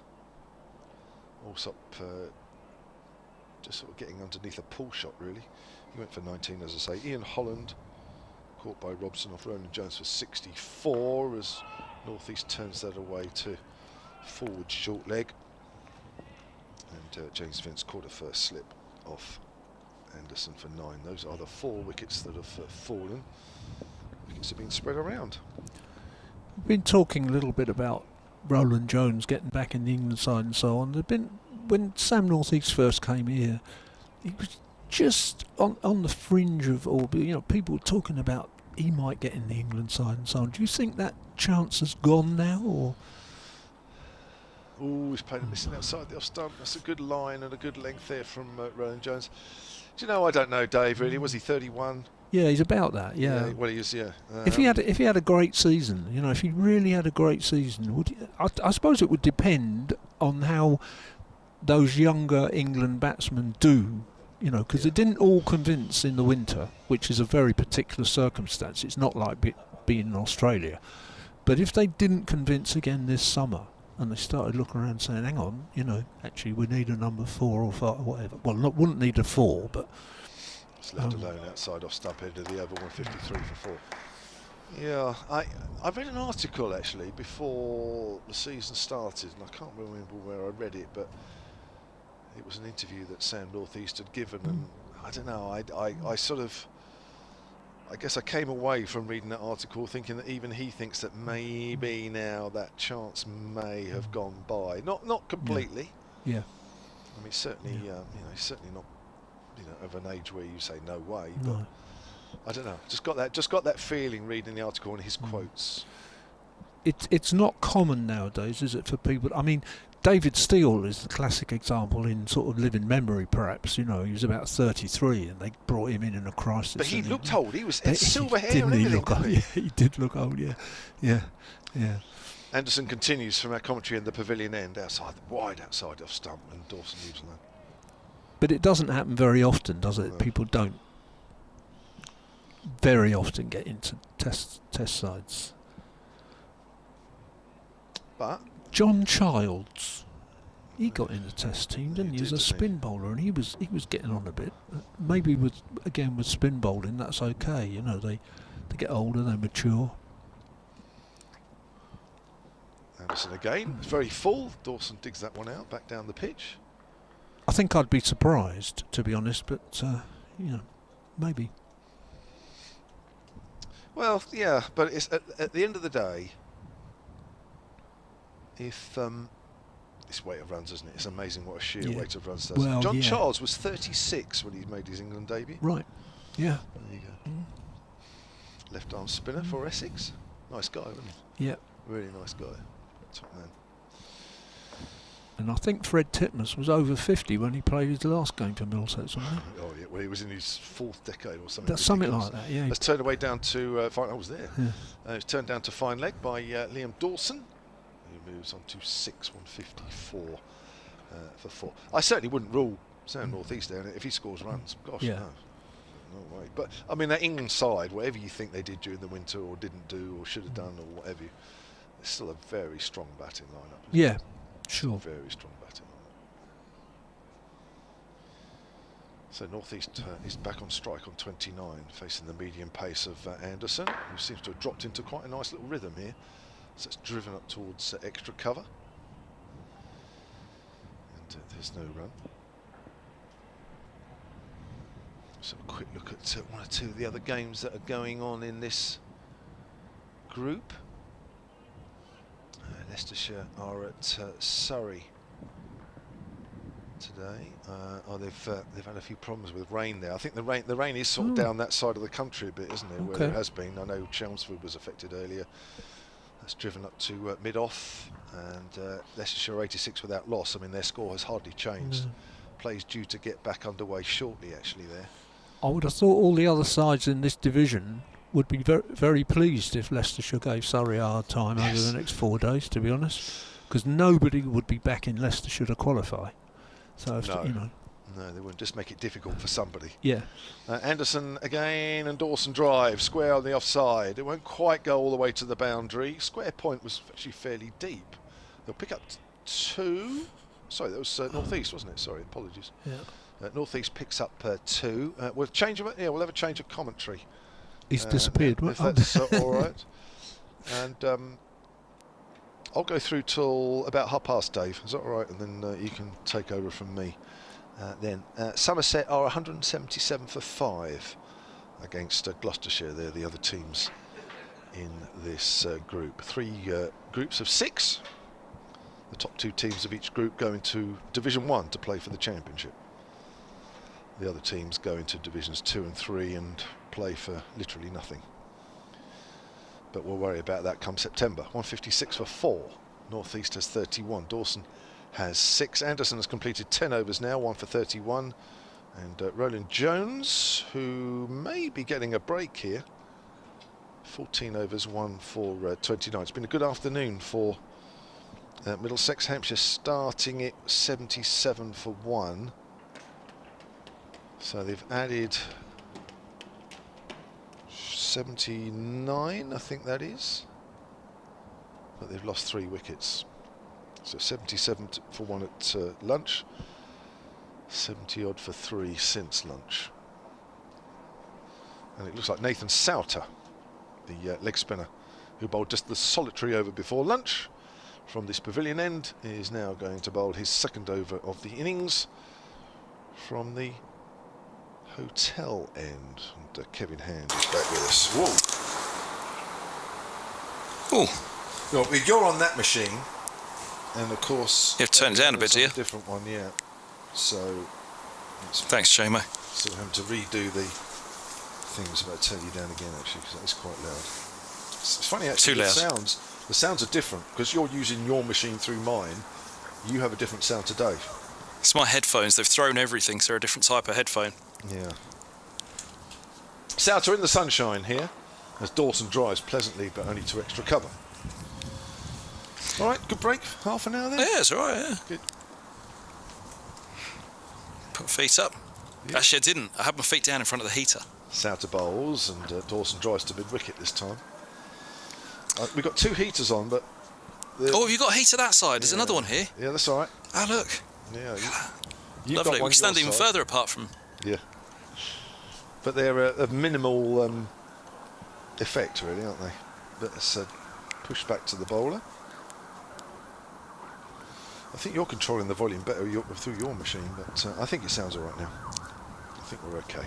I'm always a little bit too loud for you, Jamer. Dawson drives. Extra cover's quite deep there with the man on the drive. A bit short extra cover. So Dawson picks up a single and moves on to 7, 157 for 4. Yeah, been not a bad session for Middlesex, is it, this one so It's far? good. I mean, look, we when we were together last, it was a case of Middlesex have taken wickets at good times, but they haven't ever taken 2 quickly together, and that's what they did. And in breaking that partnership, Vince and North East, to get Vince, the man who hit 200 last week, but of course Dawson hit a century. Souter again. Oh, North East gets wrapped on the pad there, trying to work their way on the leg side. So they've still got work to do, but they're doing their part, aren't they? Yeah. Could they have done much more today? They've done a lot right, I think. Yeah, I think they have. Couldn't have done much more. As North East drives up to mid-on, thinks about a single, but sends Dawson back at the non-striker's end of the over, 157 for 4. So yeah, I've enjoyed watching today, actually. As you said, it's just good first-class cricket, isn't it? It's good top-level first-class cricket. As everybody always says to me, they look at the Middlesex side, the squad, and they say, well, why aren't they in Division 1?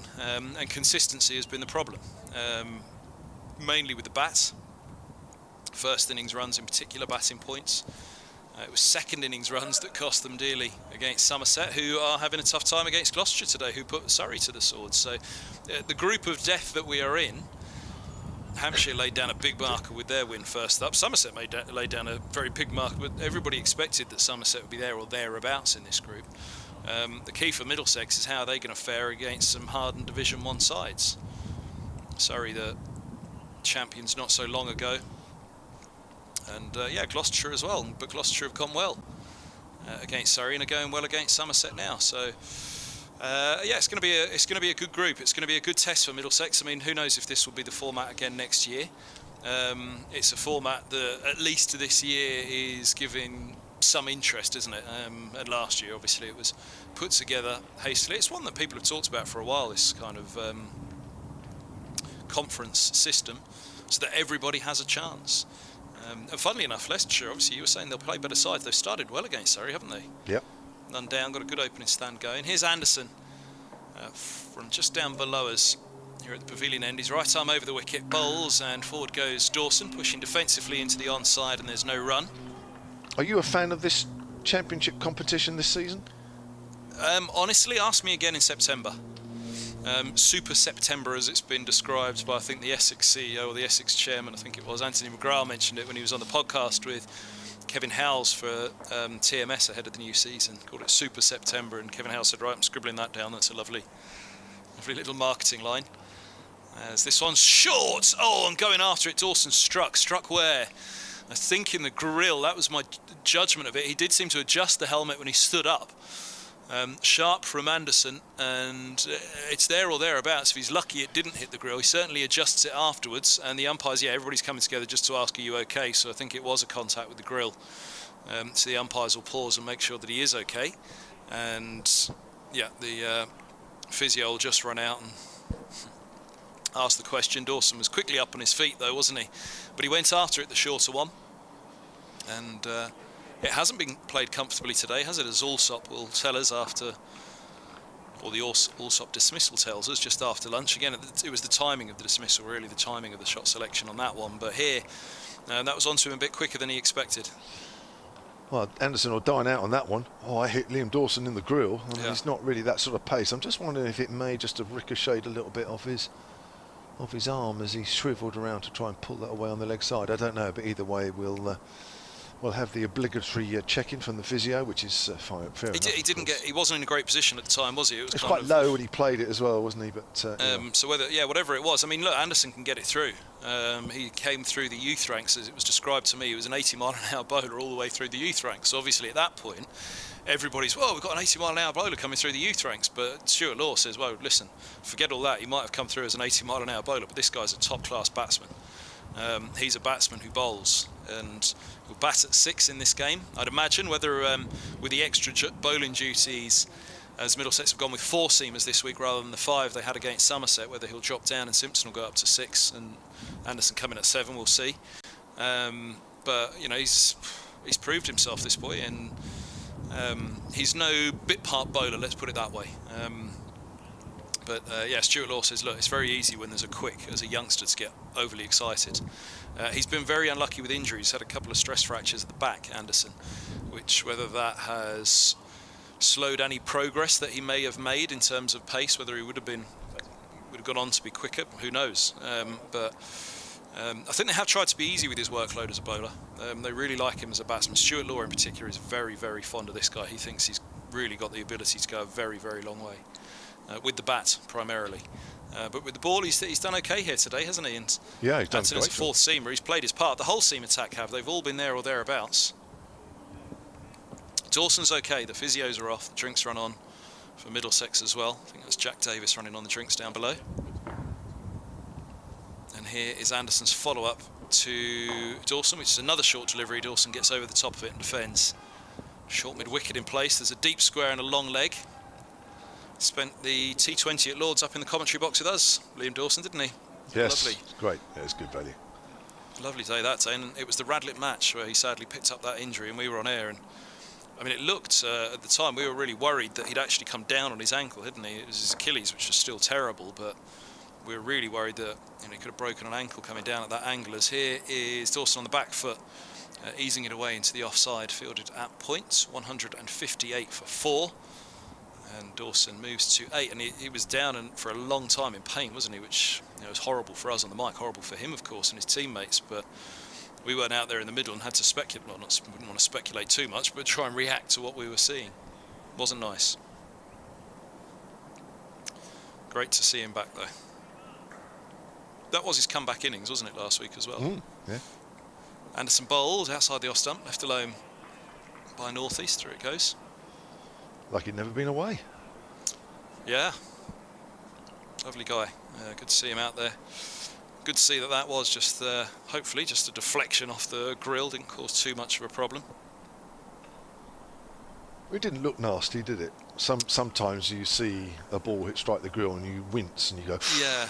Didn't really get that impression on that one. Anderson, last ball of the over. It's wide outside of the off stump, left alone by North East 1. 58 for 4. Hampshire having won the toss here at the Ageas Bowl this morning. You're listening to BBC Radio Solent and BBC Radio London. We're live on the BBC Sport website, the BBC Sport app, and BBC Sounds. And if you have the time, sit down and watch us as well. Then we're also on the Hampshire stream, which you can find on the Middlesex website as well. 158 for 4. Yeah, the thing about that one was, actually at the time it looked pretty nasty, but it was the fact that he got up so quickly. You're like, okay, he's all right, he's up, no problem.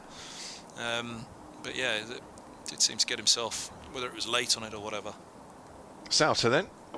And Dawson drives through mid-wicket. Won't go all the way to the rope. They'll certainly pick up 2. I think they'll have to settle for 2. They do. And Dawson moves on to 10. And the Hampshire total to 160 for 4 now. We're in the 52nd over of the Hampshire first innings, who won the toss earlier this morning. And another promising partnership beginning to develop. Hampshire will want one of these to really move on, as that's driven up to mid-on, and there's no run. No real turn out there for Souter as yet. Yeah, he's a leggy who turns the ball bigger. With the googly will turn bigger for him. Right. Hence why maybe the short leg is in. Dawson's on the back foot. That looked like it was a googly, as Dawson just found the ball following him a little bit, so he's trying to give himself some room. He steers it out into the covers where there is a big gap. So he's away from the strike now. He's on 11, brings North East on 31 back.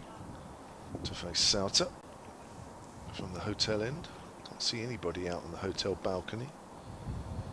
Of course you can't, not allowed, are you? As that's driven to mid-wicket by North East. Just a single there, 162 for 4. Apart from the Middlesex team that are staying there, and yourself as key workers, of course. Of course, you're not allowed to stay in hotels, are you, at the moment? Tell you what, when I arrived yesterday, it was busy with them all coming off the golf course. Everyone was quickly back out on the golf course. That golf course is rammed. Believe me, it's difficult to get around in there. It's Have you tried this week? busy. I haven't tried yet because I know what it's like. I just haven't even bothered to do anything there because I know it's very, very busy, and other people have told me. Dawson works that ball down towards fine leg off his hip. 163 for 4. I'm going to give it another 2 or 3 weeks at least, and then hopefully things might calm down a little bit. When are you allowed back into the Kevin James suite on the top floor over there? I don't know what's happening. As like anything, you ask. This is not unique to here. No, I mean your private room over there, Kev. I don't know. North East steers that into the covers. That'll be the end of the over. 163 for 4.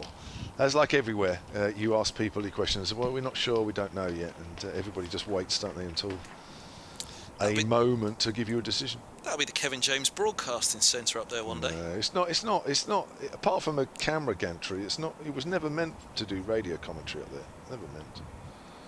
Where were you meant to be then? Well, Or did they just forget about you? I guess where we were originally, to the right. Oh, really? Now, Stay there the whole time? Well, that's where we were originally, and that's what was, I guess, planned. And then, of course, things changed, don't they? As things often do, don't they? And then, actually, we found that the view up in the camera gantry was pretty awesome, which it is. Yep.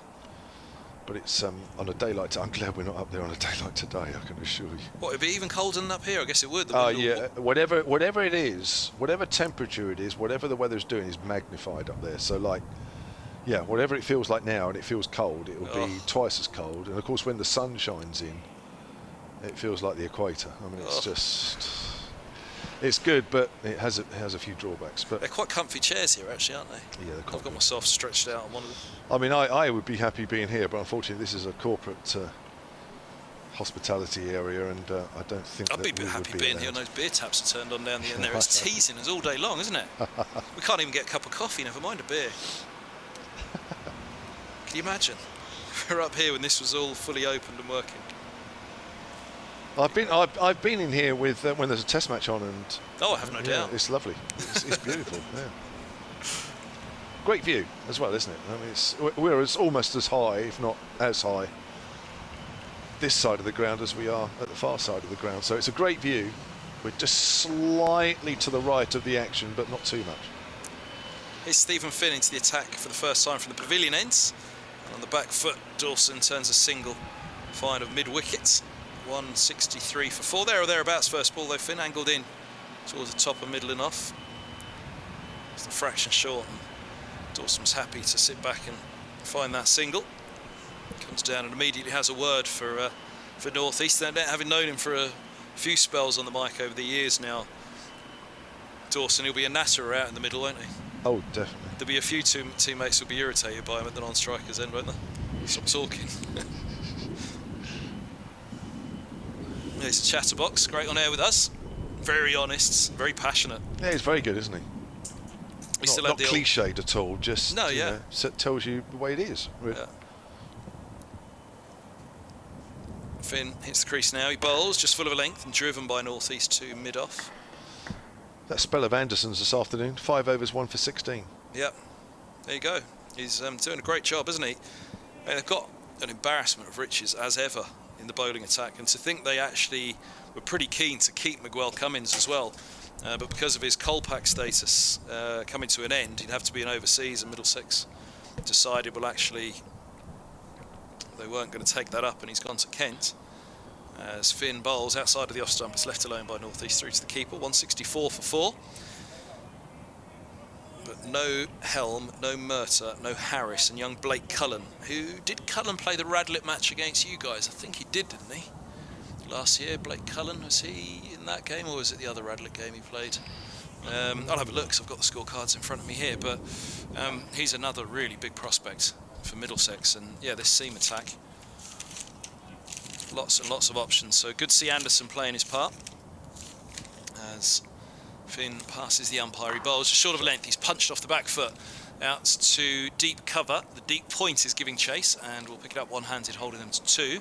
Northeast moves to 34. 166 for 4 is the score now. No, he didn't.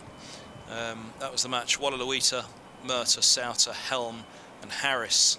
Oh no, and yes, Anderson. So Anderson was, what, a 4th seamer, and then they had the 2 spinners, Wallaluita and Souter. The other one, Dave Allen was saying how good it is to see 2 wrist spinners playing. Middlesex got young Luke Holman coming through now as well, who impressed in the T20s last year. His Finn bowls, driven by Northeast to mid-on, where it's fielded by Roland Jones, dot ball. So yeah, they've got strength in depth. The key is going to be, for me, at least one of the youngsters stepping up with the bat. I think whether it's Anderson or White.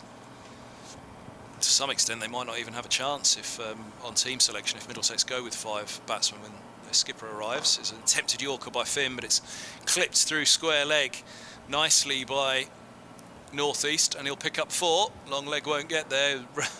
Even that big boundary space was running out quickly on that far side, and it pops over the boundary rope for 4. Saw him go out of his last spell, the last over of his last spell, with a couple of bounces. He ends that last over with the attempted Yorker thrown in, but 4 it is, and Hampshire 170 for 4 now, and just settling again after those couple of quick wickets that saw Holland and Vince depart. 2 very big wickets they were at the time. They still are now. Yeah. But this pairing is one that Middlesex need to break once again now. Dawson just settling with 13 from 29, and Northeast 38 from 57, both capable of big things and doing a lot of damage as well.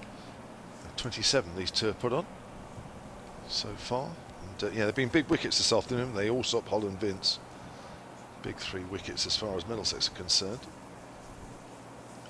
Souter to continue from the hotel end. So who's going to be your main batsman this year then? Robson obviously started the season really well, isn't he? Yeah, Robson, then a lot will be hopes from Hanscom. Yeah. It's turned away slightly in the air, slightly uppish from Dawson, but he's found the gap through mid-wicket. Pick up 2. Just a sort of a push shot off the back foot, which just pushed out a little bit too much, but got away with it. It's going to be tough for him. He's missed a couple of decent batting surfaces. This one looks all right here, doesn't it? And last week, I mean, there weren't that many runs, but individuals, when they got in, were able to cash in. Souter again. Dawson keeps it along the ground. Throw coming from mid-on, but Dawson ran straight away. He hit that, so easily home. We mentioned the collapses in that game at Radlett last year. 6 for 74, Middlesex had a collapse in the first innings. Second innings, it was 8 for 77, which brought Hampshire back into that game. Yeah, it was a good game to watch, that was. Northeast drives hard up to mid-off. Finn did well. Might have been a single normally, but Finn just moving to his left, picked it up cleanly. Game of dropped catches as well, wasn't it? Just looking through my notes here for that one. A couple in the slips, I remember rightly. It's worked up to mid-on, but slightly more sedate this time. Weatherly dropped in the 20s. I've noted that one down because, of course, he piled it on, didn't he, for Middlesex? Yeah, 98 in the first innings.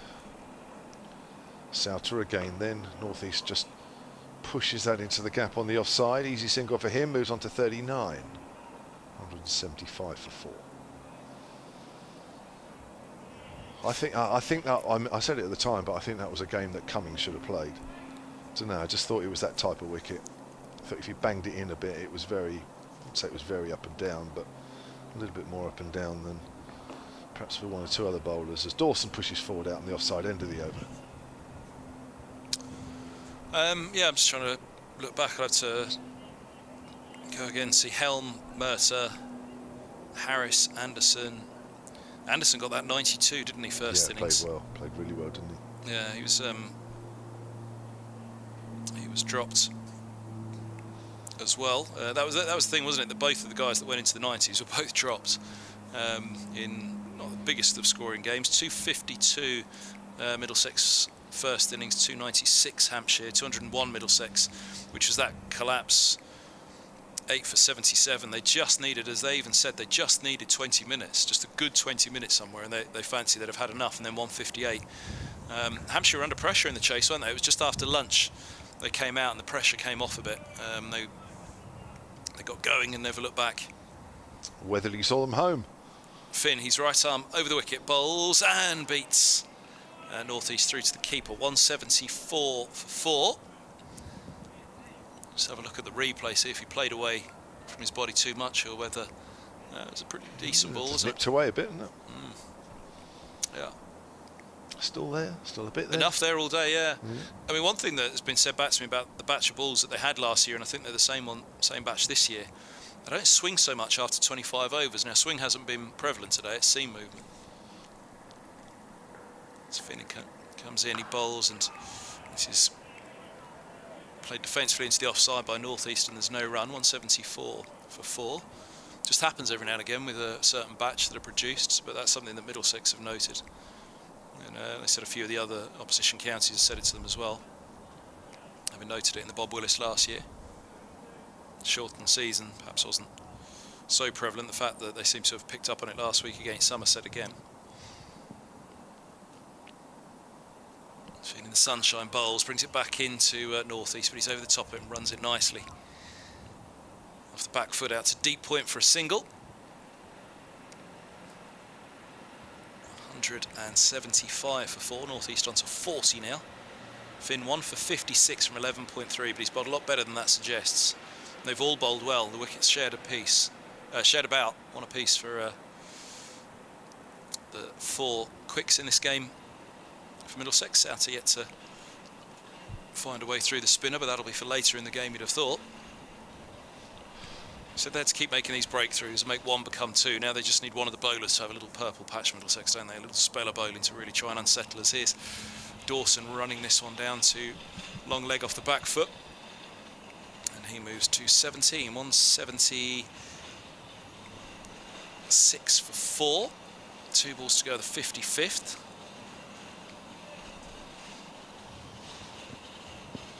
Finn having a chuckle with Roland Jones at the top of his mark about something.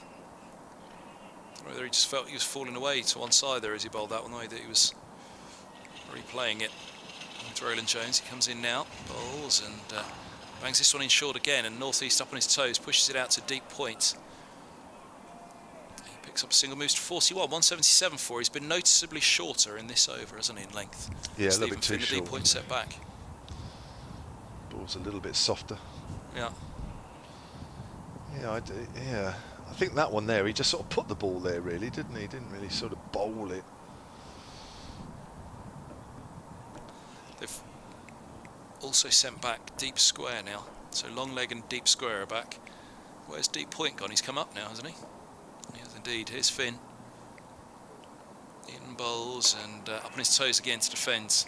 Dawson eases it away into the offside. 177 for 4. The scoring rate, Middlesex will be reasonably happy with. They're going at 3, just marginally over 3 and over. They'd like to draw that back slightly, wouldn't they? It's that kind of pitch, just get that down below 3. Whether it could be Souter to slow things down. None for 10 off 4 for him so far, if he could get through a couple of quick overs here. Cheaply for Middlesex. Grab himself a wicket in the piece, he'd be delighted, but certainly just get that scoring rate down for a little while for Middlesex. That new ball coming into play tonight. Try and make a difference. 177 for 4 it is though, here on BBC Radio Solent and BBC Radio London. Souter from the hotel end. Down the leg side. Half shout from Simpson, but no more. Nick Seeger back on the email, solentcricket@gmail.com if you want to get involved. It says, hi guys, I think Hampshire need to be careful here. 2 really poor shots by Alsop and Vince. Maybe still playing like they were in Leicestershire, as North East give himself some room and works that out to deep cover. 178 for 4. North East moves on to 42. That's left us in a bit of trouble, says Nick. Dawson on North East need a big 100 partnership here. or we will waste the hard work of the morning session. As Dawson prods forward out on the onside. What do you think par is for the first innings? Personally, I thought 300 to 350. I don't disagree with that. On the North East for England discussion, every so often he plays a shot that screams class. It does make you wonder what exactly he's missing to have taken the next step. Souter bowls, and Dawson drives to Finn's left hand as well at mid-off. But they'll pick up a single. Thanks for keeping the commentary going. Thank you, Nick. I think you certainly want 300 here. Those wickets played all right. Well, when does it ever not here? The greenish tinge, as we've said, didn't perhaps do quite as much for the bowlers as we thought. There's a nice little faint tickle down the leg side for North East. That could go all the way. It is. It's going over the rope just below us to our left. And North East picks up 4 more and moves on to 46 now, and the Hampshire total to 183 for 4. Hi to Emma on Twitter. She says, the sun is shining. It's another day off for me, and I get to watch the Middlesex stream and watch Finney bowl while listening to the excellent commentary from Kevin and Kevin. Thanks, Emma. Good to have you with us. If memory serves, it was last game of the season here last year, wasn't it? In the T20. In the T20, yeah. Yes, it was. Shaheen Afridi's 4 in 4, if you remember rightly, as that's turned away square on the leg side. No run. And if you remember, Emma was listening on one of the balconies, waving at us on the far side, booked the hotel room to watch the final T20. It was a glorious sunny day, wasn't it? And it was really sad that the cricket season was ending on a sunny day like that when we all were starved to cricket last year. Yeah. Could have played another few days, couldn't we? At least. I'm just going to do an update in a moment, Dave, and then Dave Allen will come on next to Kevin Hand. I've got to do an update for Radio Silent listeners. Don't forget, as well as the BBC online commentary, you can also watch the live stream via the Hampshire Cricket website, which is also streamed back to the Middlesex Cricket website. And you can also download the free Hampshire Cricket app, which will give you the live commentary and more. Looks like a quick sanitisation break here, so you're not missing any action. 183 for 4, 46 North East, 18 Liam Dawson. Tim Mercer is the man running out the hand sanitiser. Is he? You could think of more reliable folks to do that. I mean, Mercer, if it wasn't so serious, you could imagine Mercer putting anything else into that little squirty thing and going around the outfield happily squirting it in all their hands. Dave Scallywag. Allen's just walked in and looked like he's been to the Arctic and back. He looks whiter than he did when he left about 20 minutes ago. Here's Shue, isn't it? Finn bowls up on his toes. Dawson turns this one back of square leg umpire and picks up a single, moves to 19. Again, I feel like I'm saying that a lot. Up on his toes, turns it here, punches it through point. I say the ball getting a little bit older, a little bit softer. Now into its 57th.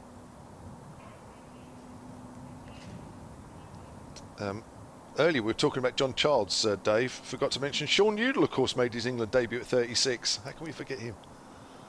Finn bowls and forward goes North East. Defends away to cover and there's no run. Thank you to Matt Warmington for reminding us that. I'm going to blame that one on Dave. I'd forget because I do forget things, but Dave's normally spot on with that. Ian East at Sunnet Sports says, promising that the two who missed out last week, Holland and North East, have both contributed today. Good to see all the top 6 have had a good start to the season now. Yep, agreed. Good point.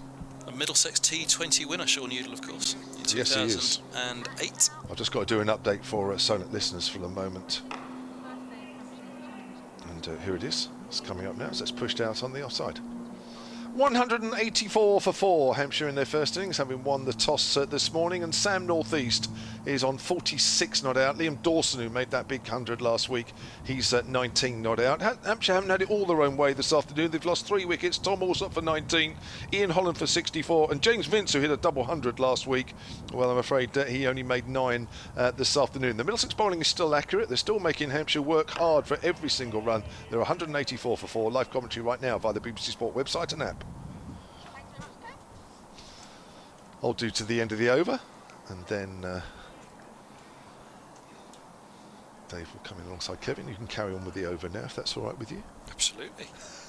Absolutely, yeah. Sean Udall was captain after that, wasn't he? Took over the captaincy 2009 and 2010.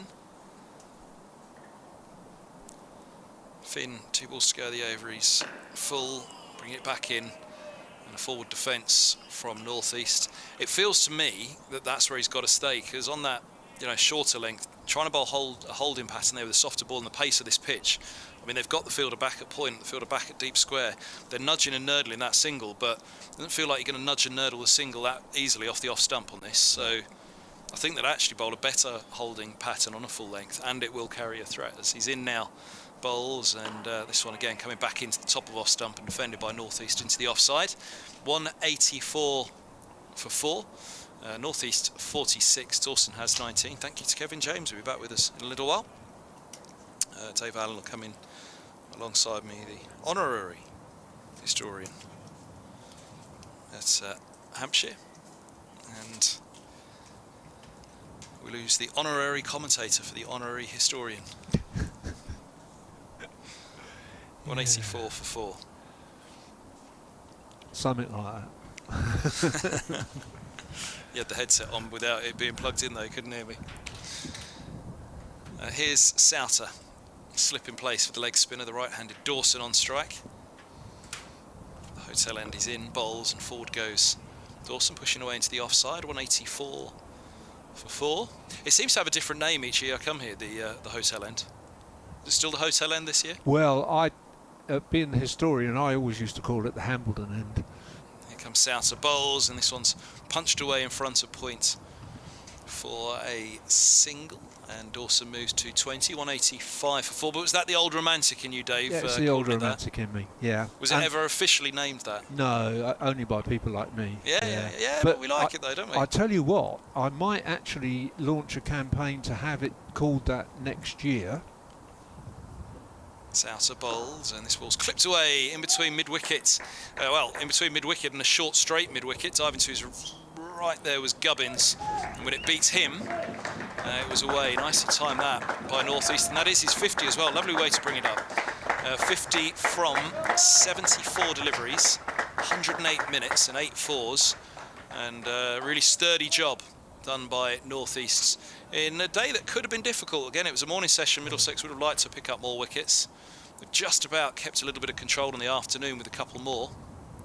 Or 3 indeed, 2 in quick succession, being Holland, the other man's past 50, and the danger man, Vince.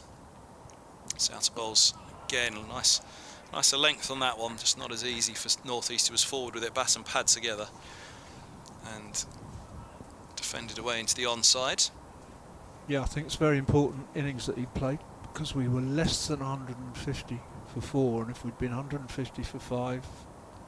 Quicker one from Souter and defended by North East back up the track. Would have been Middlesex's afternoon without any doubt, I think, but... You've got 10 overs still to tea. Yeah. They'd love one more, wouldn't they, Middlesex? But their problem is that coming off with 4 wickets in the session, it was the failure to pick up more in the first that they're kind of clawing back here as forward goes North East driving to mid-off, fingertips on it from Souter, and North East wondered did that take the pace off to let them scurry through for a single as it wrong-footed for a moment. Roland Jones at mid-on, not so though. End of the over, North East 50 and fine 50 it was, or is still going. Dawson has 20, 189 for 4. Hampshire here on BBC Radio London, or BBC Radio Solent, my apologies, and BBC Radio London. Now I was saying about calling it the Hambledon end next year, and the reason for that is that next year is the 250th anniversary of the match which is now recognised to be the first ever first-class match anywhere in the world, and it was played on Broad Hackney Down, Hambledon, between Hampshire and England. Oh, look at that. This is what they pay you the big bucks for, Dave. Here's Finn. Charges away from us, bowls, bringing it back in to Dawson on the stumps and defended to mid-wicket. No run, 189 for 4. That is fantastic. Yeah, it's very exciting. There were 3 first-class, what we now call first-class matches played that year, all featuring Hampshire, and the first one was on Broad Hackney Down, Hambledon. And the against Hampshire against England. All 3. 2 were against England. The other, I think, was against Kent. And again, I can't look it up because I can't get on the internet. Finn bowls outside the off stump. This one nipping back in to Dawson, but starting wide enough to be a comfortable leave.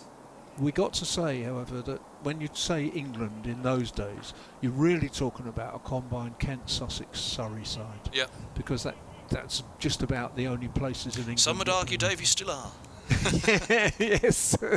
Especially some of the counties up north. Yes. Mind you, strong Yorkshire, strong England, eh? Yeah, they would, yeah. He also says, here's Finney bowls, and on the back foot, this is worked backward a square on the leg side for a single by Dawson, who moves to 21, 190 for 4. And there are all kinds of celebrations being planned on Broadhalfpenny Down, the bat and ball in next to it. Have you ever been, Kevin, to No. Broadhalfpenny? Oh, you should go once at Yeah? least. Yeah. And go into the pub next, which was run in those days by Richard Nyron, who was the landlord of the pub and the star of the side. Ah. Finn bowls, and this ball's eased away into the offside. Fielded at gully, and there's no run. 190 for 4. I dare say there's still a few pub sides like that. Yeah. Always the landlord again. Yeah. Opening the bowling, opening the batting. Yes. That's right. Absolutely. Yeah. But it's full of history, and I mean it is where the Hambledon Club met, in the 1770s and 1780s. Before, of course, the great landed gentry who set that team up and used to watch them there and particularly loved gambling on them. Finn bowls just full of a length again, coming back in, tacking that off stump. North East patiently defends to extra cover. What happened was that the landed gentry used to come down there and they liked the horse racing to gamble on and the cricket to gamble on the side. But in the end they got tired of coming out to this little country pub in the middle of Hampshire. So they got hold of this chap called Thomas Lord and said, build us a ground in London. And that was where the first Lords came from. Oh, look and at this. Off it went. This is magic. This is radio gold here. Here's Finn bowls up on his toes. North East sees this one to backward point, 190. For 4. You don't get this from the likes of Johnny Barron and all the rest, do you, Kevin Jones? Johnny Barron, yeah. Talk to him about pop music usually, Johnny Barron. Actually, I was thinking about you and pop music earlier because you were talking about Muswell Murter. Yeah, Muswell Mercer Which or Mill immediately Hill made, Mercer. Muswell immediately made me and Mill Hill, and then I thought about the Kinks, Muswell Hillbillies. Yeah. Yeah, and then but also your Ethan Bamber. And Ethan Bamber, the name Ethan, just sounds to me like he ought to be a member of the band who used to back Bob Dylan. It's just got that old Western kind of, you know, he ought to have a big beard on him and a fringe jacket, couldn't be a more stark contrast to the baby-faced assassin that he is. Yeah, I kind of looked at him and thought, no, he doesn't look like Ethan. He's a young pup, all right. As here is Souter bowling with a bit of flight. Dips it in on the forward defence. Dawson pushes calmly into the covers. 190 for 4, Hampshire at the start of the 60th over of the innings. Souter in once more and taking that one back into Dawson to be a little quicker about his work and eases defensively to cover again. Max Holden in there waiting. There's a deep cover and a deep mid-wicket in position as well. Souter tosses one right up there again, right over the top of it. Dawson defends into the offside. I think the other thing about the hotel end is that a lot of the fans who will be listening today, some of them and the members, call it the northern end. Yes, here's a full ball from Souter, and this is pushed back into the onside, 190 for 4. That was going to ask you how many names it had. It was the northern end was the other one. There's a group of them that sit up there, and one of them is actually a Preston North End fan. So he has a sort of double bonus really of being a North Ender. I see, well. Souter to Dawson, a little bit more forceful pushing into the offside on this occasion, but still doesn't beat Holden. But they're kind of classic, they're the classic older members who they know the game inside out, and they all sit up there and they're very knowledgeable indeed and very entertaining, and they get the sun on them there. Souter bowls, he's clipped for a single to mid-on, where it's fielded by Sam Robson. Coming in underarm, just slightly deeper there, allowing the single for Dawson. And he keeps the strikes, that's the end of the 60th. So 8 overs to tea on day 1, and 20 overs for Middlesex to the new ball, which is why, again, they'll just be trying to slow it down. Finn has slowed it down a little bit because his economy rate, for the most part, had climbed up to 5, hadn't it? 5 and over. He's 1 for 60 from 14 now, so it's 4.3. He'd be desperate to change that first number, wouldn't he? It's 3.3. And again, there were a couple of inside edges. The no balls cost him dear, didn't they? 4 no balls. They have indeed, but he has been a little unlucky with 1 or 2 edges, you know, and that have run away. And, I think they've all bowled well. I think Finn so has been one of the more threatening. Just having the feel about him when he's, you know, I've often felt, there's something that could happen here. I think everybody's plugged away nicely. I think it's been top quality cricket all day. Yeah, and have made things sides. happen. Roland Jones has found bounce. Bamba's found that seam movement. Yeah. Anderson has been pretty accurate as Finn moves in and bowls short of a length and on the back foot. Dawson defends, fielded at mid wicket. He goes a long way back and across, doesn't he, Dawson? Yeah. Quite distinctive, really. And again, he's got a few runs away through square leg, been able to rotate the strike. The deep point set back still. Also, so the north end, the hotel end. Yeah. Has it had any other names? No, I think that's probably it. Is that it? Yeah, yeah.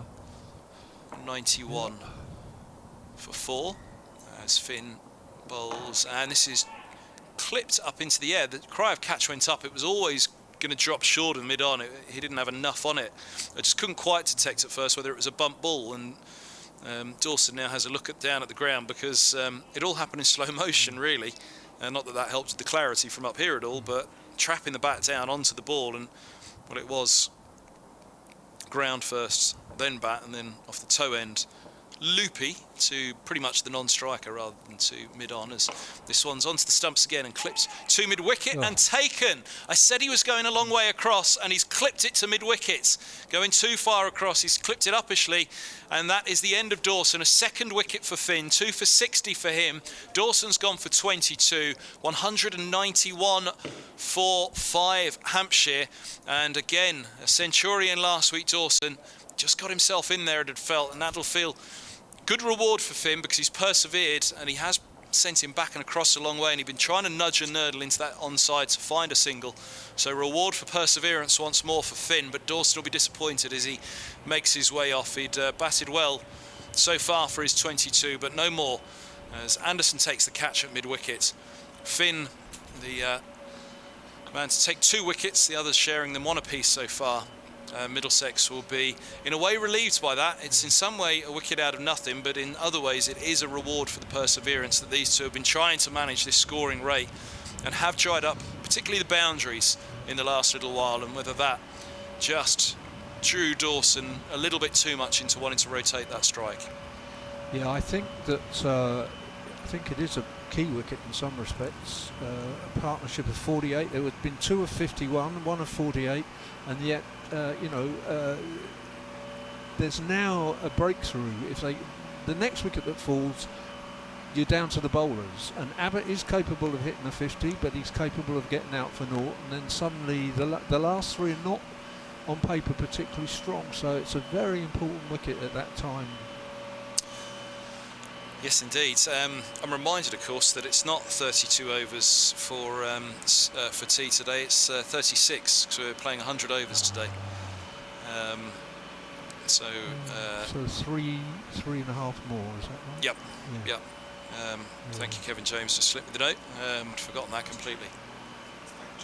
Thank the chairman. Oh, Gemma. Thank you, Gemma, who sent Kevin the message to pass on to me.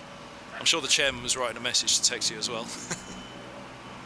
It suddenly began to sound like an airport here. Yeah, busy. They've got a fair bit of work going on out the back there, cherry pickers and all sorts. As here's Finn bowls and brings one back into McManus' first ball, and everybody, I think, was looking to see if there was a bail flying. McManus, meantime, had the bat in the air, praying that one wasn't, and it passes through harmlessly to Simpson.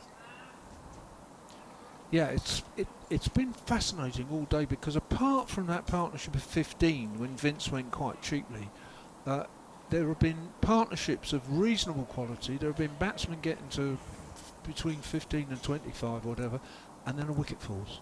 Every time you think one side's on top. Finn brings another one in, but starting much wider and left alone comfortably by McManus. 191 for 5. The key for Middlesex, really, in this innings so far, was getting Vince quickly after Holland.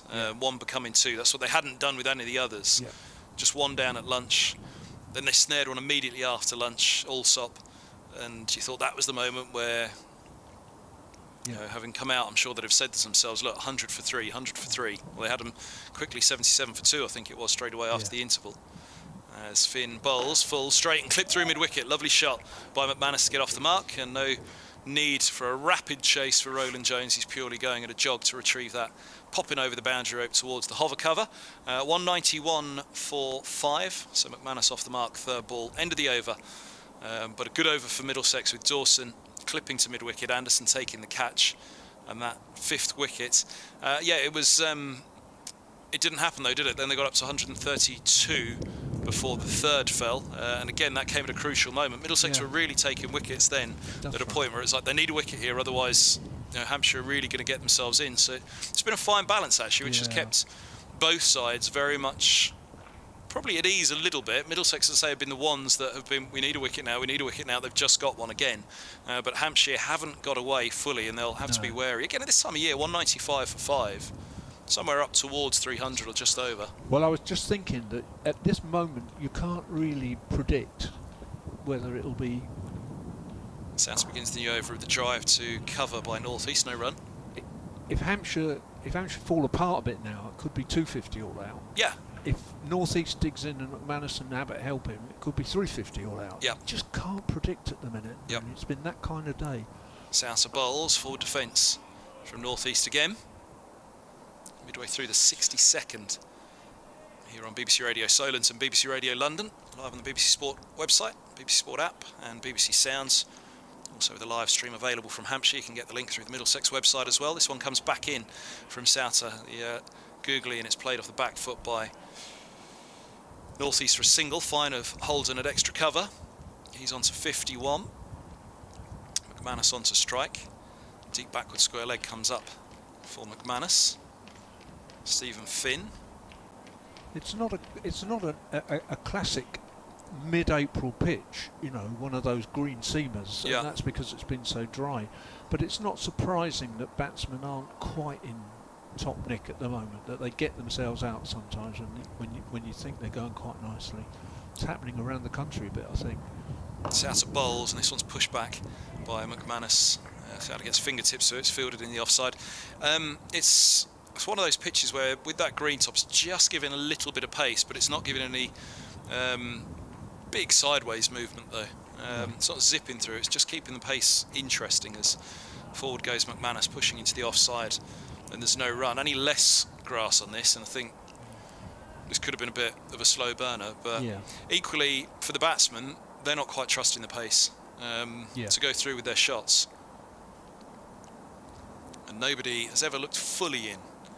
No, that's right. I think that's absolutely right. I don't think even Holland did particularly. Probably North East as much as anybody so far today. Yeah, bowlers will be interested all the way through. Field drops back towards the end of the over as Souter bowls him! He's left it alone!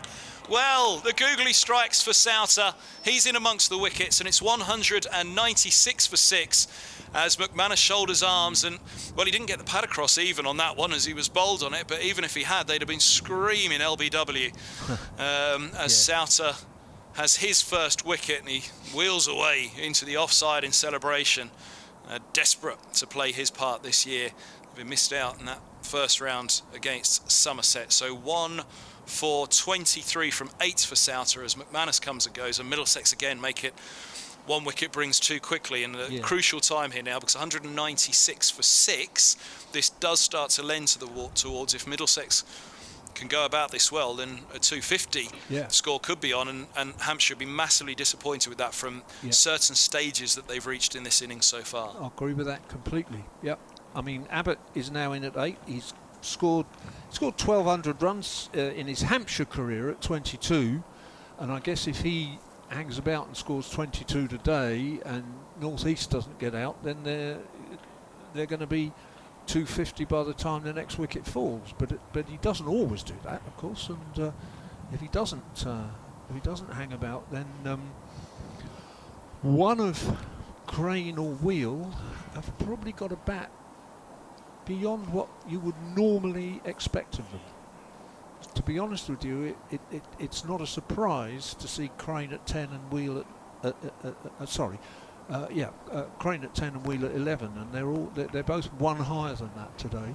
And Abbas has no record really as a batsman, so I think a lot of work for Hampshire to do here.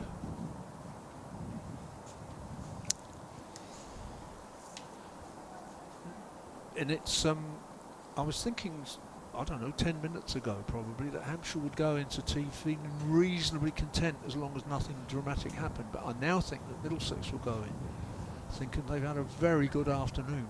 They've taken 5 for 120 odd, haven't they? So Yeah, well, 18 overs to the new ball. yeah. Middlesex will hope that they've made at least one more inroad by then, I'd Yeah, I imagine. would have thought so, Hopefully so. 2, they'd think.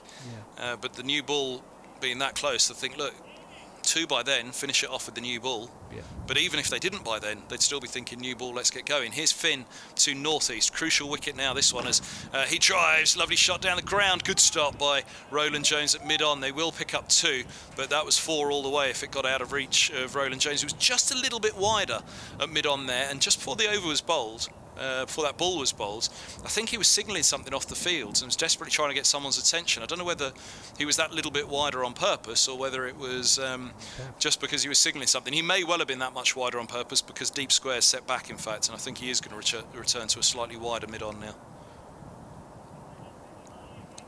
He got fingertips to it and it saved a couple of runs. If it got past him, it was certainly 4. Northeast on 53 with that 2 now as forward he goes and plays defensively on that one. Again, Finn angling it back into him, much as he did on the previous delivery, and he's bowled well today, Finn, and I'm really pleased for him because he's had his injury problems. Roland Jones out for a year last year. He did not play first-class cricket last year for Middlesex, and it was a bitter blow for him. Because he was Finn. injured? No, he was fit and available. Oh, I see. Yeah, he wasn't selected. Miguel Oh. Cummins was used more as a strike bowler. Of course, yes. As Finn comes in, he bowls, and onto the hip of Northeast. This is turned down to long leg. They have a single to move Northeast to 54 and Hampshire to 199 for 6. They edge towards that batting point now, and yeah, there aren't many points today. I guess this is a good way of summarising the day. There weren't many points throughout today that you thought Hampshire might not make the second batting point. That is slightly in danger now if Middlesex are able to turn another one over here just before, well, either side of tea. Yep. Abbott on strike for the first time. Did have a spell with Middlesex, and off the top of my head, it's fair to say that he'd have opened the bowling with Finn, the T20 bowlers. Finn, one of the premier probably. T20 players of recent years. 2015, perhaps?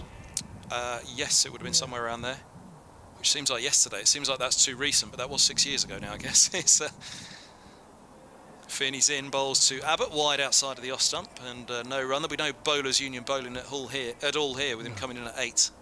Kyle Abbott, lovely guy as well. Yeah, he is a smashing guy, yeah. Came up and did a fair bit of commentary in his time at Lord's. And I think didn't he play a little bit at Worcester one year? Yeah, I think so. Yeah, he certainly. They're not his only 2 counts. I'm just trying to think if there was a 4th. Finn hits the crease now. He bowls and forward goes Abbott, pushing away to cover. There's no run. 199 for 6 it remains. But he's played quite a bit. He's played 50. Well, before this season, 52 first-class matches for Hampshire, so 54th today. So quite a bit here. Wouldn't have sounded a lot once upon a time, but these days that's pretty much 4 seasons worth, isn't it? So, and of course that didn't include last year when he couldn't get back. Yeah. So where are we now? 1 ball and 1 over before tea. Yeah. Hampshire definitely don't want to lose another wicket before tea. Finn comes in, bowls wide outside the off stumps, left alone by Abbott. Undoubtedly trying to bring it back in again, Finn, from that line, but Abbott's happy to leave alone, so he's faced 3 balls for his naught. Northeast will have strike for the final over before tea here on day 1 on 54 from 86. Hampshire 199 for 6. 5 wickets in this session, and I mean, at lunch, Middlesex would have said to themselves, look, you didn't pick up the wickets that you should have picked up this morning, or could have, and bowled well enough to deserve perhaps one or two more chances than they had. There was only the 1 put down, wasn't there, which was Holden at point. So look, the day's played out as it played out. The fact of the matter is they'll be delighted the way they've come back this afternoon. And probably, again, Middlesex maybe should have had them 2 or 3 down at lunch. And then to say 2 or 3 down in this session, maybe we're not off too far off par. I think that's absolutely right. Yeah. South's beginning the new over. He bowls and a little inside edge from northeast. Squirts through square leg and they come through for the single. It was always there. It was almost an accepted single, that one, wasn't it? And everybody slowly went about it until the hurry up came from mid-wicket, which was Sam Robson, who decided he was going to run after it a little bit harder. And then the 2 batsmen equally had to finish the single a little quicker. That's the 200 up for Hampshire and a batting point on the board in the 64th over. Didn't need a run out, that's for sure. No. It was always a single though, wasn't it? Yeah. Slip and a silly point in place. So he's almost a silly mid-off, actually, isn't he? Almost is an the old-fashioned silly mid-off. Yes, yeah, exactly. Yeah. South bowls did a lot of flight, and it's dug out by Abbott's, and there's no run. Exactly that, because I always think of silly mid-off. He's much more up towards the end of the bowler's follow-through when I say silly mid-off, but he's so straight and in front of the an advanced silly mid-off. Yeah.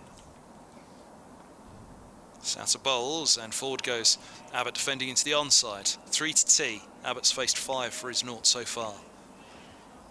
Just feels like a little moment here, doesn't it? It would be good for Abbott and for Hampshire just to get through these next 3 deliveries without another wicket. I think 6 in the session will feel pretty rough for Hampshire if it did happen that way. As South bowls a quicker one. That was the googly, was it? And it goes down the leg side, getting away from everything. No, it got a leg by. It got a bit of pad and a leg by signal by the umpire. 201 for 6. And just darted that one in more. Silly mid-off comes away for... Oh, perhaps he doesn't, actually. Took his helmet off, threw it at the wicket keeper. Going back, is he? And now he's gone back, yeah. Well, he might as well. Last 3 exactly. balls I think it was a position based on the batsman at first, but now it's based on the time, isn't it? Yeah. That North East will similarly wants plunge forward defending. Yeah. No need to worry about runs at this stage, although they have dropped deep square back for North East, and Souser is in, bowls to him and played off stump to extra cover off the back foot by North East, just giving himself a little bit of room. And here is the last ball before tea. Middlesex's session. Boy, oh boy, if they went in with one more now, and if it was North East, you'd almost feel like Middlesex's day, as this ball is eased away into the onside by North East, and a single is taken. It's off the pads, in fact, a leg by, and that's tea here on day 1. Well, 202 for 6. You judge it when both sides have batted, don't you? But it feels about par. It feels like Middlesex made up for some lost ground this morning, where they didn't particularly do much wrong, but they didn't get the breakthroughs they'd have liked. Equally, I don't think it's a 200 day that had Middlesex have got those wickets in the morning, they'd have rattled through them this afternoon and had them all out for 200. You'd have expected somebody to get in and get runs on a pitch that doesn't hold anything for batsmen to fear greatly. It's just enough in it for the bowlers to be on top, and Middlesex have kept it that way, and they've got the reward this afternoon. Yeah, I think it's at least 60-40 in favour of Middlesex today at the moment. I think so, yeah. Yeah, I think so, because a few batsmen have got to start, and Hampshire have got themselves into positions where you have been able to think possibly 350, but certainly 300, which is still possible after tea. That new ball is 16 overs away from becoming available. Middlesex go off. They've all got smiles on their faces, and rightly so. 5 wickets in the session. Dave Allen, thanks very much. Dave will join myself and Kevin James back after the tea interval here on BBC Radio Solent and BBC Radio London. Drop us any tweets that you want to at Solent Sports, at Kevin Hand BBC. But yes, it's Middlesex who go off with the smiles on faces down below us, including Stephen Finn. Good to see him back and back in the wickets as well. 2 for 67. Picking Dawson up there, that was a really big breakthrough for Middlesex late in the afternoon session. Crucial evening session coming up here, because Middlesex will say to themselves 250 and that's it. Hampshire will say knuckle down, get up over that 300. And those fine margins at this time of year in early season conditions always feel crucial. It should be fascinating. It could well be decisive one way or the other for how the match steers from here on. Join us back in just under 20 minutes when Hampshire will resume on 202 for 6.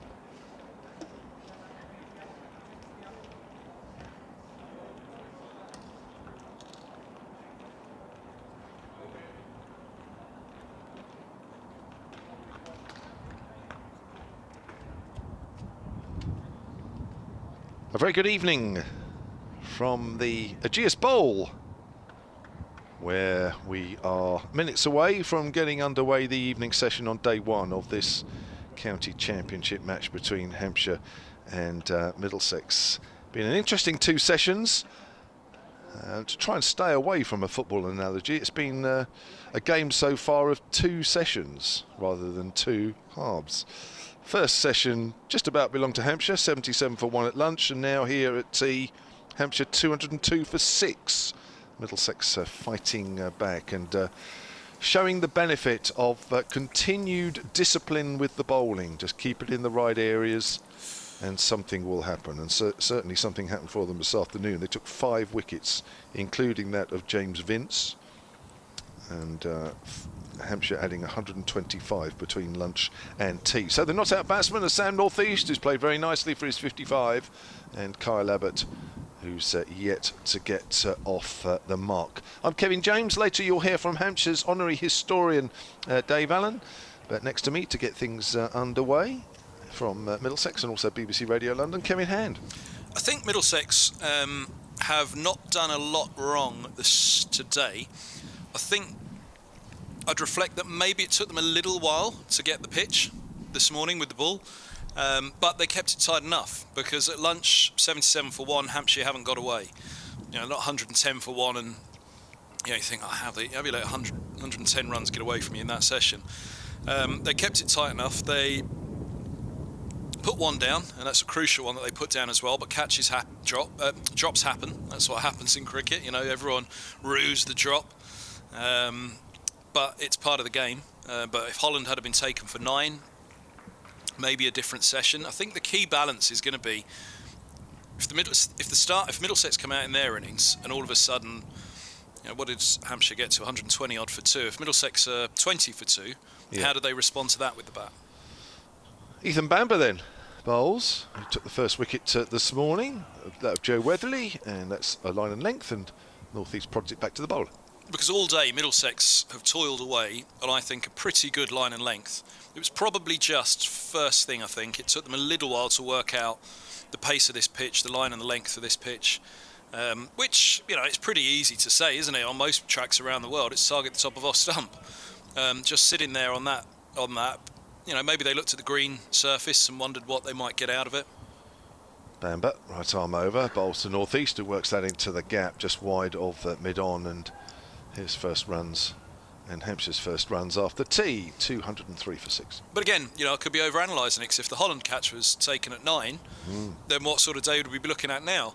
I think this afternoon was a desperately needed comeback from Middlesex, because it doesn't feel like the kind of track where any batsman should be happy, and nor should they be scoring at a happy rate. I think if they are, then the bowlers have got to look at, well, what are we doing wrong here? If runs are flowing, and it doesn't feel like that kind of track at all. It feels like one where, again, you put it on the top of off, there's not far for the batsman to go. There's enough in it for both. If the bowlers are offline, I think batsmen will cash in. Yeah. Abbott to face Bamber. Abbott prods forward, back to the bowler. So yeah, I don't think too much despair just yet for Hampshire, because even if they, let's say we went horribly wrong here and 250 all out, there'd be pressure on them to have a good start to the Middlesex innings. To try and have them 20 for 2 and say, all right, let's have you under pressure from the off. Hampshire have only really been under pressure in the last 2 wickets, I think. It was that Finn having caught Dawson caught at mid-wicket. Bamber again. Abbott punch drives up to mid-off. Good stop from Finn. And the nature of them then, shoulder in arms, McManus is bowled by the spinner. All of a sudden, whoa, 6 down. You know, the 5 in the session, and you're in danger of going for less than 250. So, yeah, the start to this session now with the new ball 15 overs away, it's going to be Bamber and Roland Jones. There's no thought of wait for that new ball. It's the 2 strike bowlers on. But again, I said it just before tea, and for anybody that's tuned in, really pleased for Stephen Finn. 2 wickets for him. 1 for Bamber, who's just another good length ball from him, which is pushed out into the covers. So, this is going to be a fascinating session, isn't it? As you noted as well, a few rain clouds coming in. Interesting skyline, isn't it? We had sun literally until a few seconds ago, and yet when you look over the hotel, some dark clouds. Yeah, some dark clouds, and, you know, the floodlights will be on for that. And so many grounds around the country, we note that when the floodlights go on, the ball skids through a little bit more. Bamber again runs away from us, and Abbott drives up to mid-on. No gap there. End of the over. 1 over after tea. 203 for 6 Hampshire. Canterbury being the main ground for that. Rob Key always talking about how it affected his decision with the toss in a day-night one-dayer. As to at what point who'd be batting with the twilight coming into effect, the floodlights going on. Is this a ground where floodlights on, you ever notice much of a difference of the ball skidding through a little bit more? Or? Yeah, a little bit. As I say, I just think the pitch on the whole just doesn't change much in nature. I think white ball cricket, yeah, the ball sort of tends to sort of hold in the surface a little bit, and then that dewy sort of, that twilight area, it does skid through a bit more, but generally... It's more about the overheads in red ball cricket, isn't it? Yeah. Because the floodlights are on for a reason. The overhead's pretty nasty. Yeah. So yeah, that's something that'll come into play in this session, and well, who knows? In 40 minutes' time, it could be Middlesex batting under that. So yeah, this is going to be a really interesting close to the first day this session. As Roland Jones comes in from the hotel end, and North East squared up a little bit by that one, defending to the offside. His body shape and his head and the bat even were coming down for the onside, whether it was a leading edge that went along the floor to extra cover or whether he did just keep the bat face open. But either way, his intent was very different. 203 for 6. You can get in touch with us all the usual ways at Solent Sport or at Kevin Hand BBC on the Twitter feed, at solentcricket@gmail.com email. Roland Jones bowls, just full of length and an open face from North East to backward point. There's no run. 203 for 6 it remains. North East 56, Abaddon naught. Yeah, drop us a line. There's no way you're listening. Got a few here. Ellen Kerr says, missing domestic cricket here in Edinburgh. Shout out for Colton in the Eastern Premier League. Meanwhile, your excellent, informative and entertaining commentary at Hampshire is a great substitute. Really enjoying it. Thank you very much. Tell you what, with those clouds coming in, I can really feel the temperature dipping now as well. Roland Jones hits the crease, bowls, and just full of a length, coming back in again to North East, defends to mid-on. And there's no run. I've just noticed the effects mic just fell there. Do you notice the effects? Just take over, Kev, for a minute. Hang on. Oh, yeah, we'll do. James is going to head down and redirect that effects mic, yeah. Little bit of a breeze just coming in the front of the stand for the first time today, coming in through this commentary box door open in front of us. It ain't going to get any warmer. And that cloud cover looks as though it's going to be with us for the rest of the day. How that'll affect proceedings, we'll see. Roland Jones bowls, it's full of a length and driven. Mid-on's going to get there, and on drive, oh, he's just managed to parry it mid-on. Who is that? Mid-off is Stephen Finn, and they've run 3. Roland Jones, yeah, you could look at it two ways. He'd have been hopeful that mid-on would have been able to stop it, and I think it might be at Martin Anderson there. Had he have stopped it, then no run at all, or perhaps even just one with the parry, pushing it behind the mid-off. It was 3, but yeah, if it got past him, nothing on it at all, and that was 4 all the way. A lovely on-drive from North East, but he's on to 59, and Abbott's on to strike against Roland Jones. 10 deliveries, yet to get off the mark. And here is Roland Jones charging in with 2 slips crouching down. He bowls now, and this one's played off the back foot by Abbott. It's fielded at points. And there is no run once more. Welcome back, Kev. Welcome back, the effects mic. All okay? No, it's not, is it? I can't hear because I've got no feed at all on this one. So no, I don't think it's on. Has it turned itself off? Is it one of those ones that turns on and off? Oh, he's got to go again.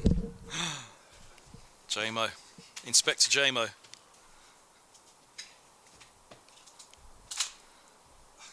He's got to go and have a look and see what's up with it. 1 ball to go, the 15th. And Roland Jones bowls top of off stump. It's defended by Abbott into the offside, and there is no run. While JMO's off, then I'll give you a little rundown of the scores elsewhere around the country today. And it's with great fascination that I have a look as well. Boy, we've missed cricket, haven't we? We've missed so much, but great to have the cricket season back and a full one in store after the delays and curtailment last year. Derbyshire are 253 for 4 at home to Worcestershire. Durham at Essex at tea are 42 for 1. trailing by just 54. Essex all out for 96 there at Chelmsford. Nottinghamshire 192 for 7 against Warwickshire at Trent Bridge. Somerset 228 for 6 against Gloucestershire, and this is something of a recovery. 70 from Davis, 54 from Craig Overton. Gregory with him now, as this ball is punched off the back foot by North East off Bamber, and a single's taken out to deep point. Interesting, that deep point going back, and whether that is slow down the runs. And he's going to come up now for Abbott, whether it's just North East in particular, but Dawson as well had the deep point set back. So Davis still there on 70. Overton's gone for 54. Gregory's with Davis now, but they were 110 for 5 Somerset. So 229 for 6, a real fight back as Bamber's in, bowls, and Abbott eases away into the offside. And there's no run. All okay now, JMO? It's a different mic. It's a more general one rather than a sort of an arrow mic, but it sounds better here. Thank you. That's all right. The general one will pick up all the banter from Tim Mercer right below. Yeah, and then you and I'll get hauled off air, never to work again.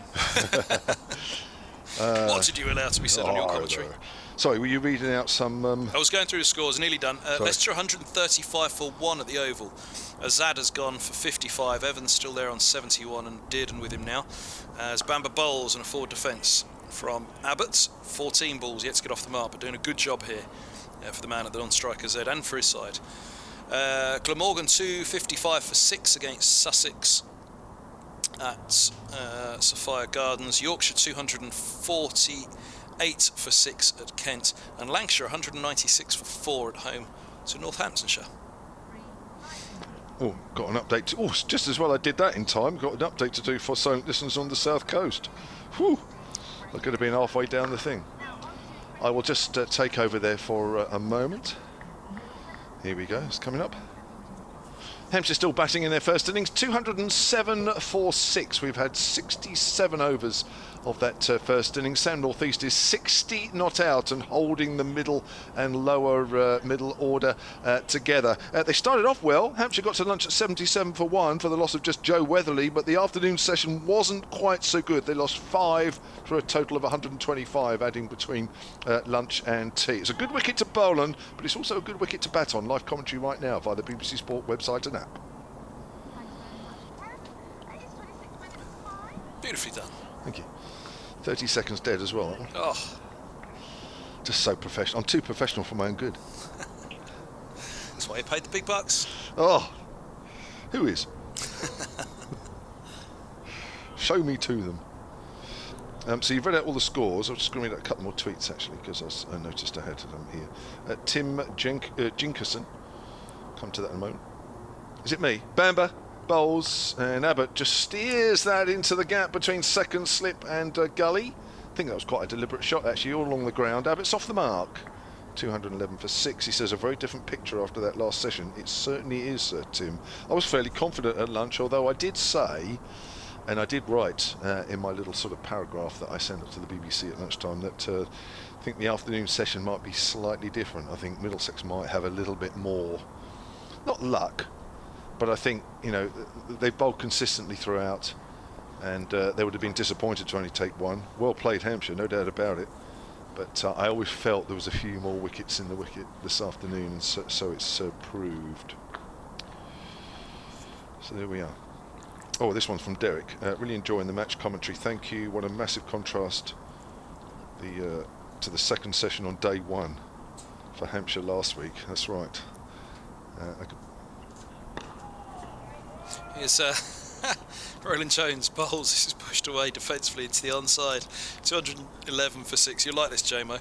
Yeah. I was reading my own tea time report on the BBC Sport website. Oh no, and? That's brilliant. Oh, was it? Oh, of course it would be. I'm going to read it, was as gripping. well. I couldn't take my eyes off it. I nearly missed the delivery. Dear listeners and viewers, believe me, I will have a look at what he's written and give you a more objective view. I haven't read your lunchtime one though. It wasn't anything to write home about. Is North East on 60, and Roland Jones bowls. It's punched off the back foot out to a deep point, and there's no run. I think that shot there is a good indication. It feels like it's going to rain here. The floodlights are just being turned on, aren't they, by the looks of it? Or if not, they're glinting off something.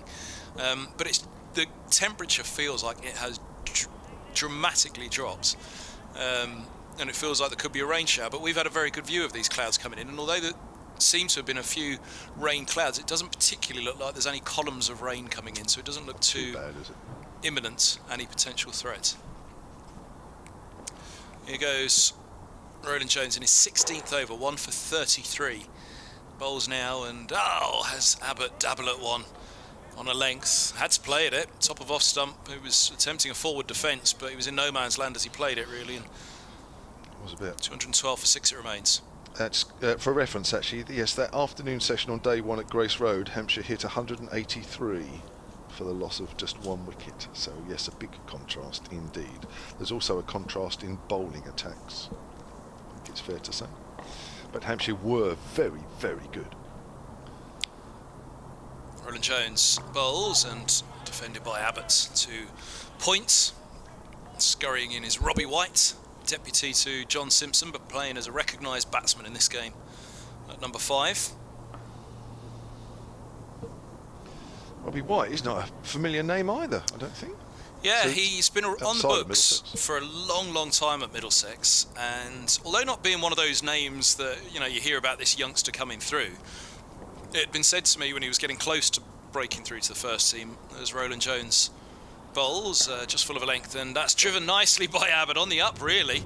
That's one of the nicest shots of the day, bearing in mind the pitch that we've seen, how it's played today. 4 batsmen going through with their shots, and Abbott's run 3 to move to 7. Middlesex are 215 for 6. It was mid-off that had to retreat. Stephen Finn's collected after the extra cover. Gubbins couldn't cut it off. But yeah, that was nowhere near a half volley. It was nicely driven by Abbott, wasn't it? And again, throughout the day, it's not the time of year for flowing cover drives, is it? Because if it's not a little bit of slowness in the surface, it's usually a bit of swing that the batsman needs to be wary of playing outside of the off stump.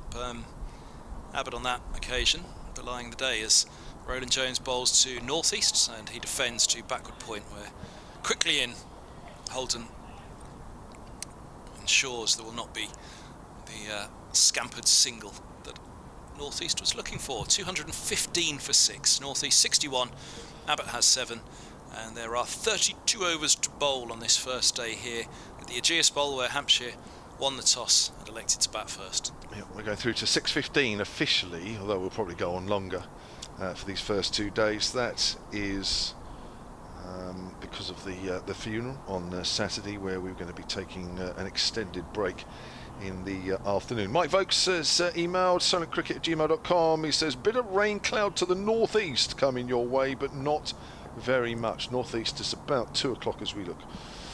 As Bamber bowls, and that's outside the off stump, and I don't think Abbott was really playing in that. Chris Goldie, formerly of the Middlesex Committee, formerly of this parish, who's still listening. He's obviously having a day off, another day off.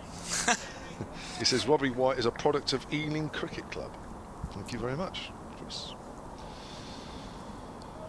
Ealing Cricket Club came up the other day, and I can't think why.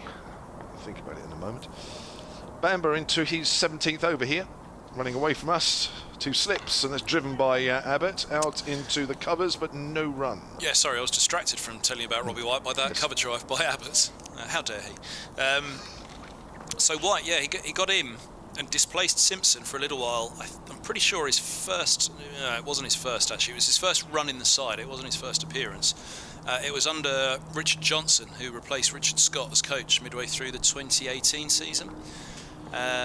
Or was it 2018, wasn't it? And White got a little run in the side, and look, they really thought this guy's got a special talent. Bamber to Abbott. Abbott drives up to mid-on, but no gap there. But we didn't see it. Nothing. He didn't return much, and it was at an age really where you've got to be close to or really forcing your way into that first team, and it wasn't going that way. But he got a chance at Kent last year, and Middlesex were in a bit of trouble in the first innings, and White rescued the situation and actually very nearly turned Middlesex in a rain-delayed match into a position where they'd think about winning it. Bamber again, length ball. Abbott works that up to mid-on again, but no run. White got 99 in the Middlesex first innings, and actually in conditions very similar to this. He and Middlesex were under the pump all the way through that innings. There was 36 from Robson, 2 from Holden, 9 from Eskenazi. White in at 4, got 99, held the whole thing together. Young Jack Davis, who's a sub-fielder in this one, was in for his first game there as well and batted for a long, long while. Not for much reward in the runs column, but supporting White at the other end. Bamber to Abbott. Abbott edges into the ground, fielded at second slip. Technically very tight, very accomplished, and with the belief that if he fulfills his potential, he could go a very long way. White, so let's hope. You always see a youngster come through, either he's scored a whole load of runs and everybody's excited, or they say exactly that, look, if he fulfills his potential, it's going to happen. Sometimes it doesn't work out. You see it many times over the years, and names that have come through the youth ranks, everybody's been excited about. Let's hope so for Robbie. I've got another fact about him, actually. That ball nips back on Abbott, but it's hitting quite high on the pad. End of the over, 215 for 6. He actually made his first-class debut on this ground for Loughborough University. Oh, there you go. There you Who go. gave that? Dave Allen's looking impressed. Yeah, exactly. So And I know well, I'm it's not a looking good impressed. start. No, Someone you're gave not. it to you. I'm looking inquisitively. Who told you? No, I looked it up yesterday. You didn't. Yeah, of course I do. Did I always you? look up all that sort of stuff. Well, not always, but sometimes. Just happens to come. You have to wait for it to come out at a good moment. You can't do a Martin Emerson and talk about and Hampshire 100 for 4. Oh, by the way, Durham's such and such hit 50 on when the wind was blowing from east to west, and you think, where's that stat for coming? You bring out the stats at the right time, and I thought that was the right moment to bring it up. Who's that you're talking about? Marty Monologue? Martin Emerson. His 30-minute There you preview. go. Oh, gosh. Half an hour into the afternoon session, just finished it off. Oh, we miss him, don't we? We're not going to see him this year. Here's Roland Jones, bowls past the edge of North East. Now, that was a lovely lifting delivery that drew North East into it and beat him. The floodlights are on, the cloud cover is fully in place now here at the Ageas, and does that just bring a little bit of life to proceedings, even with the ball, in its 70th over? That was a real rarity. We've seen Roland Jones earlier in the day, actually, even with a new ball, struggle to get that lift and bounce. Chris Goldie's just informed me he's still on the Middlesex committee. Good grief. Hasn't anybody voted him off yet? Roland Jones to North East, Fuller wider outside of the off stump and left alone by the right-hander. Pleased with yourself there, aren't you? He's a good lad. I can't believe he's lasted this long, though. Good effort. He didn't last this long on the Hampshire committee, did you, Dave? How long were you a Hampshire committee man for?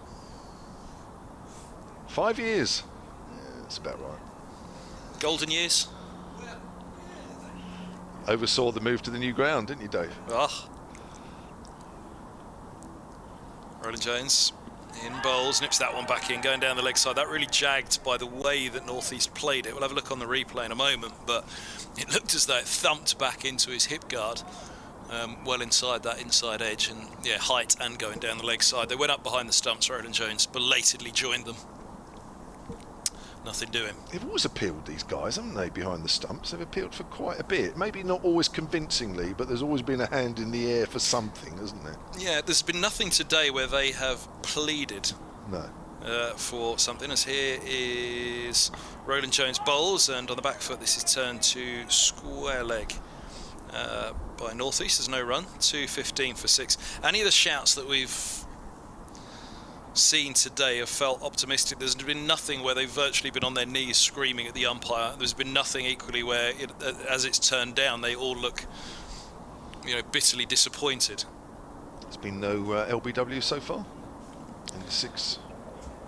When you get a message from the media manager that says, careful what you say about. Here's Roland Jones, he's in. Bowls, and lifts another one past the edge of North East bat. Where's that come from? A couple of lifting deliveries. Yeah. Stephen Fletcher, the media manager at Middlesex. Careful what you say about. And you think, oh no, what have I said? Careful what you say about Emerson. We've got him versus Durham in the Royal London One Day Cup at Radlett. So we are seeing Emerson this year. Oh dear. Well, I am. Have you got him anywhere? I think we have, yeah. I think we have. When you said you're in you our had... group for the One Day Cup, aren't you? Yeah. So I think we're up there.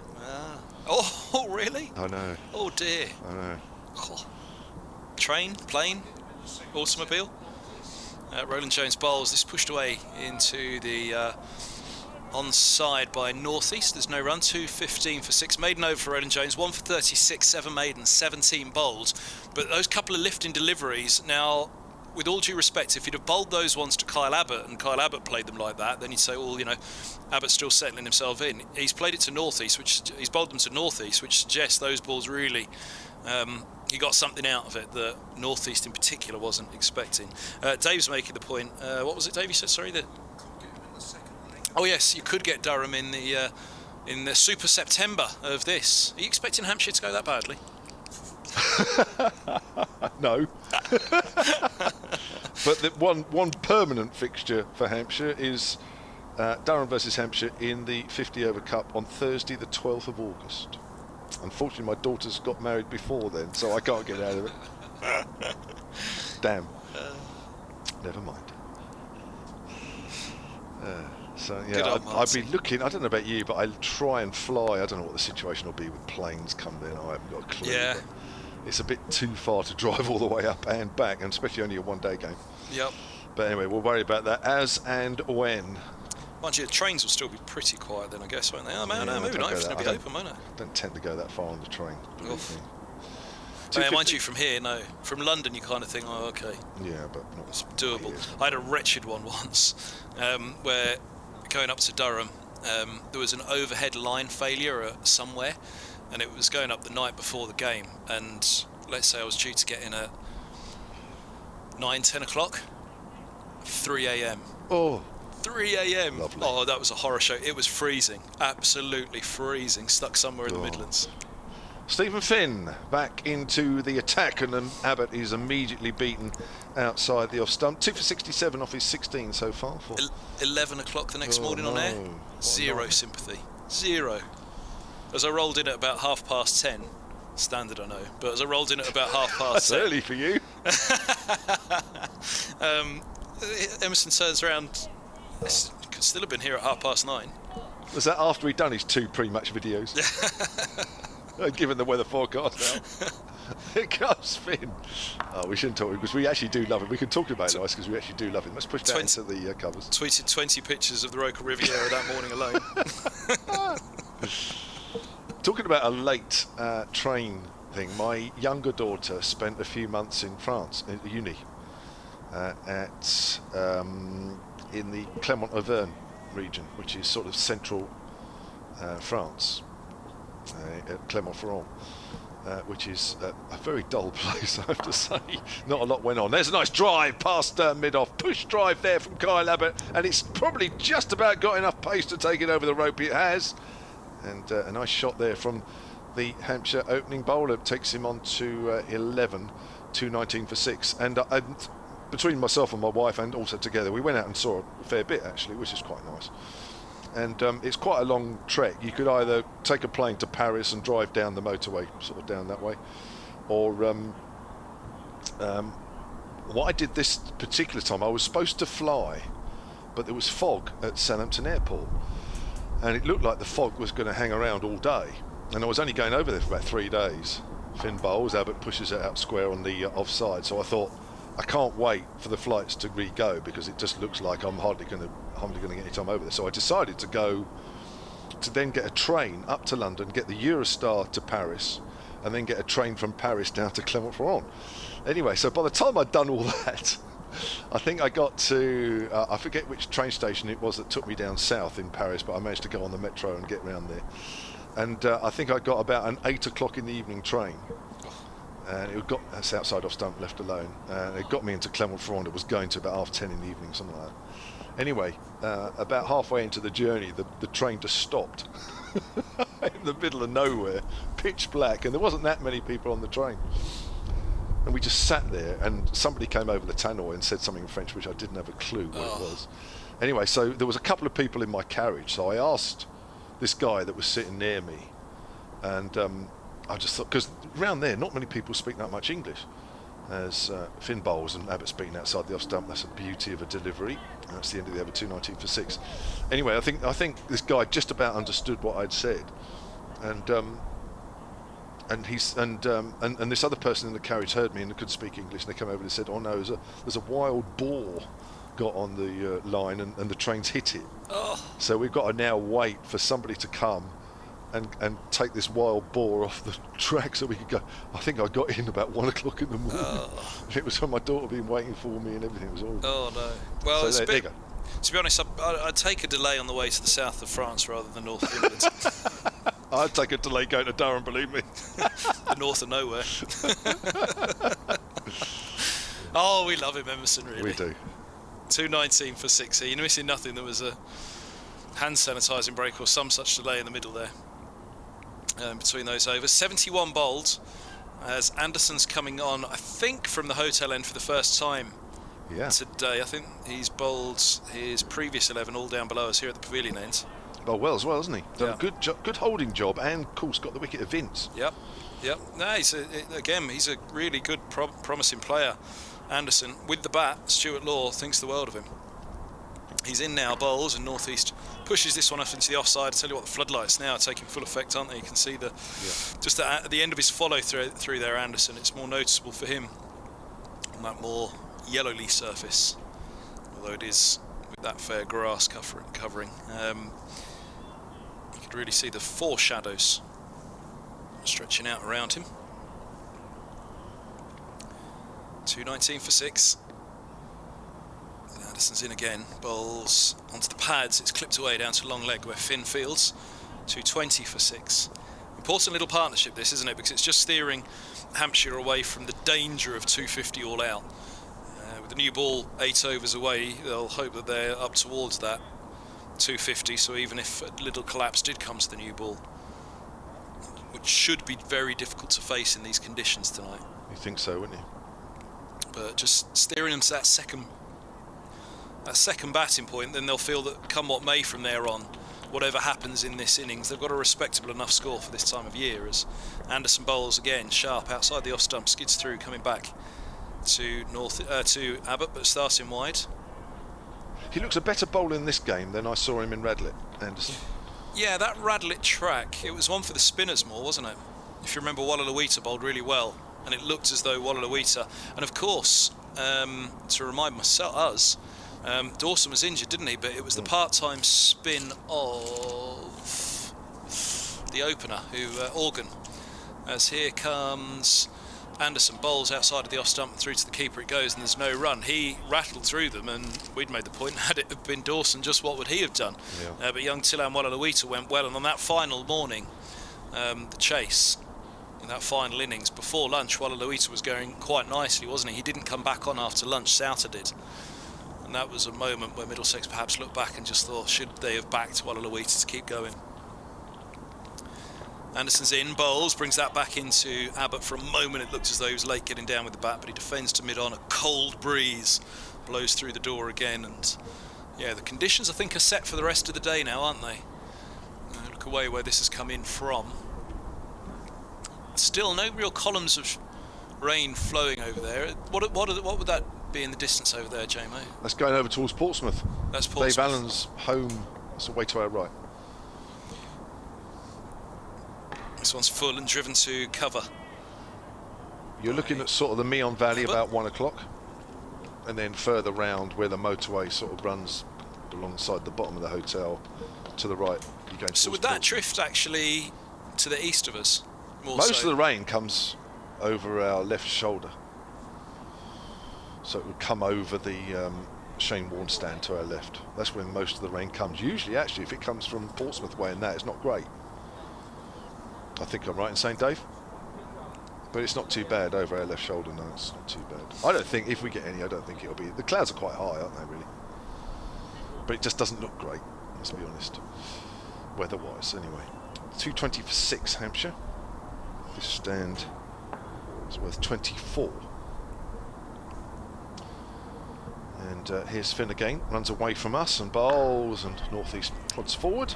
Playing nicely for his 62. Sam North East probably felt he missed out a little bit in that run fest last week against Leicestershire. Made 19 before he got a beauty of a delivery from Chris Wright that nipped back on him quite quickly as well.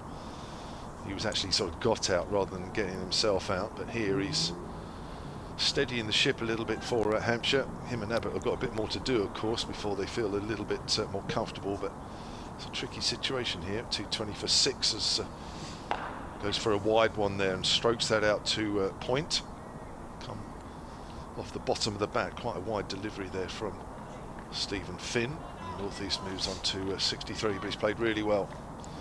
He's played in the North East way, hasn't he, really? Some nice punch drives down the ground, some lovely time shots off the back through the covers as well, and he's played very nicely. It's Abbott facing though, he's on 11. All valuable runs here. So they try and bounce back from a difficult afternoon session. It's pushed out into the covers by Abbott. Matthew says on the underground discussion, sorry, on the outgrounds discussion, the underground, that's a whole different one, isn't it? On the outground discussion, any update on potential of a new ground in Barnet that was being discussed? As someone in Uxbridge, disappointed it's not used more, where I watched Middlesex first, and I refused to traverse National Rail to get to Radlett. Says Matthew, good to have you with us. Finn again, it's a length ball, and Abbott just pushes that back to the bowler. Well, I think the last year's changed a lot, hasn't it? I mean, finances, etc. I don't know if I mean, I'll check, but as far as I know, Barnet's well on hold at the moment, with everything that all of the counties are facing. I mean, the financial ramifications for last year are going to be felt for a while, and this year as well. The key money-making time for the counties is T20. There was talk of having T20 pushed back, wasn't there, to August and September, when the grounds would be fully open. But would have been a bad shout. Well, there was a fair old push for it, wasn't there? I think this would be the season perhaps needed to be rejigged. Didn't happen though. Finn again to Abbott. It's Foolish, and Abbott pushes that back, and Finn fields off his bowling.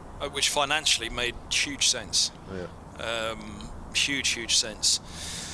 And no loss. It was just a rejig really of the season, wasn't it? I don't know the reasons why that was rejected. It does also. You're playing in August and September. You're playing in football season, aren't you? So you're asking fans to go on a Friday night to the cricket and a Saturday afternoon to the football.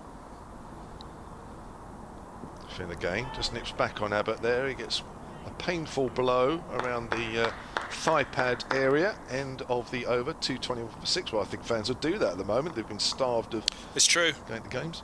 Oh, and all the billions apparently that we've got to spend in our pockets that they keep telling us. Have you got a few billions falling out? Oh of yours? gosh, everywhere. Pent up spending. 2:21 for 6 here. Yeah, so Barnet, I'd imagine, is well on the back burner at the moment for Middlesex in terms of, because Radlett was initially set up as Middlesex's home away from home, and there was a lot of investment put in there to the pavilion, to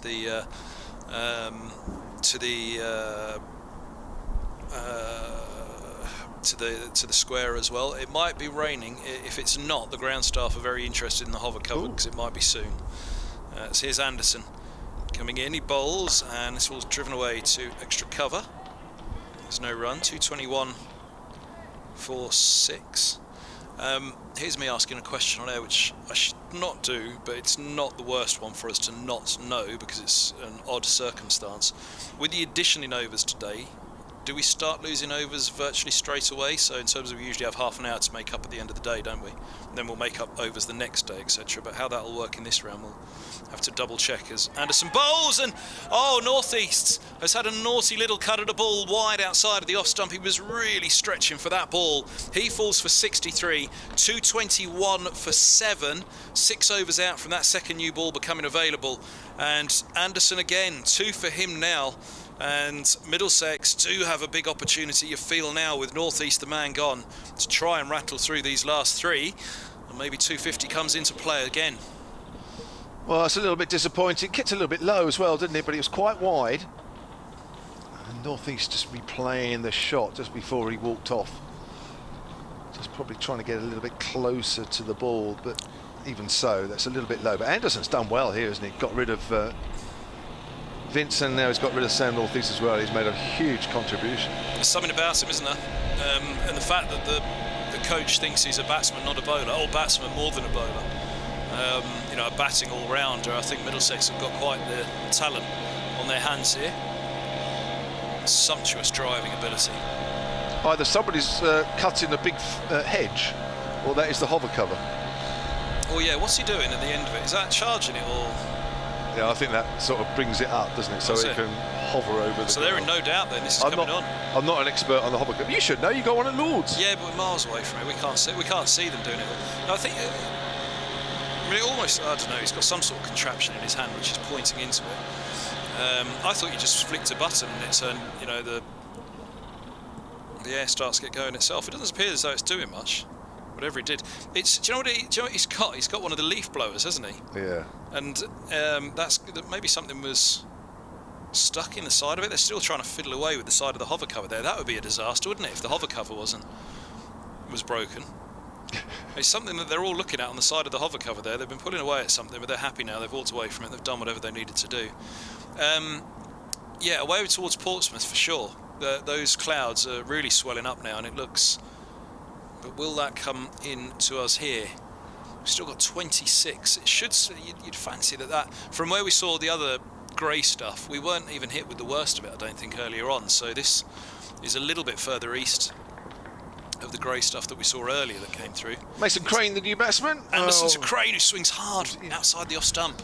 Sorry. Through it goes to the keeper, and there's no run. 221-7. No, that's all right. I didn't think you were jumping in. I thought you were filling in. I thought you were telling me quickly, just as I was looking away in the wrong direction, that Crane was in and on strike. Abbott's batted 40 deliveries for his 11. How will he go now with the number 9 batsman with him? It's still a time to bat sensibly, isn't it? Or do they look at it and say, we got 7 overs to the new ball? Still got to play normally. Play normally still. Brad Wheel hangs around. There's a bit of a naughty shot first up from Crane. Here's Anderson bowls him. He runs it to backward point and there's no run. Square of the wicket shots, cover drives, cuts. There haven't been many that have gone square for 4 today. If it's really been a juicy half volley, close to them, they've hit it down the ground or maybe just wide and mid off. But there's not much gone in between True. point and cover or backward of point the batsmen have gone after today, and that was where it felt like stretching for that one, because it definitely kept low, the one to northeast, but it felt like stretching. It's not been a key scoring area today. They've been wary. As here's Anderson bowls, and that darts off an edge all along the floor past third slip for 4. Welcome runs for Hampshire, 225 for 7, and Crane off the mark, third ball. Just pushed it a little bit, didn't he? But well, actually he pushed it a lot. Looking at that now, he played a long way away from the body, but fortunately for him it was all along the floor. It wouldn't have been a chance to a 4th slip. It would have been well short of him.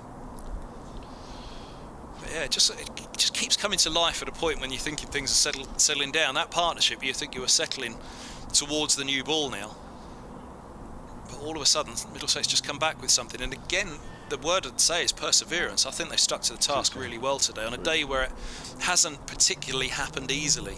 Not that it should. But it hasn't happened for any one bowler in particular. Finn's got 2, Anderson's got 2. You wouldn't say, they were the pick of the day so far. As Anderson's in, bowls, and this ball's eased to backward points by Crane. There's no run. They have all bowled well. They've all bowled well. End of the over. 74 gone. 6 to the new ball becoming available, and 225 for 7 as Northeast was caught behind, attempting a very wide cut and nicked it through. So he departs. Anderson has 2 for 37 from 13, 2 for 72, Finn from 18. And it's the change bowlers that have the wickets at the moment, rather than the opening pair, Bamber and Roland Jones. But that Souter wicket again just before tea, that felt so big. The manner of the dismissal as well, you could just see Middlesex at that point, they all screamed with delight. They knew that they'd just really got a bit of a foot on this first innings. Dave Allen will be joining us at the end of the next over. Christopher Yates, silentcricket@gmail.com, has got a train delay story for us. We'll come to that after. I didn't know we'd have another one. Let's just nip back from Finn to Abbott. Ball harmlessly going down towards Gully. Talking of train delays, I missed the first 15 overs of the 2005 C&G Trophy match, travelling up from the Yeovilton Air Base. That's when a train hit a deer. Thanks for the great coverage today. Thank you, Chris. That's a good train story. That was cricket related rather than just you and I whinging. Oh no, mine was cricket related. Yes, I you were going that was just you whinging. Mine was the only one that wasn't cricket. Abbott pushing forward up to mid-off. It's off the middle of the bat, which is nice to see. I did think if everybody sent their train delay stories, we'd be here until next week Wednesday, wouldn't we? You're reading them all down. Say, just about every time you get on a train. Yeah. It's very rare, isn't it, that it pulls into the station at the right time. So I'm told. Apologies, I've been abysmal at reading the tweets out today. I've got so many that I haven't read, but good to have you all with us. Why is that? Are you embarrassed or? Yeah, complaints.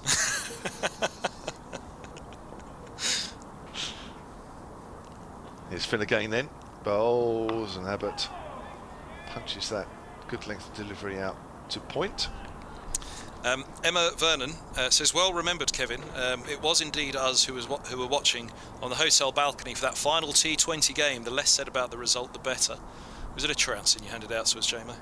Probably. Well, I'll tell you what, you're a bit unlucky the way we've been playing in T20s recently. But yeah, it was the Shaheen Afridi show, wasn't it? Oh, yes.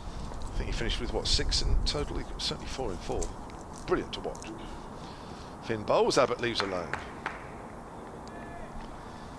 I think I stopped taking notes by then. I'm just looking back through last season. Was it that far? Was it that game? Was it that dead for Middlesex by that game that I just stopped scribbling down the notes? Yeah, I think you'd stopped. I remember you sort of stopped when once Afridi was sort of running through the order. You'd sort of stopped talking. You'd already looked forward to the next season. I can genuinely remember the feeling. I was desperately hanging on to that season because it brought so much joy to us, though, didn't it? Finn bowls, Abbott drives, gets a thick inside edge as the ball makes its way out to mid-wicket. We were the lucky ones. We got back to see cricket, didn't we? Yeah. I knew it was going to be a long old winter without cricket, without being...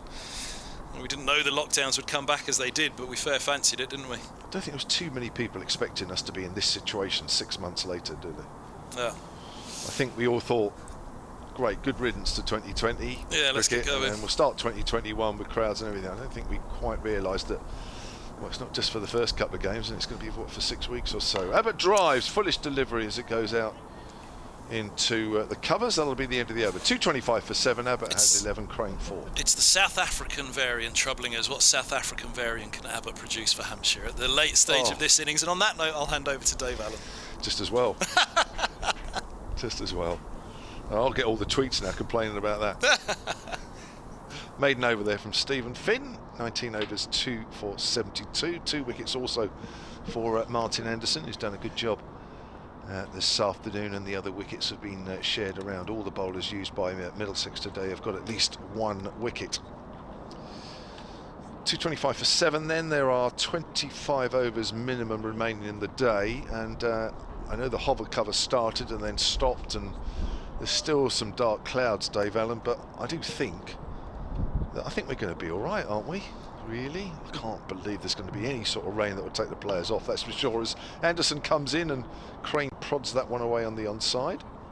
No, I don't believe it's going to rain, Kevin. I mean, I'm looking over towards Pompey, where it never rains in Pompey anyway, but it looks fine. But and that's not actually normally where, as you said, where the weather comes from. So you look back over our shoulders and it's brighter. In fact, we'll be all right. It's just the light, if anything, that'll be the problem. But yeah, it's okay at the moment as Anderson comes in from the hotel end and bowls, and Crane's beaten outside the off stump. Good delivery. He really has dropped into a good groove, Anderson, hasn't he, in this game? His spell this afternoon from this pavilion end was a good one, and he's picked it up again from the hotel end. Just looks fairly innocuous, doesn't he, really? Just sort of running in, but he's kept the ball there or thereabouts and just offered a little bit from time to time, and just waited for the batsman to make mistakes, really. And comes in, and that's full and wide, and lovely drive from Crane, square on the offside, and that will just about beat the fielder. Yes, it has. It's gone over the rope, and Crane has the second boundary to his name. He moves on to 8, and the Hampshire total to 229 for 7. It's the outfield is quite quick, and actually, if you look down on it, already it looks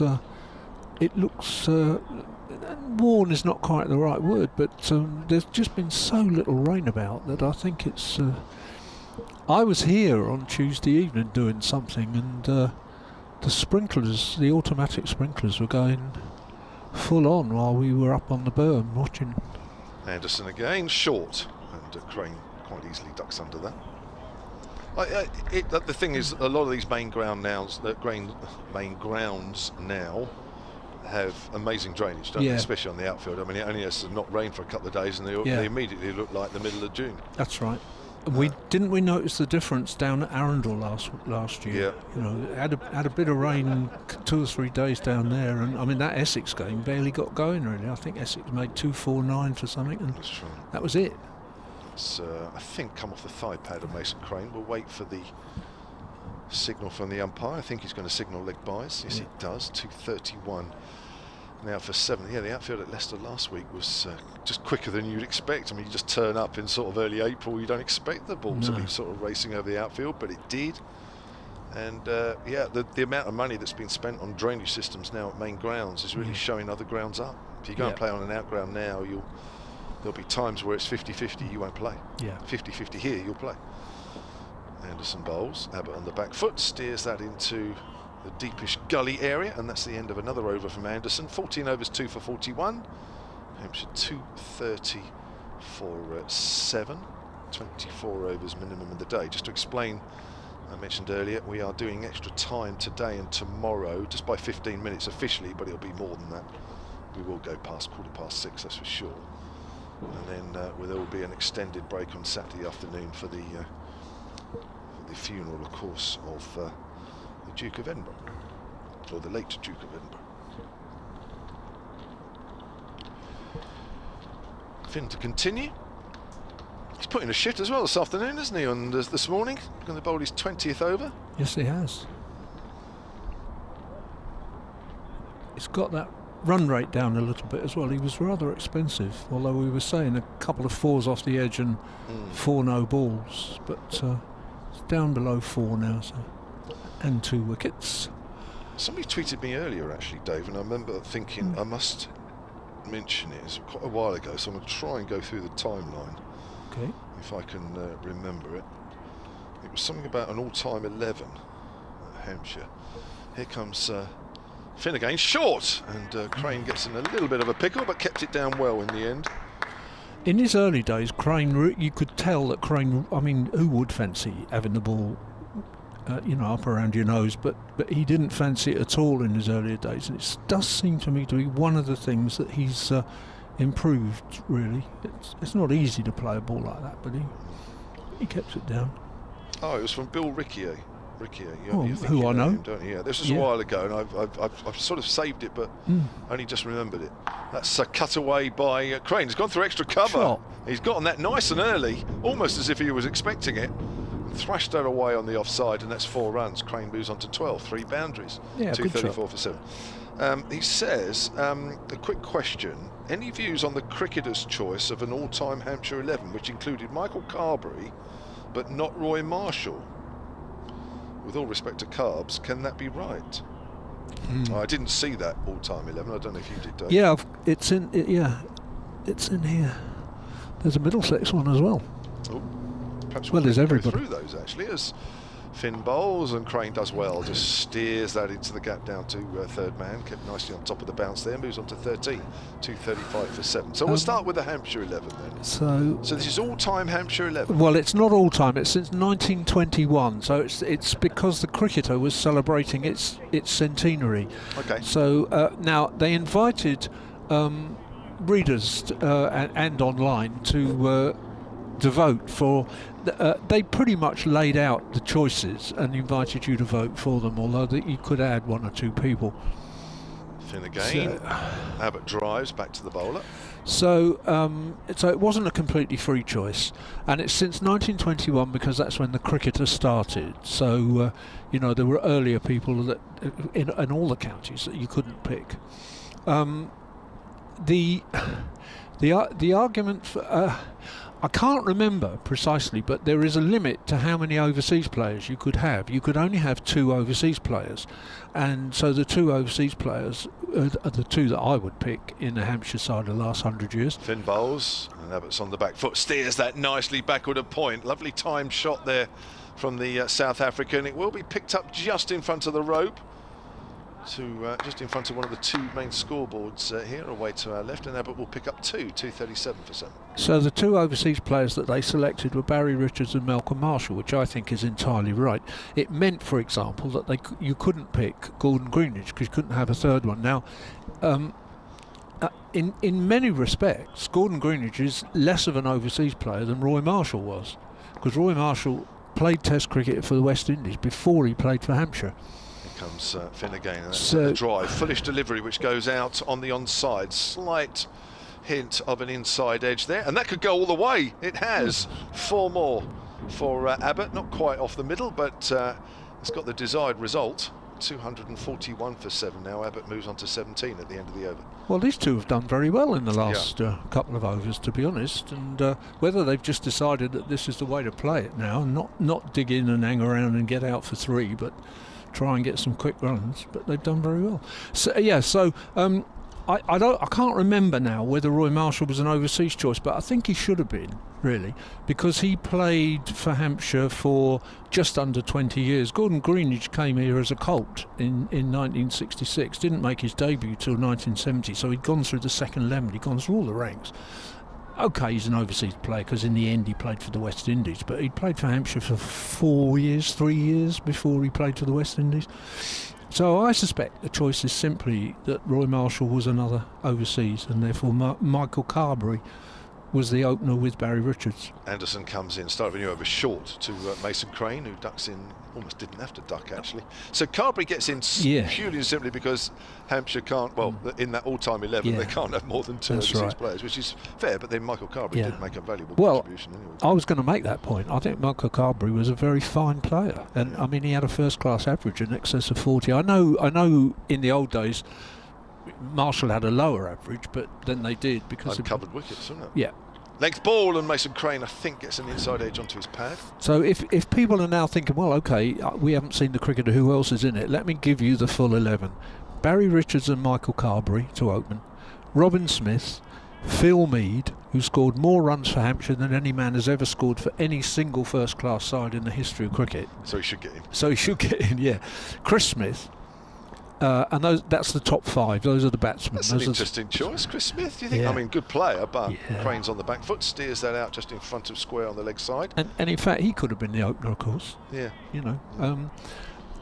But he gets in, for example, ahead of Paul Terry. And then you've got Alec Kennedy, who's an all-rounder, who in that side is batting at 6. Well, he wouldn't always have batted at 6, even though he did sometimes do the double, but he did the double in years when people played 35 games.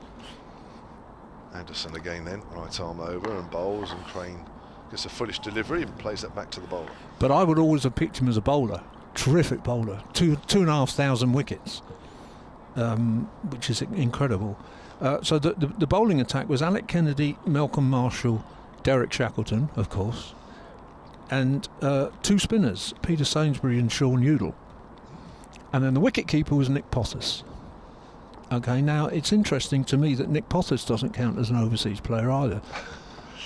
Oh, Crane's playing a missing outside the off stump. Good carry from Anderson off a length.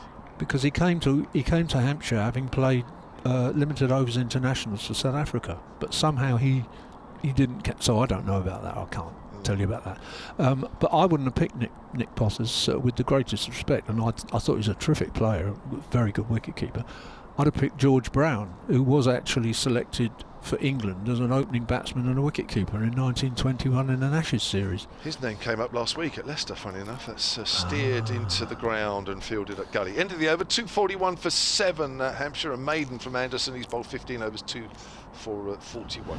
Now, I don't think it's true, but there is an argument that George Brown was the greatest all-rounder ever to play first-class county cricket. Now, I don't think it's true, but as I say, he'd opened the batting for England in Ashes Test cricket, scored about 20,000 runs for Hampshire, kept wicket for England, and although he was never the regular Hampshire wicketkeeper, he kept quite often for them, but he was never the regular.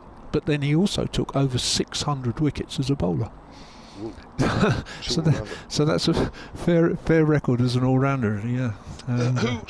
We'll move on to the Middlesex all-time 11, because I'm quite interested to hear that, because I know a few of the You didn't make it, mate, I'm afraid. No, well, I didn't make it in either, which is not surprising. I think I only sneaked into the 100 best in Hampshire or something, and there's some book I saw a while. No, you didn't sneak in, because I helped to pick Oh, you did it? Oh, right, sorry. No, you were all right. Oh, that's good. Who is the most unlucky person not to be in that all-time 11? What a great question that is.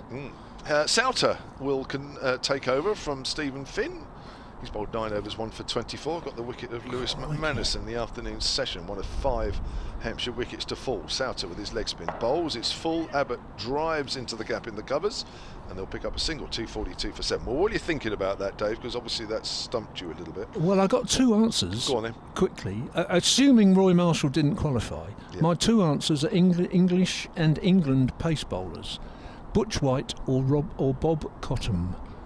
Okay. Who would they get in front of? As that's down the leg side. Well taken by Simpson. I think you'd have to pick one less spinner, probably. Yeah. So that, that's quite a difficult one, really. But well, that's fair enough. So basically, if you go to a ground with 12 or 13, squad of 13, they're in it. Yeah. Well, they forward were. is Crane out They on the were side. both terrific. Good. Yeah. I Okay. think, but probably I should drive home tonight and think, oh, why didn't I say Such and such. And Kevin that's all James? No. There's a few others many before me, that's for sure. Gosh. There's no captain Pushed in out that square on side. the leg side. Sorry, there's no captain in that side, which is interesting. You know, there's no Mark Nicholas, and there's no Colin Ingleby Mackenzie, there's no Richard Gilliott. Richard Gilliott for me was the best of the captains, but none of them. So I don't know, really. You know, it's fascinating. It's Crane pushing forward out on the onside. Okay, have a look at the Middlesex. Yeah. One. Just as you do, Joe's back on the tweets at Sony Sport. Not been able to listen in this afternoon, but wasn't expecting this many wickets to have fallen. No, reasonable point. It's happened. As Crane comes forward, almost yorks himself as he does as he goes out on the offside end of the over. 242 for 7. Good to see a couple of 50s for Ian Holland and Sam North East after they missed out last week. Yeah, of course, there's always a plus. They were the 2 men that didn't get their fair share of the runs, and they have this afternoon, so that's okay. Right, so the Middlesex all-time 11 as in the Cricketer magazine. It's a heck of a good side. Oh my gosh, do you know what? The first name I've seen Heck there of a good side. was my Middlesex under-19 manager. What a nice bloke he was as well. First name on that list I've seen. First name at the top. Jack Robertson. Yeah, Jack was he? Robertson. Did Yeah. you know him? Yeah. Did you? Yeah, he was my Middlesex under-19 manager. Yeah, very nice bloke. In some ways, he was a bit like Derek Shackleton. He was one of those absolutely great county cricketers who hardly ever played for England. Yeah. Anderson's continuing. Abbott drives. Good diving stop at deep gully. Yeah. 32,000 first-class runs and only played 11 tests, you know. Of course, he was unlucky because of people like Len Hutton and Cyril Washbrook around, but, you know, there we are. Gosh. Well, gosh. Yeah. That's good, Jack. isn't it? Nice, seriously nice guy, really. Well, just so supportive of everybody in that side. I know every coach will say they are, and they are. Of course they are, but I don't know, there's just something about him. Yeah. It really was. Anderson again from that hotel end, bowls, and Abbott just dabs it on the onside, just wide of mid-on, so they'll come through for a single. 243 for 7. Right. Well, it's a terrific side. Jack Robertson and Andrew Strauss to open, and they've got a captain there, of course. Then there's Edrich and Compton. Well, I think, again, it would be impossible to argue against them, especially as Edrich can also open the bowling if he wanted to. Patsy Hendren, who, of course, I never saw Patsy Hendren, but wonderful, wonderful reputation and apparently a real character. Anderson gets one. It just comes back a little bit at Mason Crane, just gets hurried into that shot as it goes out on the offside. And then they've got another captain at number 6 if they want. That's Mike Gatting. Then you've got Jack Hearn, which again I don't know a whole lot about, but 27,000 runs and 1,500 wickets is a pretty good effort, even in the days when they played, you know, twice as much as they do now, if not more. But that's not bad. Then they've got an off spinner, Fred Titmus, wicketkeeper John Murray, wicketkeeper. Probably Length right. ball, which Crane pushes out into the covers. And then a pair of opening bowlers, because Bill Edrich probably wouldn't have opened the bowling, Angus Fraser and Wayne Daniel. Yeah. So that's a pretty good side, really. Jeff Thompson never made it then. Well, actually, that's interesting. Who are they overseas? Well, Wayne Daniel is overseas. They've only got one overseas man in there, so that's an interesting thought. Crane pushing forward. Thick outside edge, past the diving gully. Ball's running down towards third man. They'll pick up 2. Crane, useful runs here down the lower part of the order for Hampshire. He moves on to 15. 245 for 7 here. Hampshire closing in on a second point. Middlesex have already got 2 points out of this game. Yeah, I mean, it won't surprise people that Hampshire have got a number of overseas players lining up to get in, and they couldn't all be picked. But No. but it's fascinating that Middlesex have only, in a sense, had to pick one, and they had some pretty decent England bowlers as well who might have played. Anderson again. Crane's on the back foot, steers that into the ground, fielded in the gully. That's the end of the over. 80 overs done, so the second new ball is due. What are we going to get? We're first of all going to get a sanitisation break. That is for sure. Quite what else is happening at the moment. Oh, the ball looks like it's being Chucked underarmed off, so I think we can it will be fairly safe to say that Middlesex will take the second new ball straight away with a total on 245 for 7. Just the one wicket that's fallen since tea, that was Sam Northeast, who just went to cut a wide one and got a very thin edge through to keeper John Simpson. That was off Anderson. Northeast making 63, just one behind Ian Holland, who made 64. He was one of 5 wickets that fell this afternoon.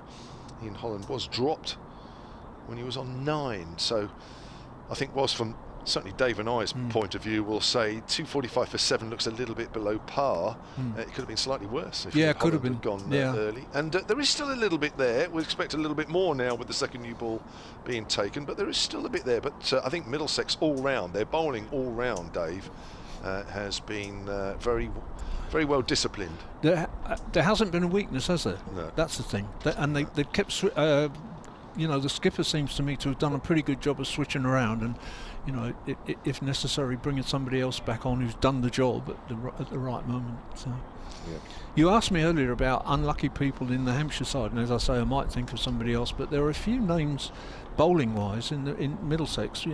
Alan Moss, John Price, Phil Edmonds, John Embury. Yeah, I was going Embury and Edmonds. How do they don't get in it?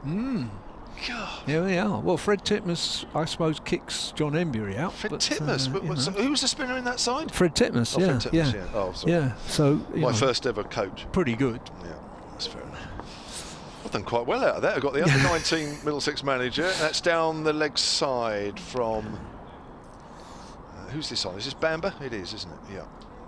Bowling with the new ball. So yeah, I've got the I've got my under-19 manager and my first ever coach. And two teammates in Angus Fraser and Mike Gatting. And Wayne Daniel. Oh yeah, of course. The Diamond. Yeah. The old Diamond. He was. God. Was Kevin earlier talking about Jamie Sykes? No, God, we can't bring him up in the time of all time. No, it wasn't about him. Cricketers. That's driven up to mid-off. I thought I overheard that. No, we haven't mentioned him. No. I think we'll leave him out for a while. It was just there was a horrid game in 1985 when we were beating them down at Bournemouth, and he scored lots of runs late on. And of course that was the year they won the championship and we finished second, and if that result had gone the other way, it might have finished that way. Yeah, it was just a nightmare, you see, that I thought I overheard it. There's a nice drive from Abbott, but there'll only be a single up towards mid-on. I've got a few emails here actually, Dave. Who's this from? Bill Seeger. sonandcricket@gmail.com if you want to join in with anything you've just been hearing. Kevin and Dave, when Gordon Greenwich played for Hampshire with Barry Richards, how many overseas players could be fielded in a team? If 2, then Greenwich obviously didn't count as an overseas. I'm sure Roberts played with those 2 in the team. Well, he didn't count in 1970 because what he'd had to do then was he came to us in 66, I think played one second game that year. He had to qualify by residence, having come from Barbados to Reading. He grew up in Reading from Bamba.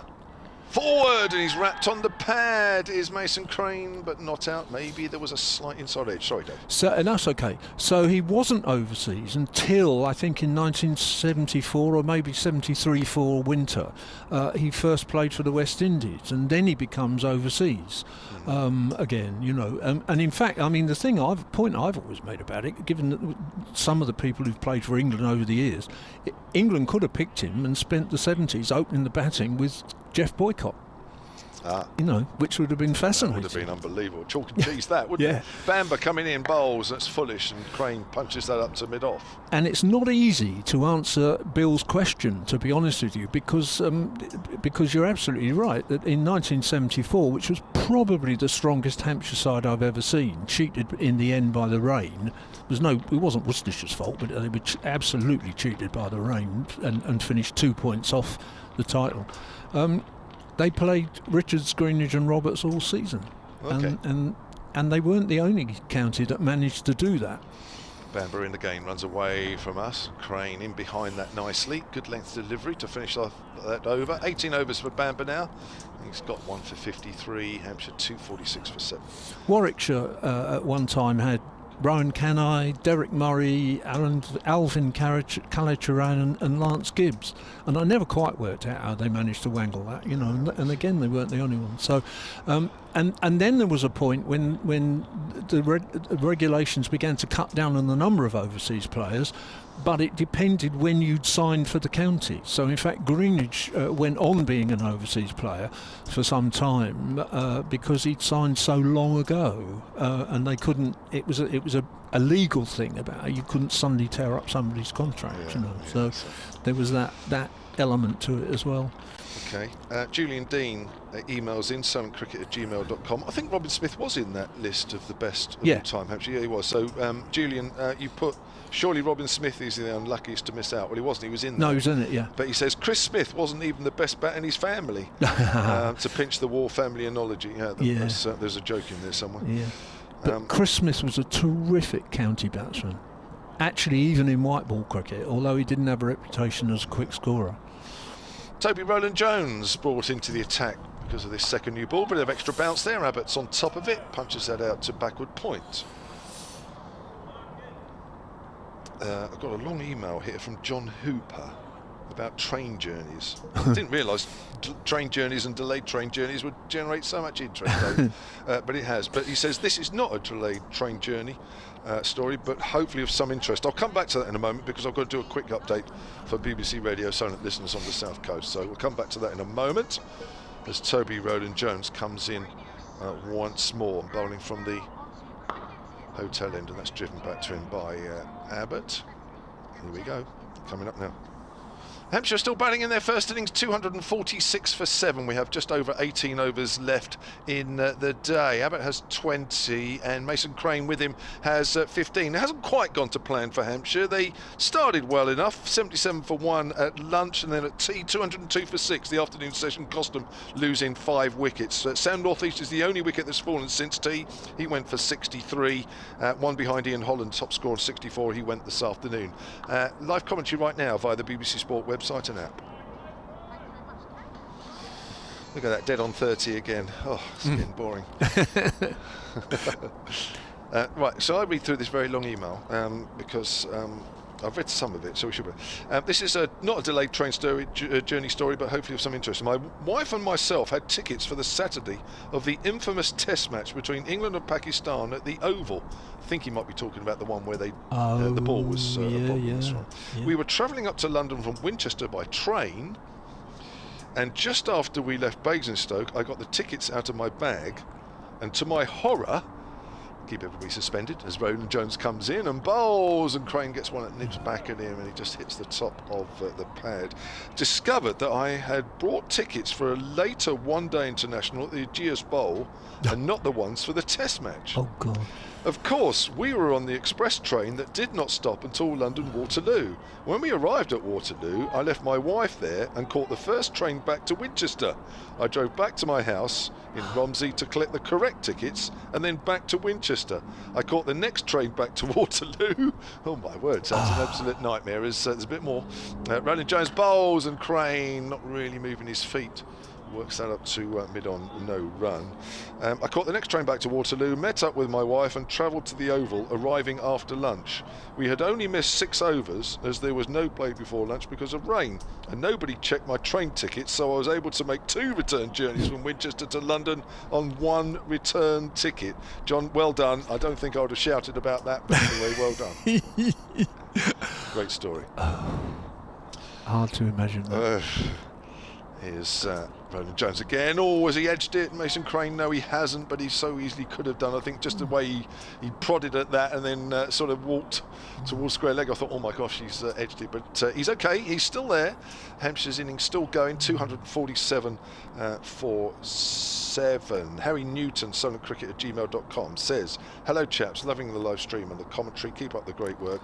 Keeping me company as I recover from acute pneumonia. Oh, oh dear, Harry. Good luck. Can't wait to be back at the Ageas. He's an executive member in rural Salisbury. Harry, get well soon. That's not very nice. I've had some of that as well. Get well soon. That is for sure. Keep those emails coming in, solentcricket@gmail.com. Keep the tweets coming in at Solent Sport. We love them. We love the stories. Some more train stories would be even better. 247 for 7, as I say. 18 overs to do in the day. We'll have one more over of Dave Allen, and then Kevin Hand will be back in as Bamber bowls, and it's outside the off stump, and again Abbott could have so easily got the outside edge there as it went through to John Simpson. Just wondering if this new ball's doing a little bit more. The ball just straightened a fraction. The thing is with the Bamber, it's quite interesting, isn't it? As he bowls, it looks like he's sort of angling the ball in, but it doesn't always happen, and of course sometimes the ball just hits the seam and straightens. So batsmen sometimes are just looking to play at it when perhaps they shouldn't be, but made worse by the fact that, of course, that it looks like the ball's angling in. Edged, oh no, that's gone through to the keeper. Full delivery, Abbott on the drive, plays and misses. And at the moment, it's looking a little bit precarious for these two, Dave. Well, the only thing is Abbott will be somewhat encouraged to see a bowler with a new ball getting a bit of life out of that pitch, because he's going to have to do the same thing possibly this evening, don't know. I'm very encouraged by Mason Crane. I was suggesting earlier that he's a bit vulnerable at number 9, but maybe at number 9 he's batting like a number 9 rather than a 10 and 11. Oh, is that edged? Now again, the keeper and the slips, as they've done several times this year, have sort of gone up but not really convincing. They get a bit excited, don't they? I tell you what, if he hasn't edged that, that's a huge leg break. Huge leg break. The bowler didn't really go up, did he? He just sort of reacted, mirrored the wicket-keeper, really. He's bowling very nicely, though. Yeah, this new ball is helping again, isn't it?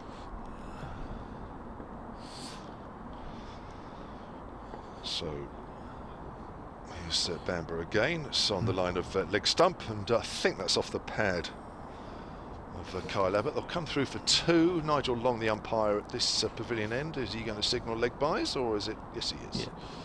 249 for 7. Hampshire 1 run away from a second point. Quite amazing to think that the way this game has gone since lunch, that they will have the same number of points for Middlesex at this moment. Yep, they've done nicely, these two. They need to go on doing nicely, really. I don't think this is a less than 300 pitch, even though Middlesex have bowled very well on it. That's true. It's a length ball. Abbott pushes it out on the other side. John has emailed me. John Holden Dye, solentcricket@gmail.com. Is David Gower unlucky not to be in that all-time Hampshire 11? Not as a Hampshire cricketer. I've just about got time to tell you that he's in the Leicestershire side. I'll just check it. Oh, is he? Of course. I'm pretty sure he would be. He must be. Yeah, I wouldn't pick him in a Hampshire side, to be honest. I think a bit like Andy Roberts really didn't play that. Yeah, he's in there. Yeah. Oh, he's in the Leicestershire one anyway. Yeah. Abbott gets a little painful blow on the inside leg there, just above the pad. As he pushed forward, this ball is certainly nipping around this second new ball. Thank you, Dave.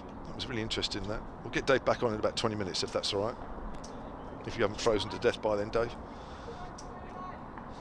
Kevin Hand will be back in a moment. Maiden over for Ethan Bamber, 19 overs, 1 for 53 for the 22-year-old.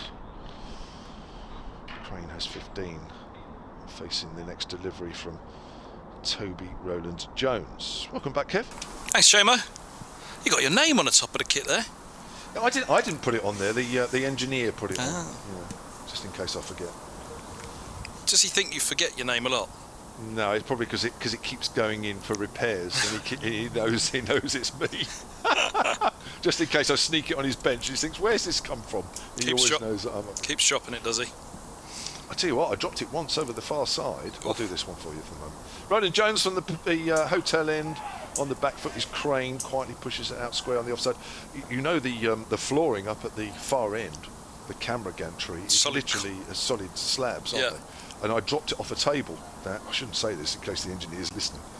And I thought, you know, if ever there was a time where you thought that is it, that's going to kill this kit. Is that big dent It on the was side fine. there? Yeah. But it was fine, and I've never told him what happened, and I just pray that he's not listening. Well, no need to, because it still works, fortunately. Crane drives, gets an inside edge as it goes out towards mid-wicket. They are remarkably sturdy pieces of equipment. That's why they've never been replaced. They've been so reliable for so many years. Very good, aren't they? Much like yourself, J-Mo. Solid off the and field. reliable. For so many years. Listeners tune in, they know exactly what they're going to get. A moan and a whinge. And a little bit of cricket. Bit of cricket thrown in here and there. Roland Jones, right arm over, bowls to Crane, and Crane's in behind that one. Plays that back to the bowler. Kicks it away, actually. Nathan South is keeping himself warm, I think, down below. He's not warming up. Cloud coverers for sure.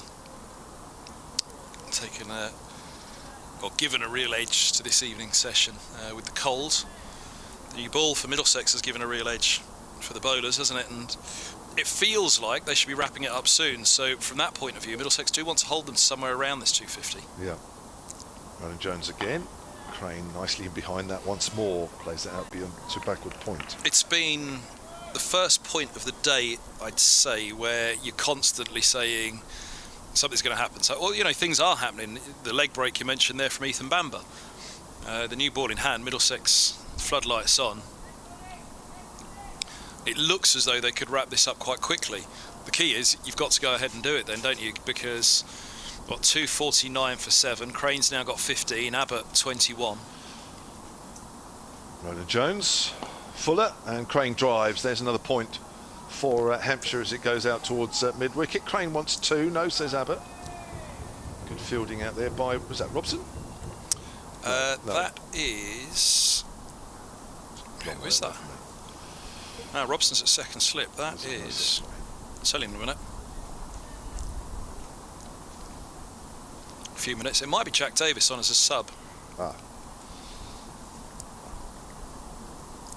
Pretty sure it is. The only thing is his hair looked too blonde, but maybe he's got some dyed streaks in it or something at the moment.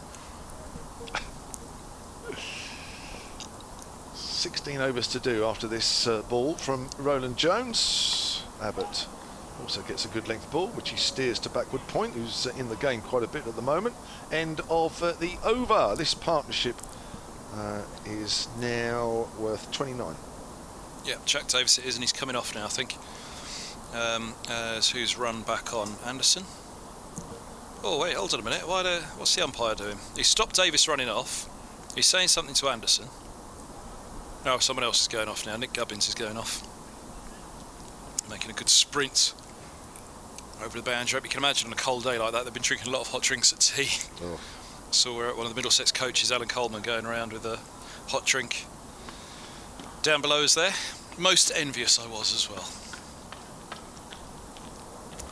It's a cold end to a good day.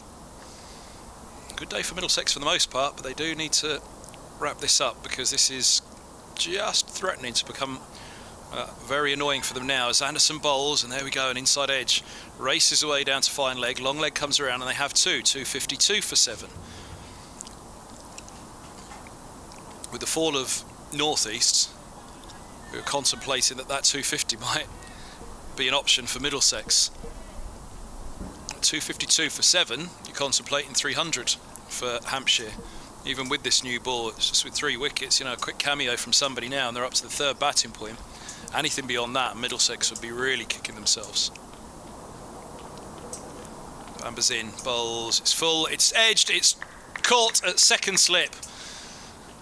Crane attempting the drive outside the off stump, and Robson holds on well, low down at second slip on a cold, cold afternoon. Second slip makes no mistake. Sam Robson with the catch. Ethan Bamber with his 2nd wicket of the day. 2 for 55 for him. Crane's gone for 18, and Hampshire are 252 for 8. Good catch, wasn't it? This late in the day. obviously cold. So good catch. Mason Crane just sort of stuck on the crease there driving at that one, but we've seen the ball sort of nip around a little bit. With the second new ball, there was always a chance that it's going to catch the edge. We've seen one or two played and misses in the last couple of overs as well. It just got to the point though for Middlesex where they had to do it now though, didn't they? It was like, all right, okay, we've beaten the Bass a lot. There's a lot of oohs and ahs out there, but the runs are just ticking now. We need to make this breakthrough, and they did. So can they follow it up? Yeah, Robson last week, he was dropped 3 times on the way to 50. Was he? We're making that 165. One of them, I can't remember if it definitely was Lewis Gregory, but one of them, second, I think it was second slip, he'd got up at second slip and had to get back down because the ball went low to him.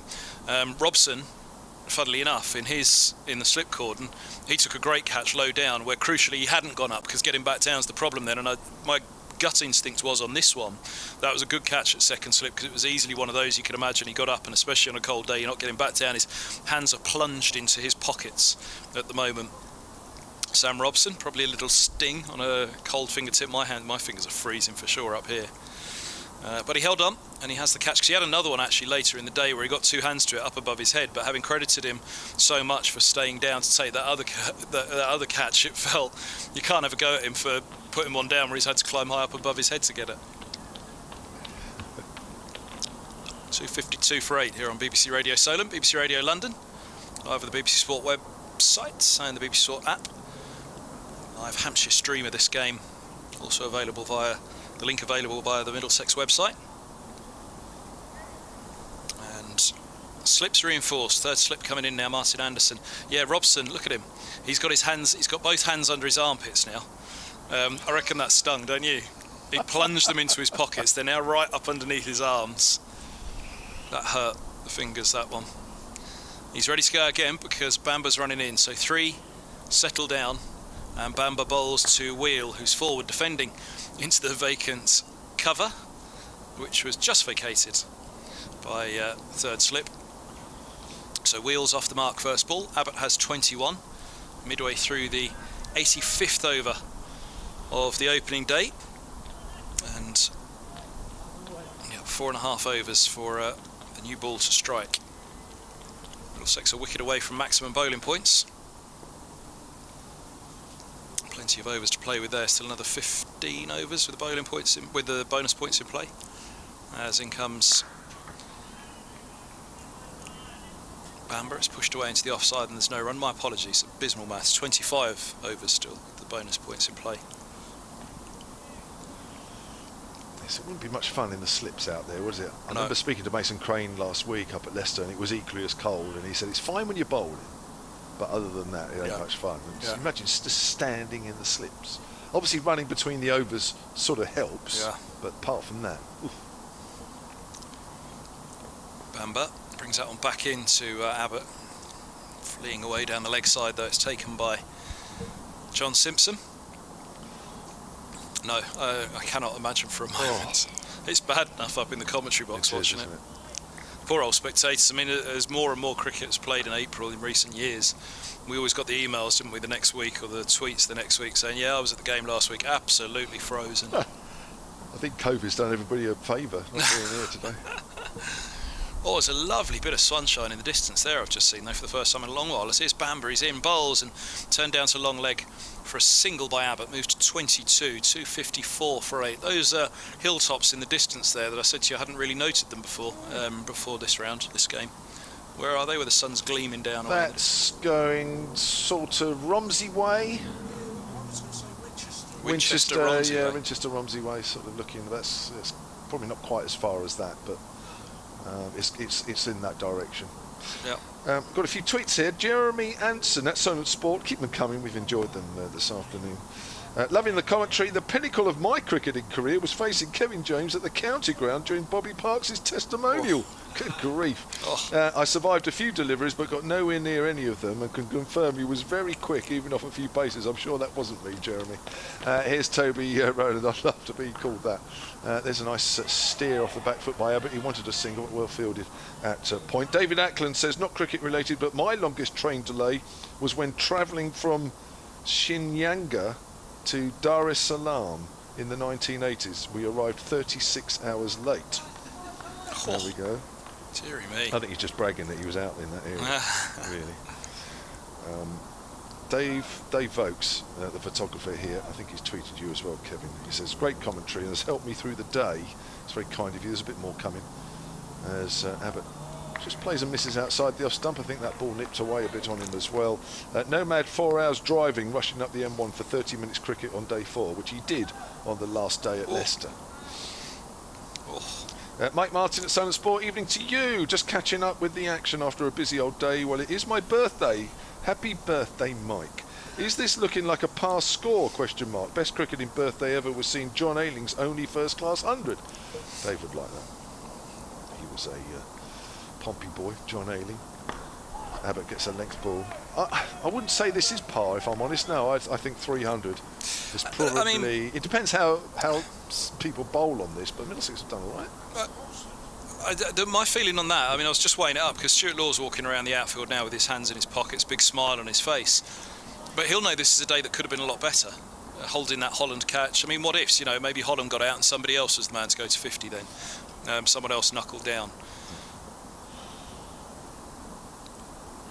Here's Roland Jones again then from the hotel end. Abbott drives and misses. Seen that a few times. Now as well, this is the most amount of play and missing. All right, it's the lower order now, but they are facing the new ball under the lights. And equally, let's say it goes bang bang and it's all over. Middlesex have still got 12 overs to bat tonight. Actually, if the wickets go with the next 2 balls, Middlesex have 12 overs to bat tonight, don't they?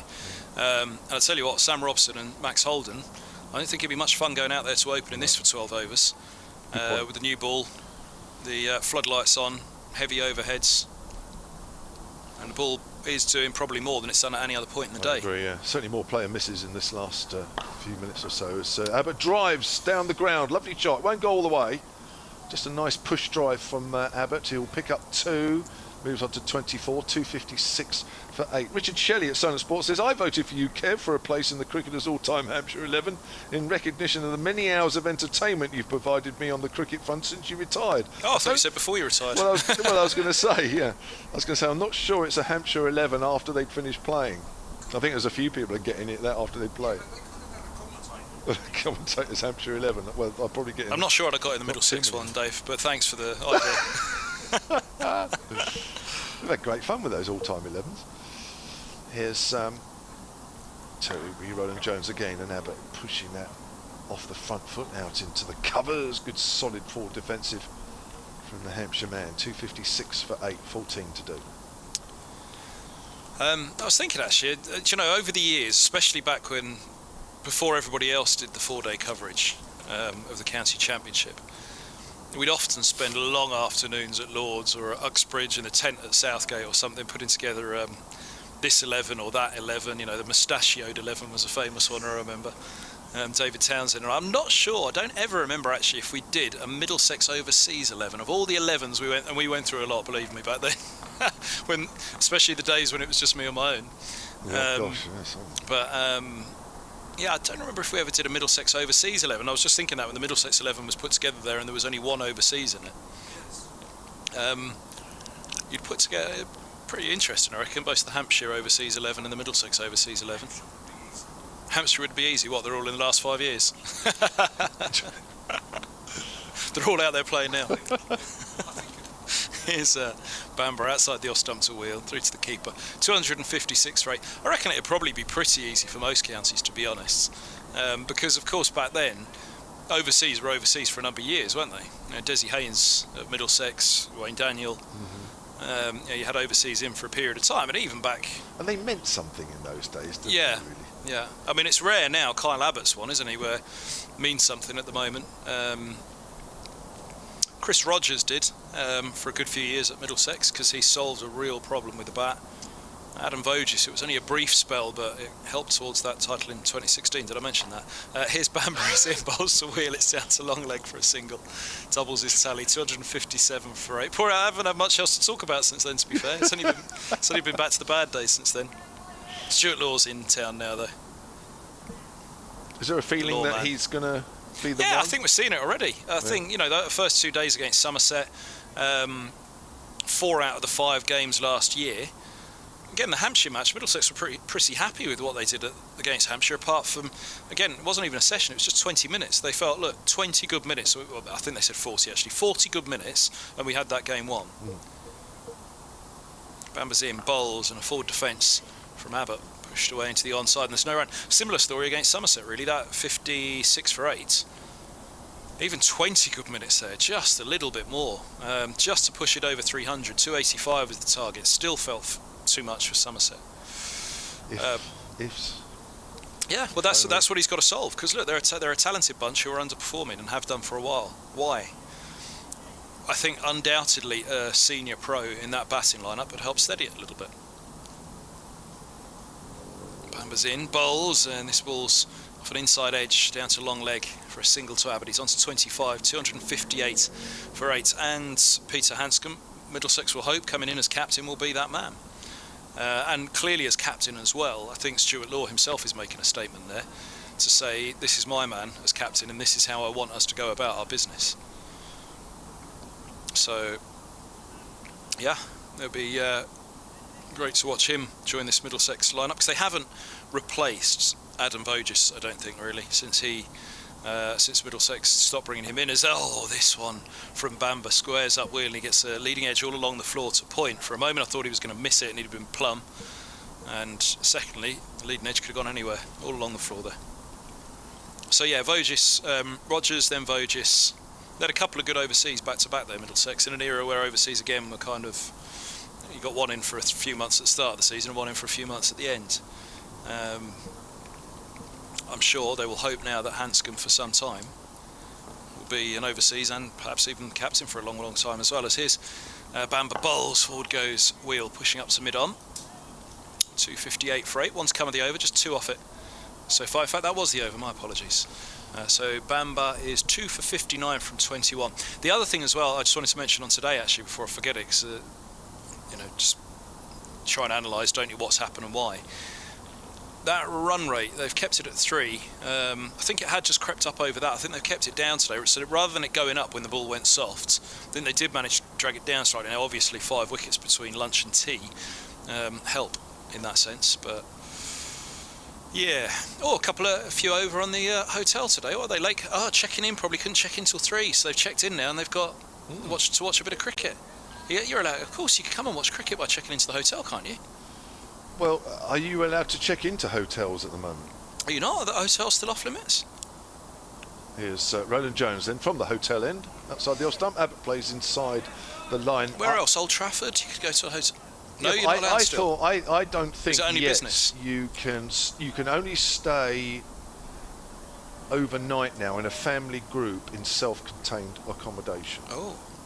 I think that's the rule at the moment. So I didn't realise unless you're a someone key will tell us. worker or anything like that, I don't think you can stay in hotels. I think I'm certain. I'm sure if I've got that wrong, I know there'll be plenty of people that will email or tweet us in. Abbott again plays inside the line to a ball outside. What grounds the could you stump. do it at if you Here, Worcester.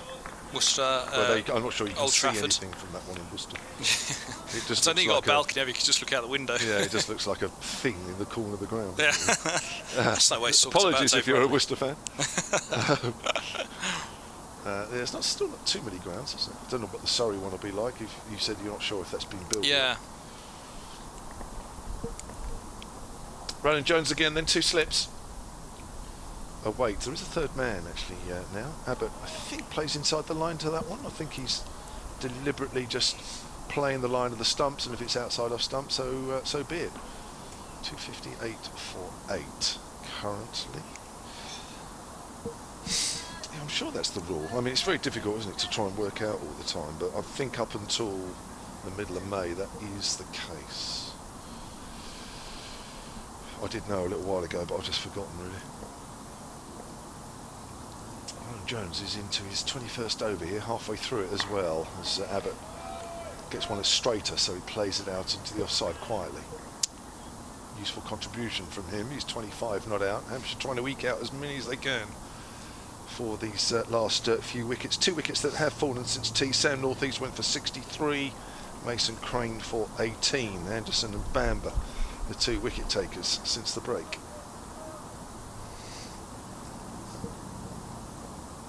Jones Jones again. Runs up from about 20 yards or so. Bowles, and Abbott steers that one into the ground between the gap. Second slip and say gully, maybe it is gully, but it's quite deep. Single to Abbott, 26 he's on, 2:59 for 8 as the clock on the scoreboards, the electronic scoreboards to our left and right shows exactly 6 o'clock. Says Kevin James wistfully as he thinks we should be finishing any minute now. No, it's 12 overs to go. 6:15, isn't it? Today and tomorrow. Well, it's going to be more like 7 o'clock by the time Middlesex get through these 12 overs. Change of innings as well, perhaps. Got used to that last week at Leicester. 7 o'clock, 2 nights out of 3. Who was to blame for that? Hampshire or both? I don't know why, because there was a fair amount of spin bowled by both sides. It's just bizarre. You just think, why? Jones bowls and wheels on the back foot, steers that out to square leg. A word from Kevin Hand, and then Hampshire's honorary archivist Dave Allen will join him. You'd have thought on a cold day you'd have been keen to get through the overs quickly. Come on boys, let's not do overtime on a day like this. And also keep yourself warm in between overs. Charge around quickly, get going. Just to mention that play stopping for a batsman who needs something. Who is it? Kyle Abbott. He's having something run out to him. Fine 26 he's put together. He'll still be thinking about a 50 and a third batting point for Hampshire. Middlesex will be desperately thinking about 265 all out there, 259 for 8. As Dave will rejoin me on the commentary. Middlesex again, that run rate slipping down throughout the day. 2.9 it's down to now. They faced 30, quite 30 overs in the morning session, 28 I think it was, for 77 at lunch. So here's Abbott on strike and Bamber to bowl. It's defended to backward point and there's no run. It's brightening up out there, Dave. Look at it, we could play on for hours. Looks lovely over Pompey. Always looks lovely over, you always say it looks lovely over Pompey, Dave. And it actually looks lovely over Winchester Way, as you were saying earlier. It's very nice, isn't it? Yeah. I can't say it's got any warmer though. No, there's actually, for the first time, I've seen a serious column of rain falling. Look at that chunk over there. Yeah, yeah. Never mind column, it's like the Colosseum over there, isn't it? That's Hambledon Way. Here comes Bamber bowls, and this is eased to point by Abbott, and there's no run, but again, there's a chance that'll slip to the east of us. Yeah. Yeah, I don't think that'll come here. Yeah. Glimpses of sunshine to our west, to the west. Yeah, I would say it's probably bright enough now for the floodlights not to be on, but they won't. I mean, the thing is, they take 20 minutes or something to warm up, so they won't switch them off now. But I think we'll probably get through the 12 overs, 11 overs. Bamber bowls. Oh, that comes back into Abbott and seems to keep a tad low as well. Abbott keeps it out with that distinctive orange handle that he's got, which is also on the sponsor on his bat and on his gloves. We used to have these on the boots, didn't we? Where the back of the boots were either a really bright orange or a bright yellow or a bright blue luminous. And yeah. I think didn't they get banned? Oh, did they? Certainly in first class cricket, I'm sure that there was something about it. They had to stop doing it because every time the bowler ran in, you could just see these bright colours coming out underneath them. As here's Banbury bowls and forward goes Abbott, pushing 2 point. There's no run. It's all right. They worked it out. They just put those bright colours on the gloves and the bat handle and the bat itself now. I don't know who the sponsor is. I'm not avoiding it. I just don't know. No, I don't know. No. We have in the archive here a yellow bat that Barry Richards used in a Sunday League game, which he said was the first time a coloured bat had ever been used. Wow. Well, it's not first class, but in a competitive county game in this country. Bamber bowls, and this ball's eased. Just fine of a rolling deep gully. He's rolled over the top of it and down to long leg it goes. Third man, sorry, for a single. Holden, who rolls over the top. 260 for 8. Stuart Law, who's immediately in my line of sight down below me at the moment, he was the man that was used to promote the mongoose bat. Oh, it was the mongoose, wasn't it? Yeah. Which was the half bat with an almighty middle. So you had a longer handle. Yeah. And basically it was one big sweet spot, That's wasn't right. it? Which was used for a while, but didn't catch on really though. No. Bamber is in bowls. Thick inside edge goes to mid wicket. Wheel thinking about the single, but sharp in there is Gubbins, and there's no run. 260 for 8. I always fancied the biggest problem for me was, I mean, it was a bat for white ball cricket and mainly T20, wasn't it? Yeah. So you're not so much worried about someone like Toby Rowland-Jones bowling a heavy ball and it's sitting high up on the splice. It was more so I was thinking the hook and the pull.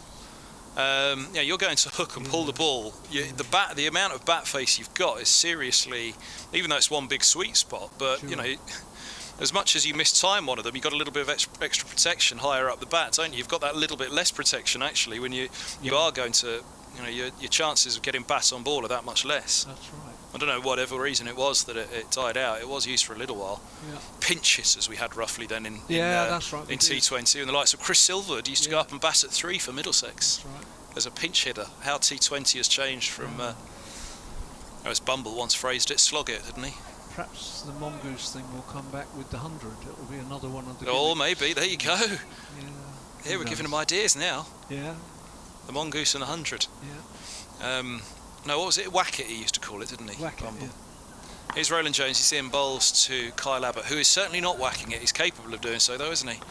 Yeah. With that. Now, you know, I said to you earlier, it'd be easy to do a Hampshire overseas 11.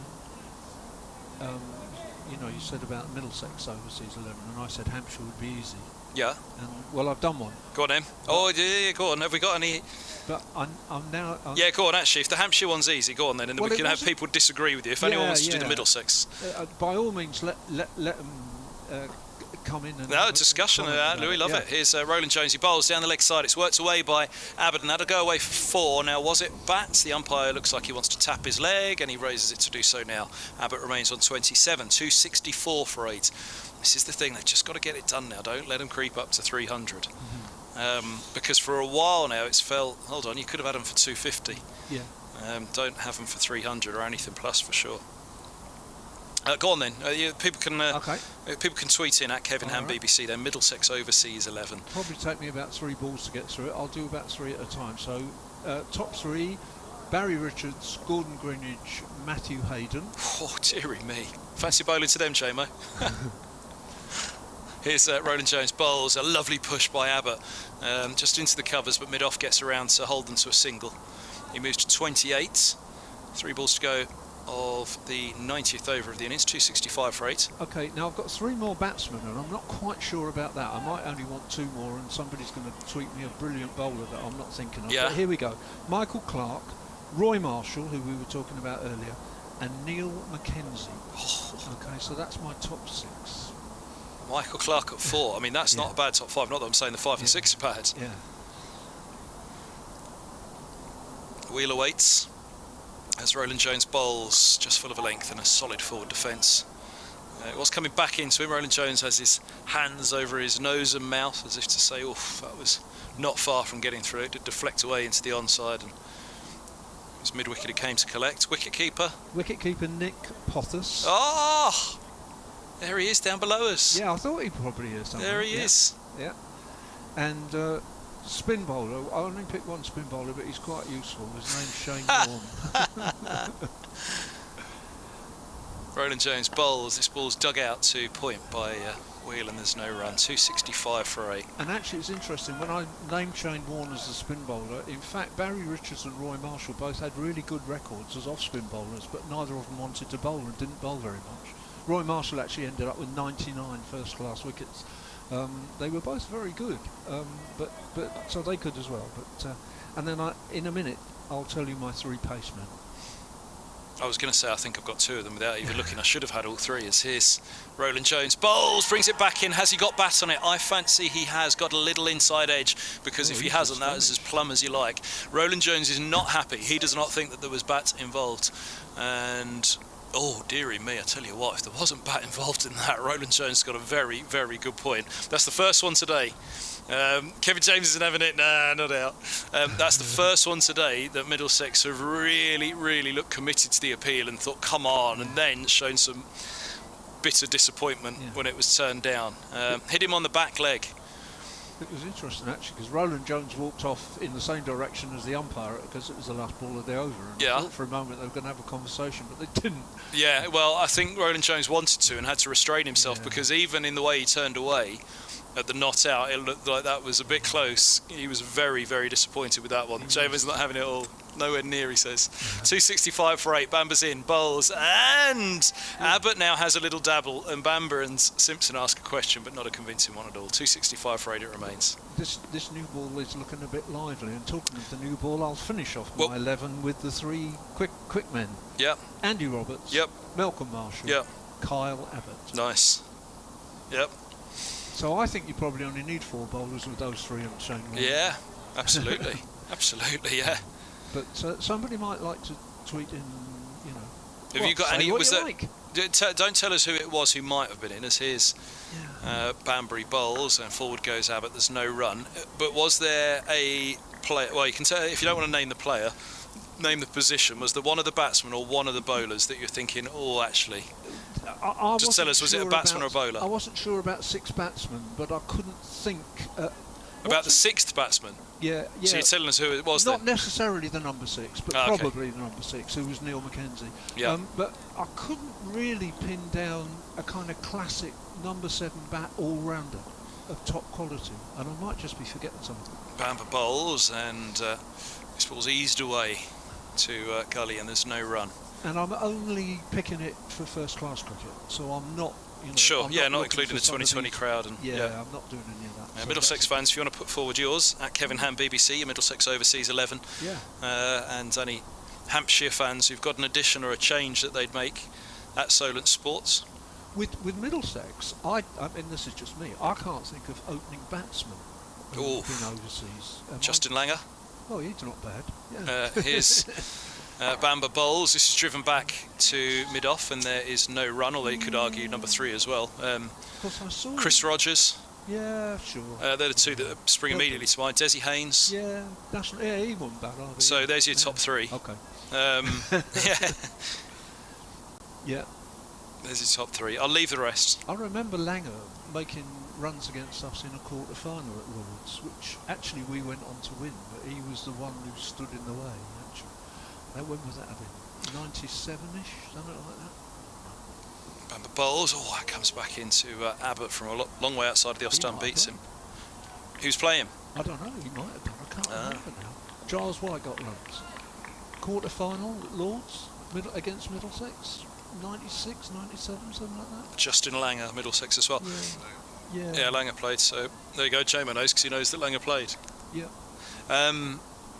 Langer, I mean, whether we should have any sort of minimum amount of time that they played, because Langer's spell, I'm trying to think, was it 2 years?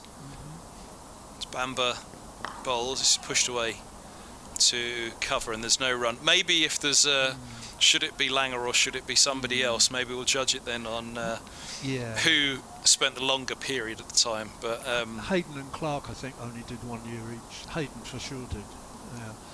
In which case I might have to go to Katic, but that wouldn't be a bad choice. No. You know. No, not at all. How long did Katic have? Well, he did 2 spells. I got a feeling he did 2 years and 1 year. Okay. Well, 3 years. That's all right. In 2 spells. It's still a fair stint, isn't it? Yeah. I mean, you mentioned Wayne Daniel in the Middlesex all-time 11, so we can easily say that Daniel was opening the bowling. Well, your pace bowling overseas, terrific. I mean, Jeff Thompson, Wayne Daniel, Van der Bijl. Yeah. You know, I mean, that's not bad triple, isn't it? There's Roland Jones. He bowls, beats the edge of wheel, dabbling on the off stump on the back foot. 2 to his name, 265 for 8. Is there a wicket keeper? There isn't always, is there? Yeah, there's Gomes, Larry Gomes. Oh, okay. Tell you what, my Middlesex history is better than I probably gave myself credit for. 3 slips crouched down, and Roland Jones is in. He bowls, and this ball's left alone outside of the off stump. 265 for 8. I think in that year when all the overseas players could suddenly sign immediately, I think you had an Australian pace bowler called Alan Connolly. Now, I wouldn't swear to that. Which era is that? That was 68. Right, okay. Which was the first year that they took the restriction off and said you could sign immediately and you didn't have to give up your test status. But Jamer, he'd have been a youngster at Middlesex at that point. No, it might be just before him. Yeah, no, he was a bit young then. Forward goes Wheel, pushing away into the offside. And I'm glad he's not in the commentary box when I said that, because I meant that with all seriousness. I wasn't jibing him. Yeah, but he might have been a young fan in Middlesex at that point. I think he was born in '61 because he's just celebrated. Well, he must have been, because he just celebrated his 60th birthday. Did he? So he was born in '61. Oh, I wouldn't have put him a day younger than 70. Where is he? He's gone. Yeah, it's a good job he's gone. Yeah, he's out of it. Don't blame him. Joe will probably tweet him now and tell him what he said.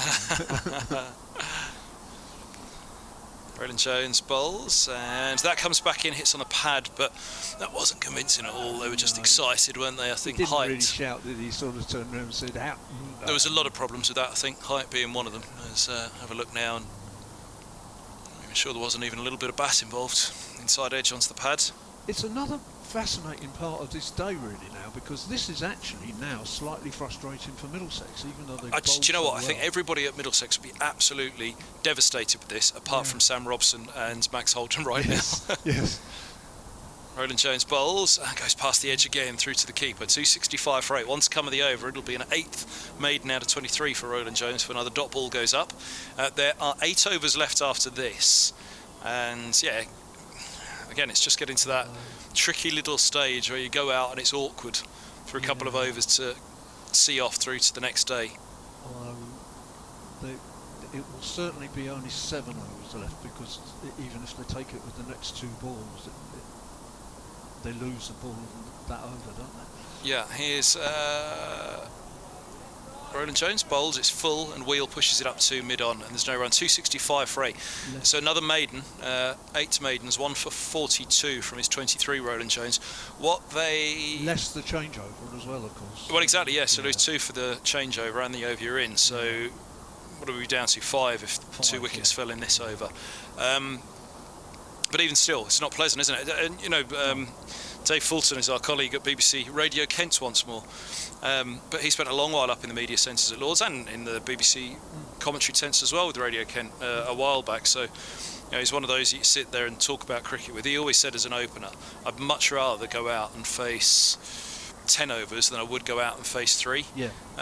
With 3, there was absolutely nowhere to go. With 10, 12 overs, you felt, all right, I can get my teeth into something here. I can get a start. I can get, you know, there's something I can, you know, really play with here. But with 3 overs, you just knew, oh, this isn't nothing good can come of this. No, that's absolutely right. And of course, if you nick somebody out with 3 overs to go, a night watchman comes in, and then there's a good chance that suddenly you're 2 down, even if it's the next morning. You know, within the first half hour, you're suddenly 20 for 2. And then Hampshire's 265 all out begins to look better. Stephen Finn's back on, and I tell you one man they must be thinking about is Nathan Souser here against, the Wheel, number 10. Yeah. Finn's in, bowls, and it's clipped away out to deep backward square leg. First ball's leg stump delivery, and they've taken 2 fielders out there, and 267 for 8. A little bit of mischievous goings on behind the stump there from Simpson as Abbott was. Did you see? As Abbott was charging to get in, Simpson pretended that the ball was coming quicker than it was and went to whip off the bails, and the ball was still halfway mid-flight onto him. Look, he's telling Robson at slip what he did now. Finn's in, bowls, and forward goes Abbott, pushing away into the offside. 267 for 8. Pleased with himself on that one. That was high jinks rather than anything else. Yeah. There was the one in international cricket. Was it the IPL or where was it? Where it was an international game, wasn't it? Where the wicket keeper had pointed to the other end, said your end, and then the batsman who was running towards him stopped, looked around at the far end, and then realised no, it wasn't. It was going to the keepers all along. Finn bowls a bouncer to Abbott. Through it goes. The spirit of cricket crisis. Yeah. Yeah. The Void says, since he wasn't in the all-time Middlesex 11 readout earlier, I'll stick him in the overseas 11. Murta! The belated Irishman. Well, yeah, I guess. I don't know. Chris Goldie, thank you. Yes, Alan Connolly. Yeah. Finn is in, bowls, and this is played off the back foot to points, and there's no run. 267 for 8. Very nice to hear from Chris Goldie. Another, like J-Mo, another man who's been at both counties. Yeah, he's been in contact a lot today, Chris. Yeah. JMO giving him all sorts of grief. I don't know why he's still talking to him. Ealing you were mentioning earlier, and Simon White said Harry Podmore and Ealing connection now at Kent, of course. Podmore. There's a bouncer again from Finn, through to the keeper it goes, once come of the over. Now saying to Abbott, deep square and long leg, do you want to go for it? How long can he resist? Ticks down again, only 4 overs possible now. Yeah. Anna Forsyth says, hello Kev, forgot about this game and just woke up. She is in British Vancouver, British Columbia in Vancouver. Glad Finney's in the wickets. If he was dropped again, I'd have had Stewie Law on my naughty list. Last ball of the over from Finn, and defended on the back foot by Abbott into the offside. It was targeting the stumps though, it wasn't another bumper, it was there or thereabouts towards the top of off. 267 for 8. So Wheel has 2, Abbott has 30, and there are 7 overs left to go today. So yeah, worst case scenario now, it's 4 overs that Middlesex would see out if a couple were to go in this over. They haven't gone anywhere particularly quickly, will be the one thing that Middlesex will be pleased about at the moment. There was only a couple off that over, wasn't there? Yeah. And 267 for 8. You know, I mean, this partnership, 2 from 16 Wheel. Abbott's been out there for 102 balls for his 30. So the strike rate at the moment is pretty low. Hampshire aren't doing a lot of damage to Middlesex at the moment. No. And if the 2 wickets were to go now, then again it wouldn't be the worst thing in the world, because Hampshire would have a few overs against the Middlesex openers tonight in these conditions. And there's some really, really heavy grey stuff coming in.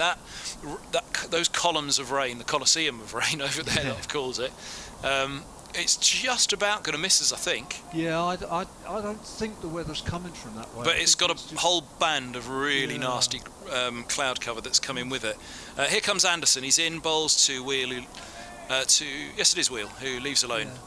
Yeah. See, over the back behind us, it's quite silvery bright, and I think, I mean, that's certainly normally where it comes from, and I think that is where it comes from. I think that lot has gone around us to the north and is actually disappearing across.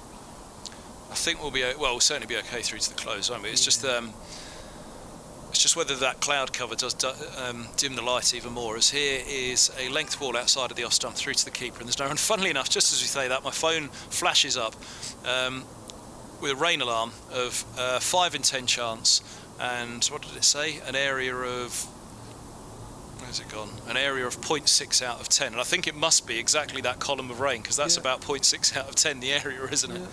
It's pretty small. Daniel Knark in Spokane in Washington. Good morning, that is all. Good to have you with us all on the west coast. As in comes Anderson, through to the keeper it goes. A flashing drive from Wheel, and there's no run. Be it the west coast of Canada or west coast of America, or the Americas. Who do we have? We've had a few in South America over the years. What would be down the west coast of South America? Probably be able to name you a few on the east, which is Argentina and Colombia down the. Don't know. Here comes Anderson, bowls outside of the off stump. It's left alone by Wheel once more. Another dot ball. Always terrible at geography. History fine, geography terrible. I was just terrible. America, I'm better at America, but South America I don't. The States. Yeah. You know the States. Some of them, yeah.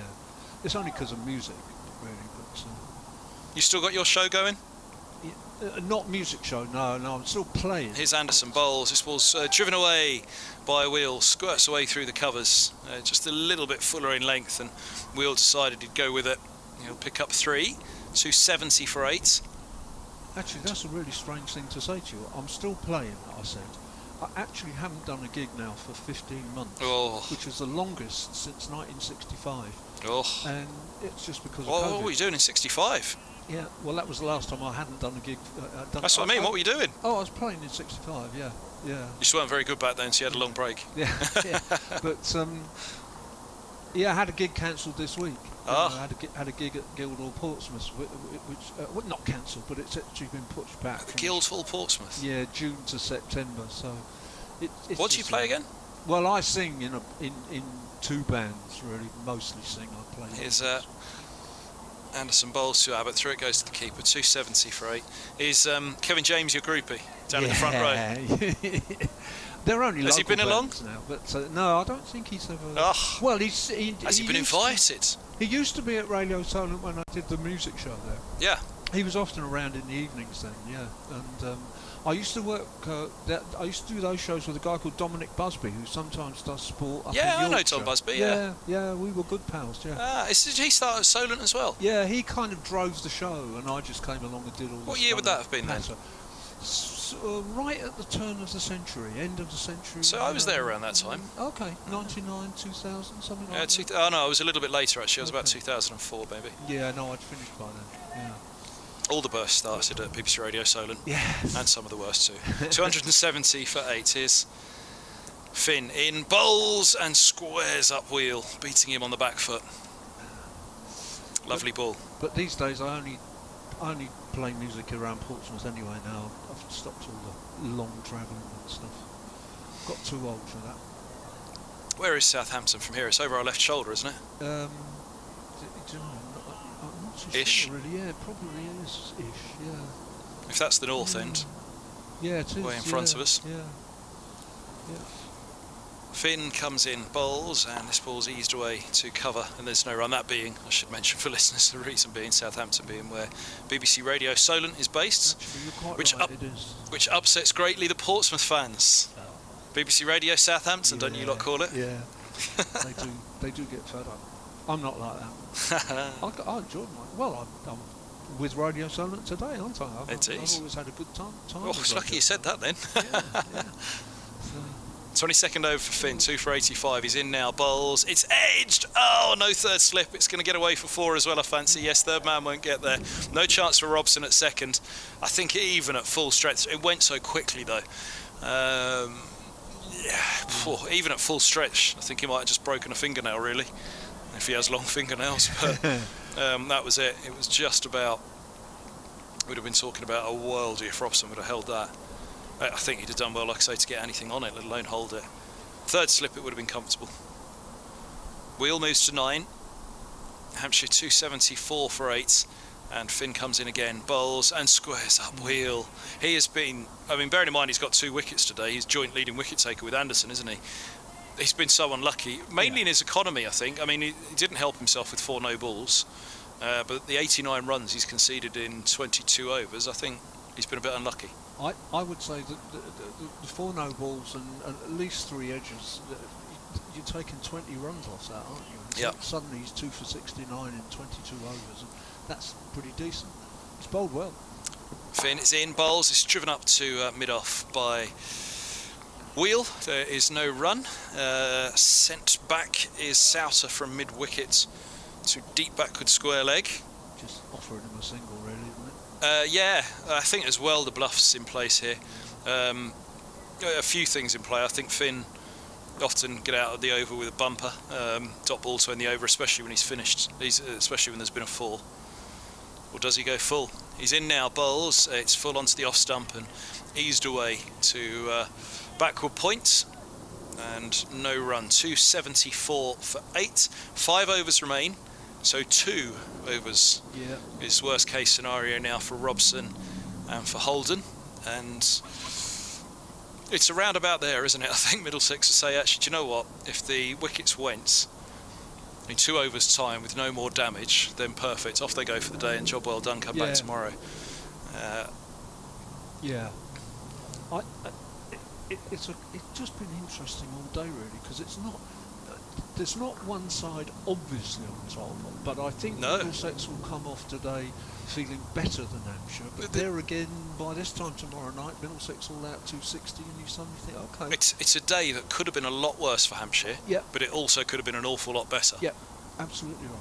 Anderson's in, bowls, and this is driven away in between cover and mid-off, and that will race towards the boundary rope, but I don't think it's going to make it. Yes, it is. Beats mid-off, and Abbott moves to 34.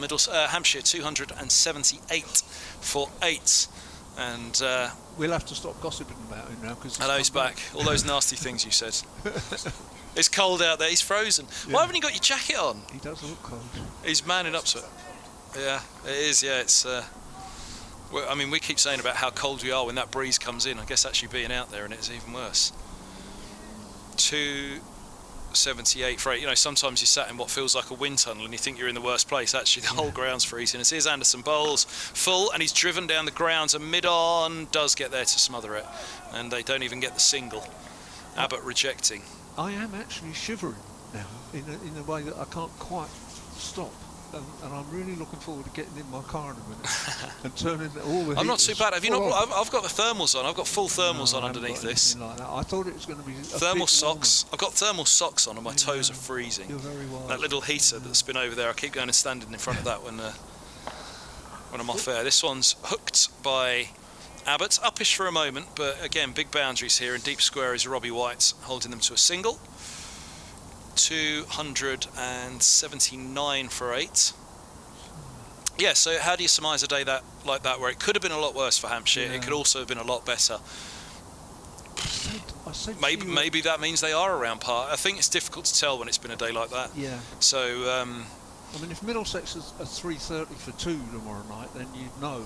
But it's so difficult. here's Anderson. He bowls and forward goes Wheel, defending to mid-off, and there's no run. I think the oddity being that, you know, for a first day of a match, to say the side that won that you're struggling to think what kind of day is it. They'd won the first session. Yeah. Usually a side batting first thing. They won the first session. They'll have had a reasonable day, but the afternoon went pretty badly wrong. Although they did get 125 runs in that time because a couple of the wickets came late on, didn't they? In comes Anderson, bowls. This is runaway down to third man for a single. 280 for 5.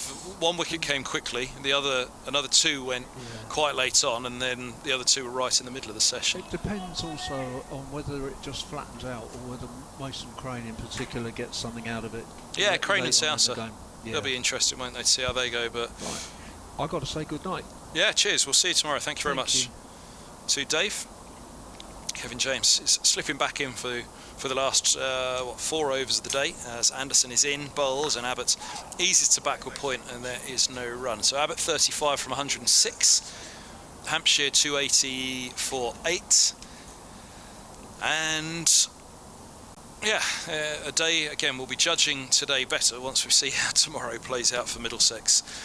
Weather conditions could play a little bit on that, couldn't they? Often looks day 2, best day to bat.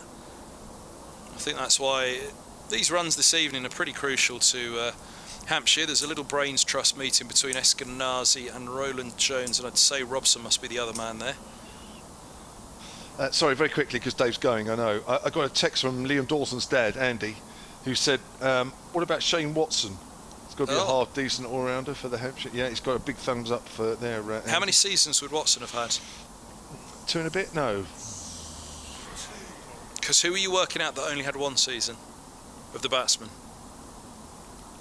There were a couple, I think, that only had 1 season. As here's Finn, he's into bowl, and a bouncer for Wheel. He's down underneath it, through it goes. We were trying to work out on our overseas 11 whether they should say you'd have minimum 2 seasons. Yeah, that's a good shout.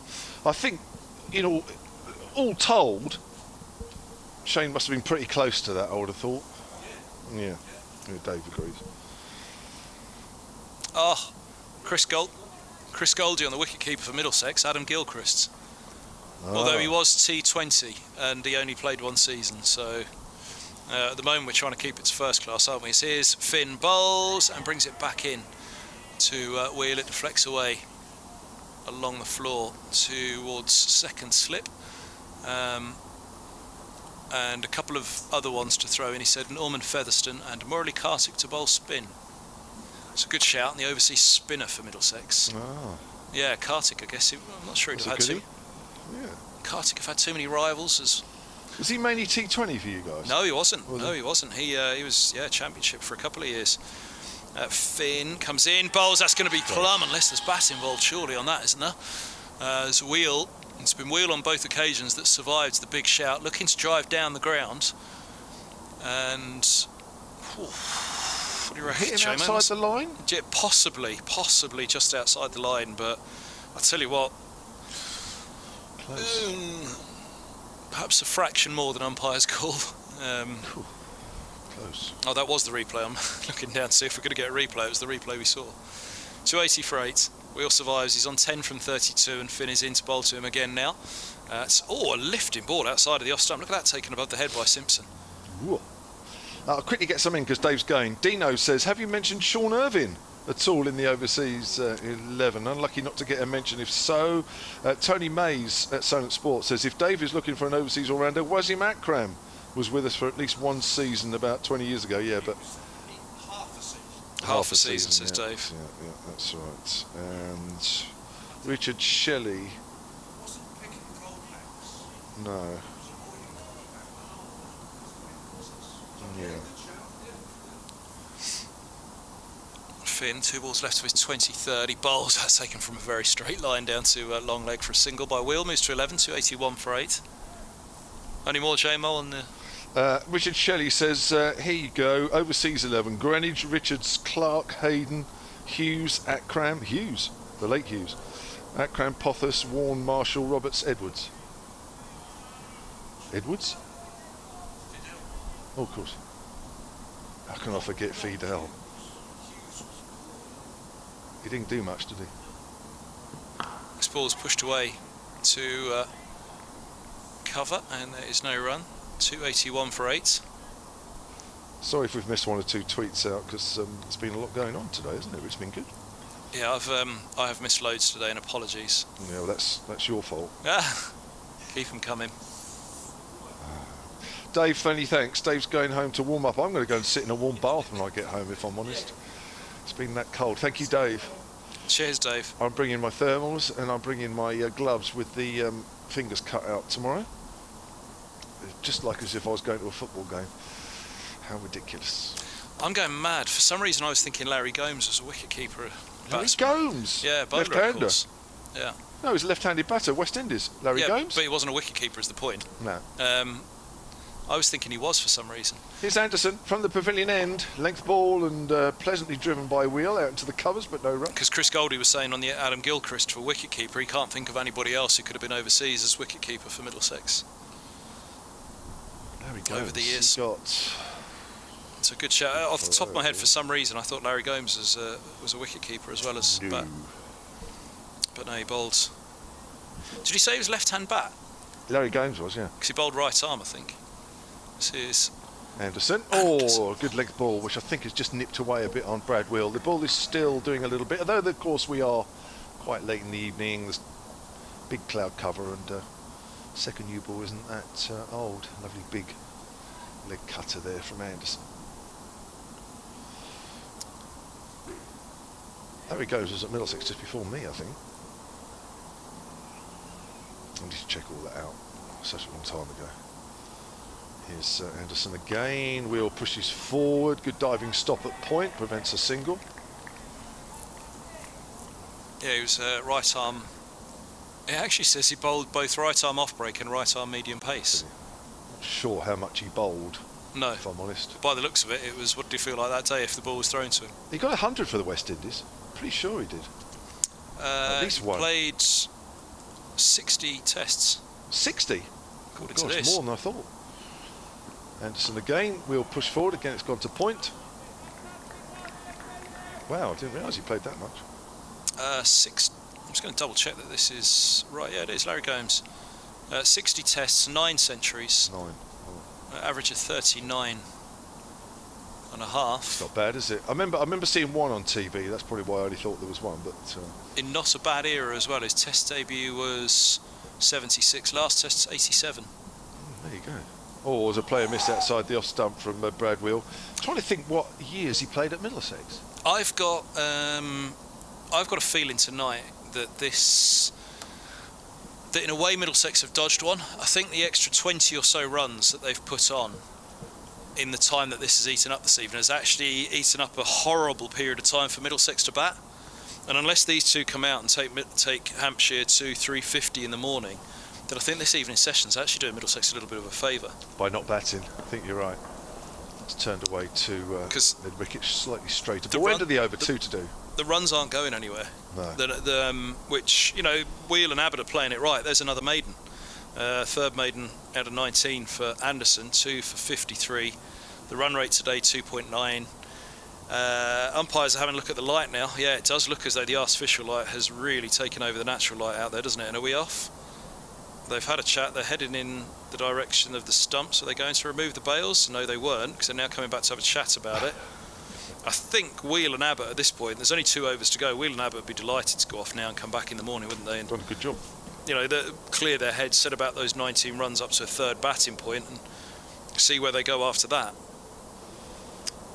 What are they going to do? I tell you what, the light is definitely oh, they're going to take a meter reading. There we go.